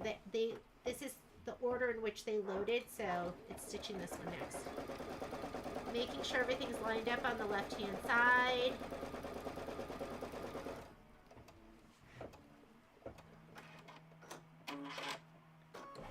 I want Patrick to, I want to be like, Patrick, you do the borders. And I want to make him do them, because I don't like doing the borders. I want him to do, I would make him, if he would do it, which he won't, I would make him do the borders, and I would make him, I'd make him sew everything together and quilt everything. Because those are the things I don't want to do. I just want to do the fun, like, stitch the embroidery stuff.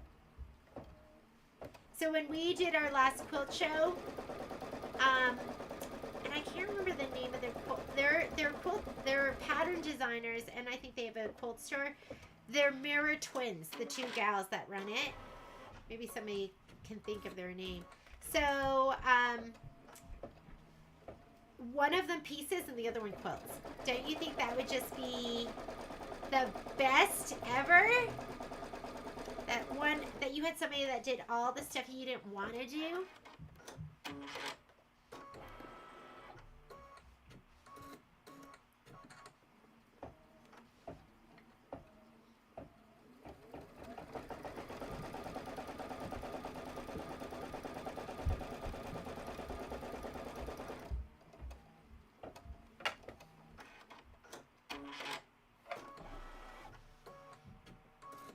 So if you have a 6x10 and that's your biggest hoop, you're just going to do 2 of these strips at a time.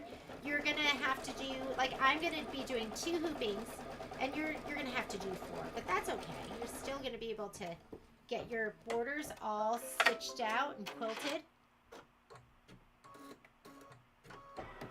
All right, now it's time for the quilting. Should we do something exciting? Should I do like navy blue? You know what? I'm going to regret it if I do.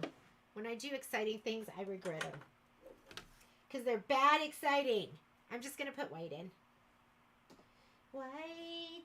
But you can choose whatever you want. Would green be pretty? I'm tempted to do the gray. What do you think? Should I just do the gray? I'm doing it. Going gray. This is how wild and crazy I am. Patrick's gonna get home and be like, you know how wild and crazy I was today? Alrighty. This is 8 minutes of stitching, so let it go. While it's stitching, maybe you can tidy up. That's what I'm gonna do. And I'm gonna show you how I do my next hooping. Ladies, if you don't have the... I don't want you to feel bad about this, but I do want to show some of the ladies that have these features. I'm just going to be using my camera and my projector to place the next designs. So I don't have to, so I can just go ahead and lay this down. I'm going to push it down, and then I'm going to do all of that.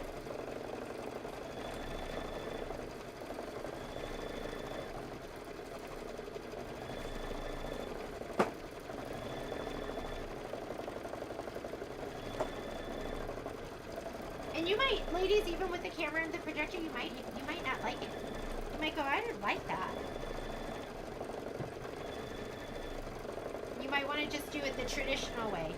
The traditional way is when this is done, you would flip these back and you would cut, and then you do the same like placement lines to lay everything down.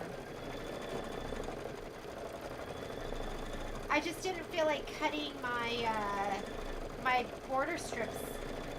I just wanted them to just be one. Borders are boring. I totally agree, Shirley. Snowmen are exciting. Snowmen with red hats, that's where it's at. But borders, boring. Totally agree with you.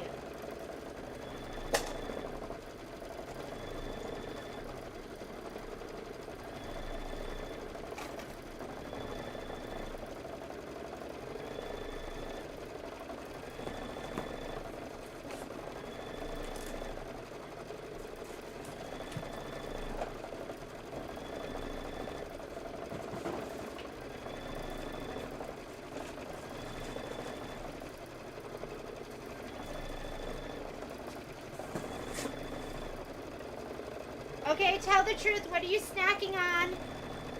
I'm eating frosted mini wheats.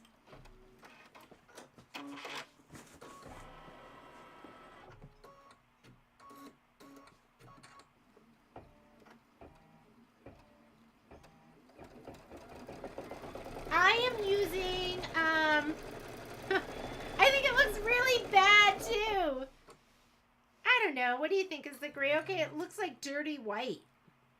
I'm just gonna go with it. It's the Starburst. It's the 2-inch by 10-inch Starburst.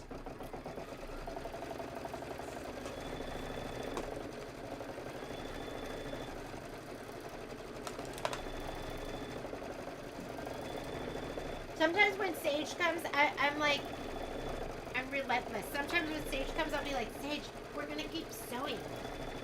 She'll be falling asleep.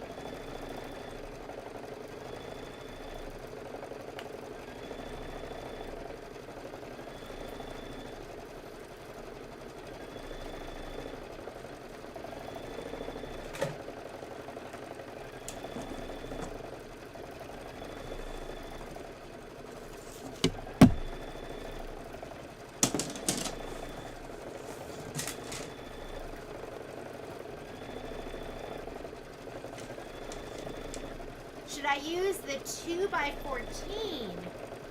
I don't even know that hoop. Is that, I'm not sure what that is. For the Altair. The 9x14?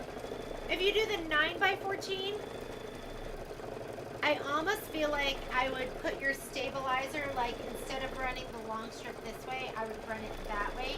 Because you could do 3, and then whatever's left out, because you're gonna have like that much in between, then you can just move it over. So that's totally up to you. But yeah, I think you could do 3 at a time, but then your numbers come out a little weird. You know what I mean?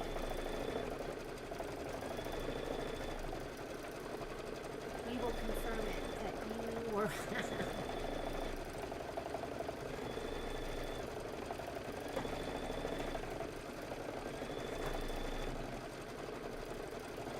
Okay, it has 2.5 more to stitch out, so while it's doing that, I'm going to hoop this and have it ready. And if I recall correctly, for it to kind of fit in and have enough room, this was a little bit above, like an inch above. Am I going to be able to fit all 4 in here? This one, and I don't think I am. I'm going to have to cut another piece. This went kind of into his belly, and this was about an inch above, and I think this should be fine. Sorry, little snowman.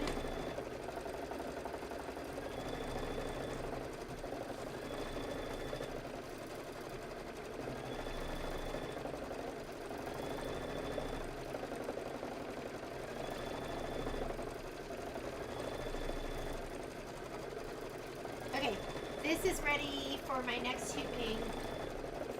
then this I'll just tape out of the way. Let's get a piece of transport tape.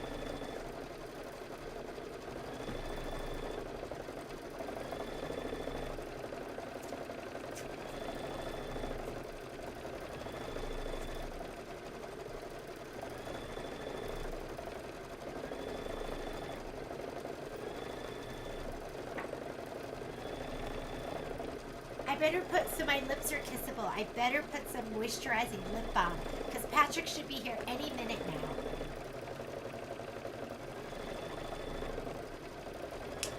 All right. Okay, we are just stitching away.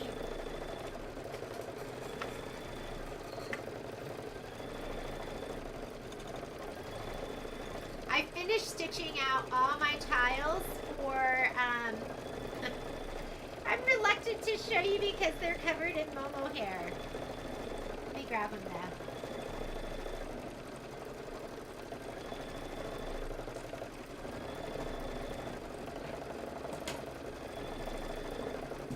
I'm thinking, I was just looking at this and I was thinking, instead of scooting it to the side with the little triangle part, the peak part, the corner, I think we should scoot it over to the long side because then this will move over and you'll be able to use that better. I don't know. Just thinking. Let me go. I'll show you. Oh, holy. Christmas tree.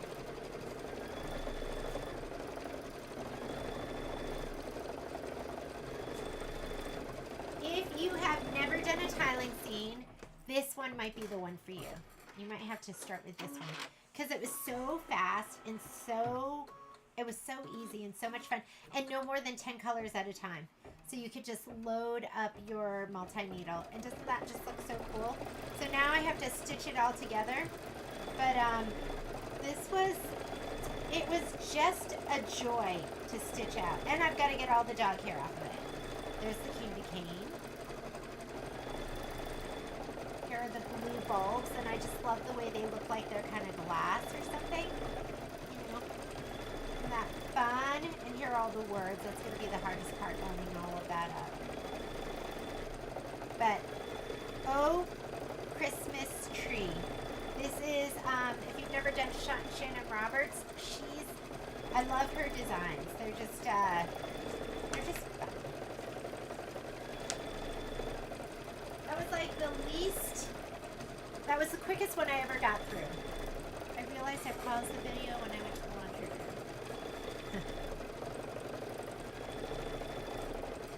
I don't know, guys. I'm thinking the gray was a... See, this is why it can't be trusted. Doesn't it? It looks like dirty white to me. Just looks like... Oh, well. Okay, so my recommendation is don't use gray. Use white.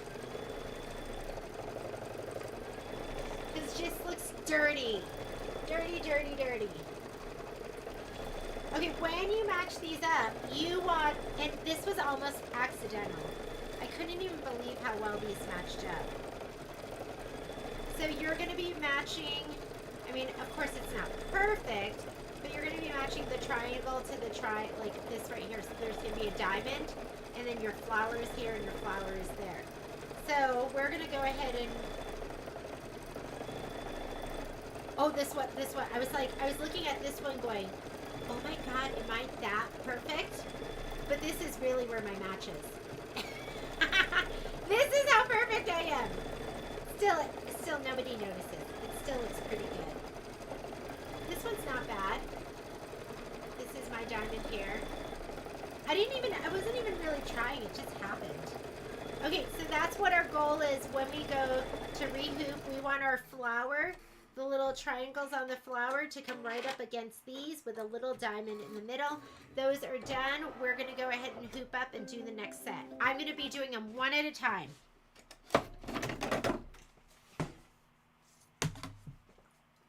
That was funny. I was like, oh my God, I'm so amazing. And then I saw my join. I was like, oh, that makes more sense. All right, I'm going to pop these out.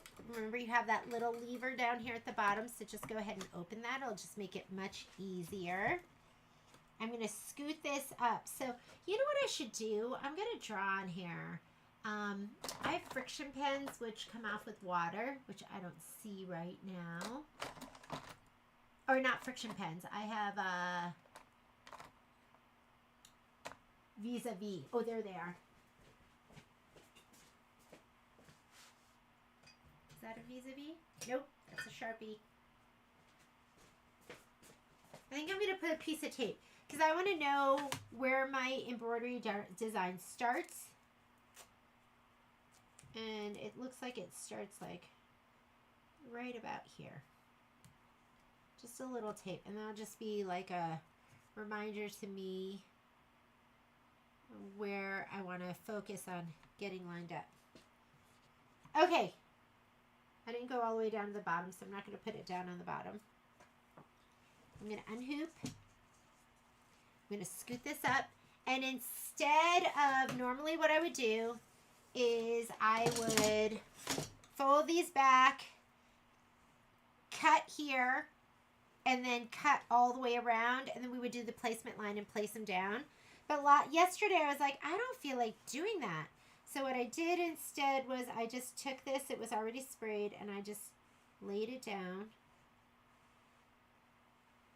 as straight as I could.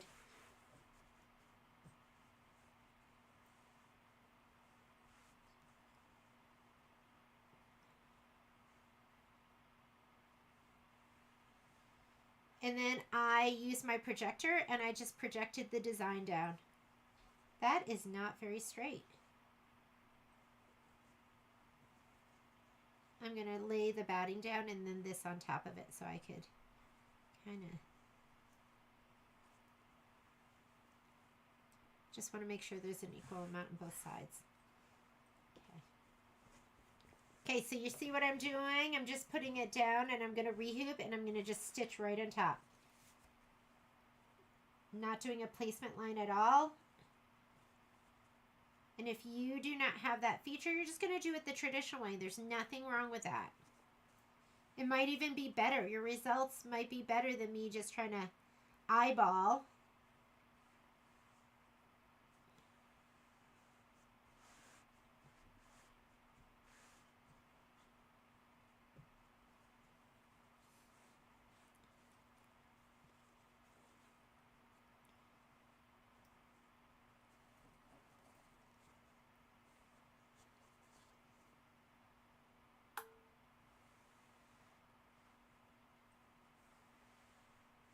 Okay. The hardest part is going to be fitting for, because I did these right to the edge. This was on the edge and this was on the edge. So what I did last night is I did 3 and then I did this one because I just didn't think I was going to be able to get it perfectly in the hoop.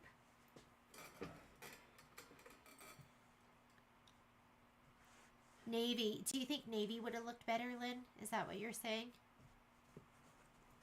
You guys are sweet. I know it looks like dirty white. Like I'm a dirty bird. That's how it looks. Okay. So I need to be at least this far from the top. And I'm going to scoot this as far to the right as I can. Just so I don't have to play with this left edge that much. You know what I mean?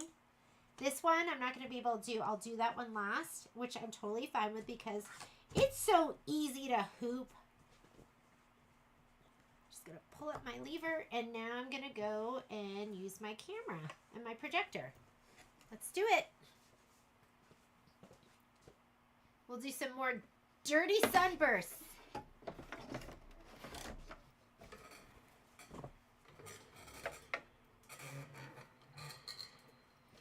Are you feeling good? You're getting your cuties done. Okay, I'm gonna get rid of all of these except for one. And I'm just going to play with that one. So I'm going to hit return to get to the previous screen. And just touch and delete. Delete. Delete. We're just going to use that one. I'm going to hit embroidery. I'm not even going to worry about the placement right now. Oh, you know what? I think I did need to be near the top because the 10 inches. Do you know what I mean? It's not going to fit. I needed to hoop that so that was like right near the edge. Because I have some give, but I only have, well, let's see. I might be able to fit it. We're going to try it. Let's try. All right. I'm going to just turn on my projector.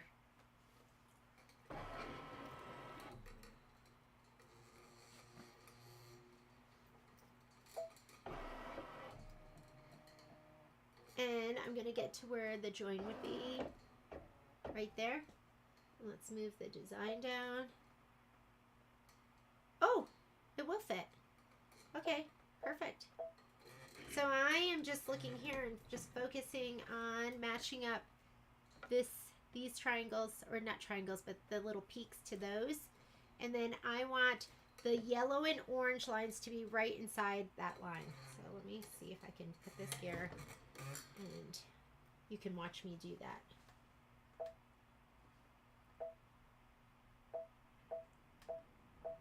And as far as I know, the Solaris and the Luminaire are the only machines that have the projector, but I'll do the next one with the camera.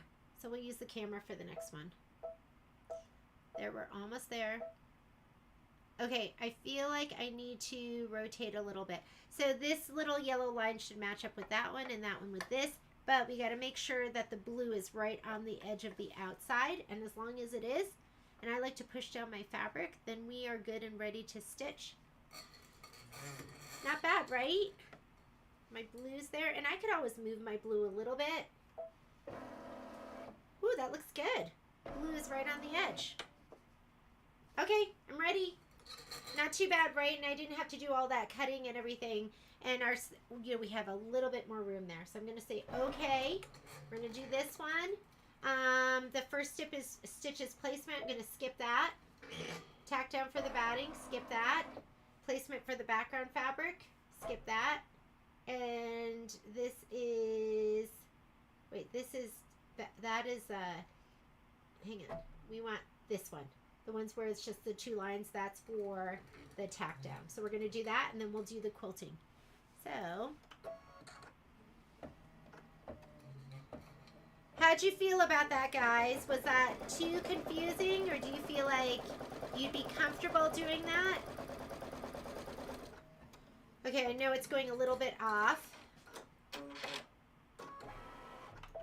I'm going to stop it, and I'm going to fast forward. So I'm going to go over here. I'm going to be hitting my plus buttons to get it right where I want it to be.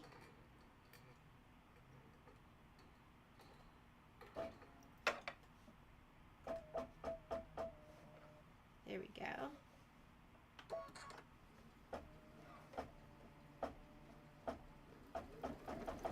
Not threaded. Where's my thread? Oh, am I threaded? Why don't I see a stitch? I have upper thread. I don't think it caught my bobbin. Hang on, let me check.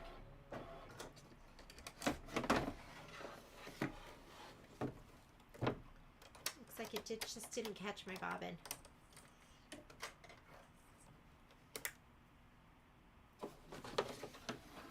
Now you don't have to do it like this. Minus 10, minus 10, plus, plus, plus.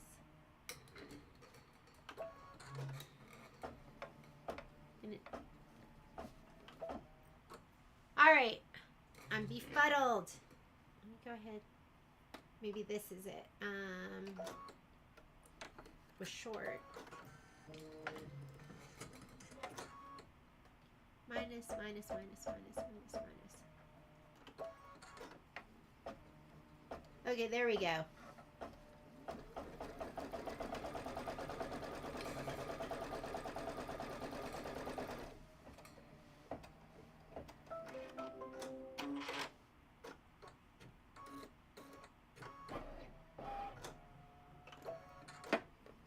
And there's our quilting stitch. So I'm going to do that 3 more times.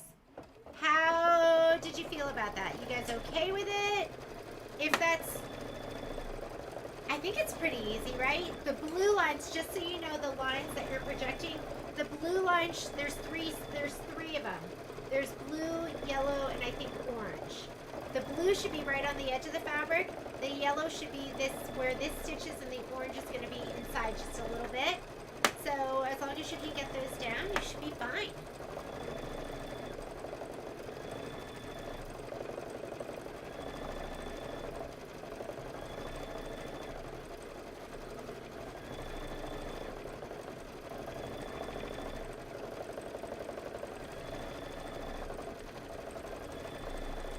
Lynn, are you agreeing with me that my gray is dirty? Looks like dirty white. So sad. You know what'll make me feel better? Some more frosted mini wheats. I'm gonna go stuff some in my face.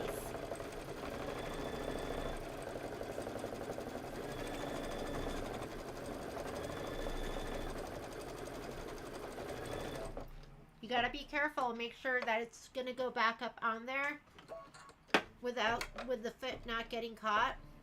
I'm just gonna let it stitch the whole thing.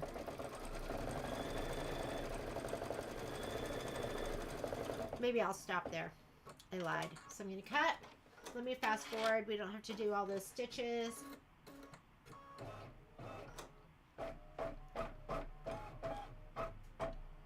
We'll start there.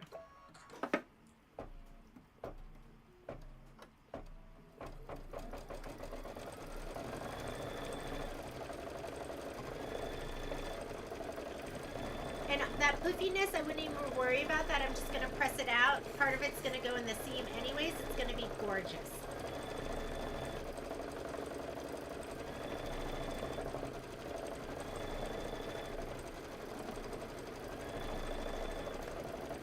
Don't you hate it when you commit to something and you don't love it?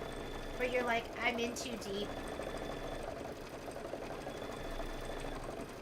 I know! Can you believe we're still stitching? Oh my god, it's 2:40. I just wanted to get these borders done, and I just wanted to show you another way. So, I am still here. I know. You ladies know I always go over, but we're going over quite a bit.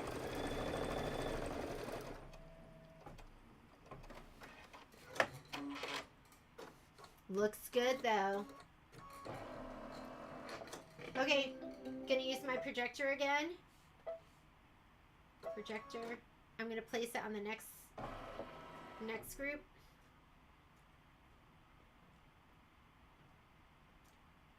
Oh wait.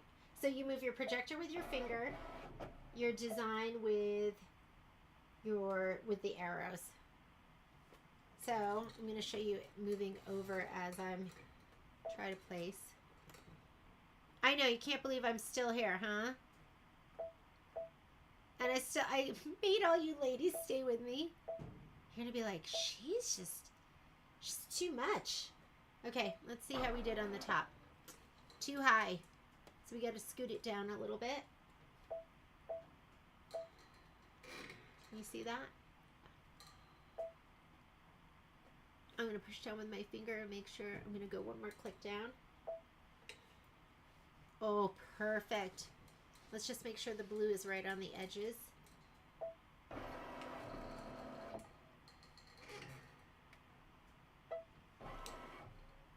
Perfect. Okay, we're ready. I'm going to say okay.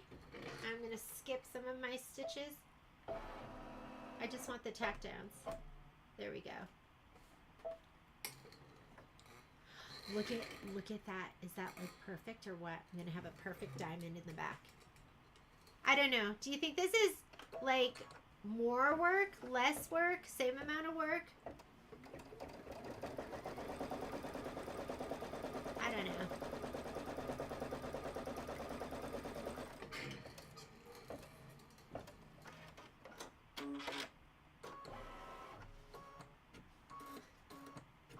Do I work you too hard though? I want you to have fun.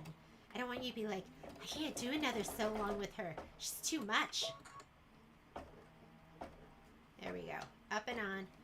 So you know if you hold your start button down, it will sew slowly for you. Alright ladies, I think you get the gist. I am going to finish this up, but I'm going to sign off. Go give Momo some love, grab some food. We are, your homework, I guess, is to just finish it. Post some pictures. Let's see what you got done. I'm interested to see, like, if you use your own fabric. I always love seeing that because, you know, it's like a little gift. You just don't know what you're going to get. And our next sew along, I can't remember the next one. It's posted on the Facebook page. And just know that all the times are always going to be Pacific Standard Time. It's going to be my time that I'm going to be putting down there. So, I have February. I'm waiting for, what am I waiting for? I'm waiting for something for February kits. I probably have like a handful of them. If you need a February kit, you should get one. It is super cute. And then you don't have to get all the specialty fabrics. Like there's a bunch of vinyl in there and things like that. So, but I think the next sew along is probably right after the beginning of the new year. Something like that. I can't believe it. I'll see you in the new year for that one. And I'm going to stop this. I hope you had fun. And I will see you next time. Have a great day, ladies.